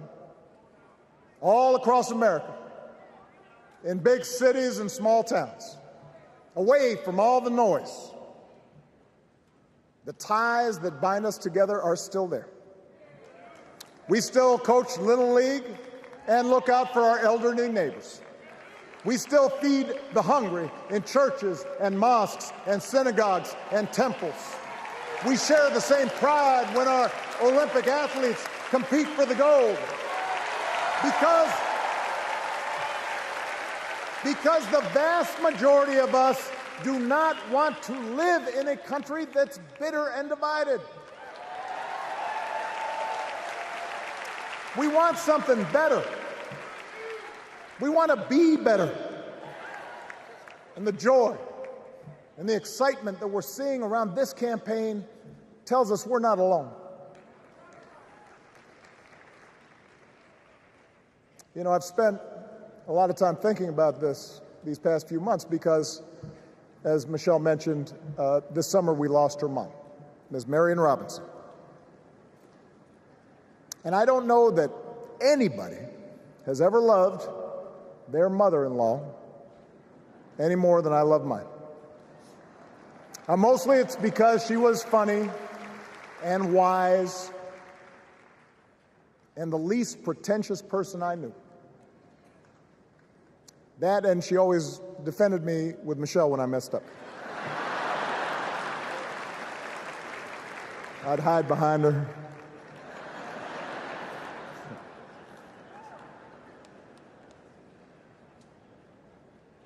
But I also think one of the reasons Mary and I became so close was she reminded me of my grandmother, the woman who helped raise me as a child. And on the surface, the two of them did not have a lot in common. One was a black woman from right here, south side of Chicago, right down the way. Went to Englewood High School. The other was a little old white lady born in a tiny town called Peru, Kansas. Now, I know there aren't that many people from Peru.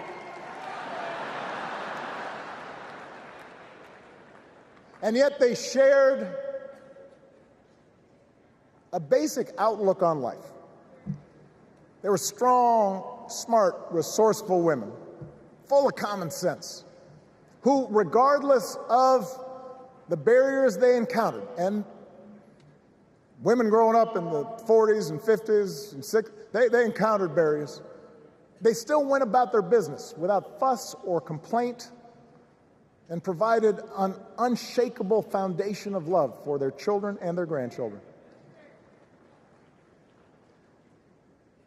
In that sense, they both represented an entire generation of working people who, through war and depression, discrimination and limited opportunity, helped build this country. A lot of them toiled every day at jobs that were often too small for them and didn't pay a lot. They willingly went without just to keep a roof over their families' heads, just to give their children something better. But they knew what was true.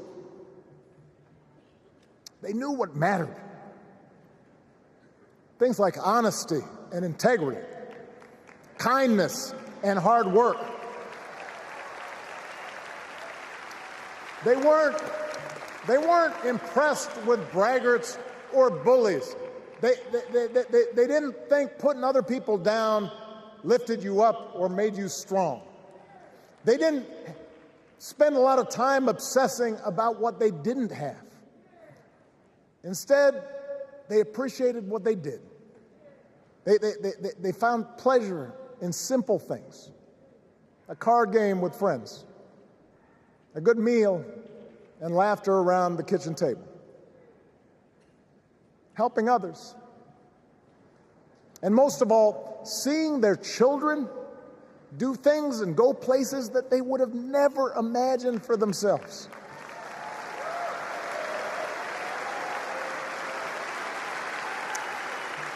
Whether you are a Democrat or a Republican or somewhere in between, we have all had people like that in our lives. People like Kamala's parents, who crossed oceans because they believed in the promise of America. People like Tim's parents, who taught him about the importance of service.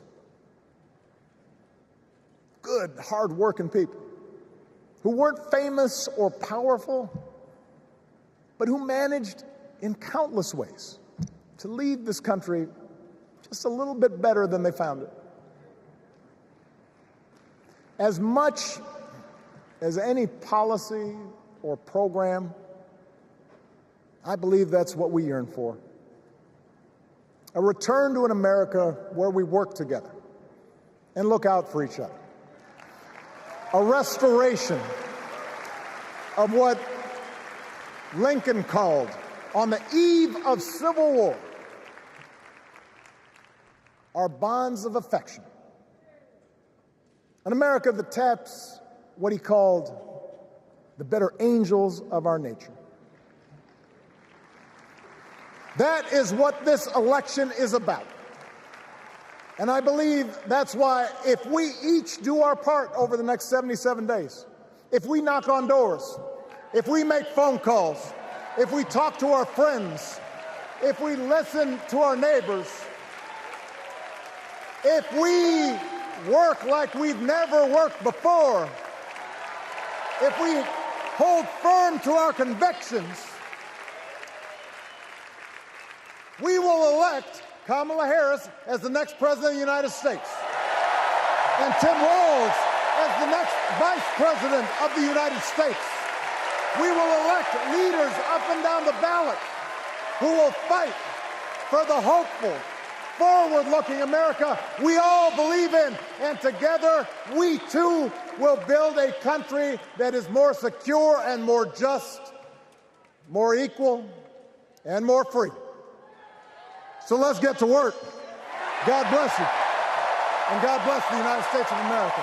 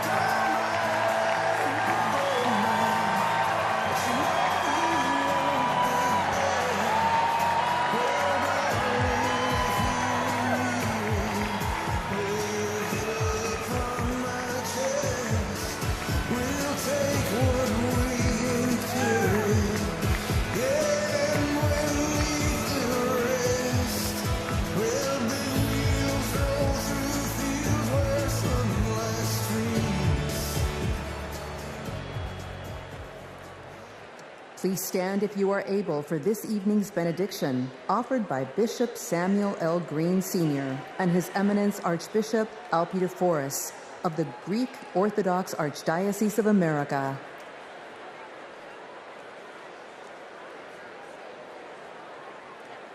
God of our weary years, God of our silent tears, thou who hast brought us along the way, you are the one who broods over the days of our lives, and without you, we would be nothing. So we lift our hopes and hearts to thee, and we pause tonight to say thank you. Thank you for loving us. Thank you for not giving up on us. Thank you for giving this nation the benefits of your mercy, because all of us can feel that something enthusiastic is rising in the soul of America. And all of us can tell that the tyranny of resentment has finally met its match. The candidacy of Kamala Harris has ignited an era of joy across America. Tonight, we thank you that even in the darkest of our pessimistic nights, love has not failed us and hope has stood its ground. We who gather do so with audacity to believe that there will be compassion in America. So God, deliver us from racism. Deliver us from sexism. Deliver us from evil. And keep us forever in the path we pray. Amen.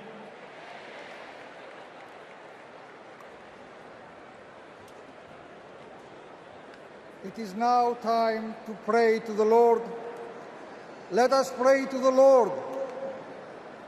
Eternal and ever-living God, source of goodness and grace, we come before you, seeking your heavenly benediction upon this democratic national convention.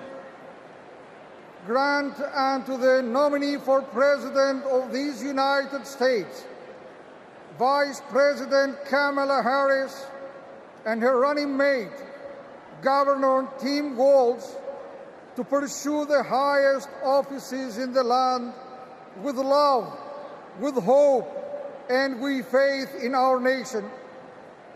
Grant unto the delegates to engage with their fellow citizens in a spirit of joy and duty, always seeking the best for our country. We also ask special blessings upon President Joseph Biden, First Lady Jill Biden, and their family, for he has given a lifetime of service and of sacrifice to the American people, and has stood with nobility and integrity upon the international stage to lead in the best traditions of the United States. Finally, we ask that you protect and defend the armed forces who protect and defend us, so that in peace and security we may offer to you, the one true God, the praise that is in your due. Amen.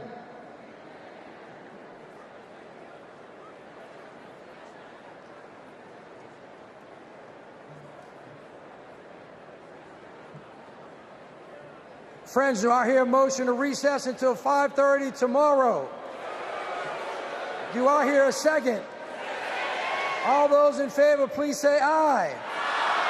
All those opposed, say nay. That was one hell of a night. I'm bringing this thing to a close.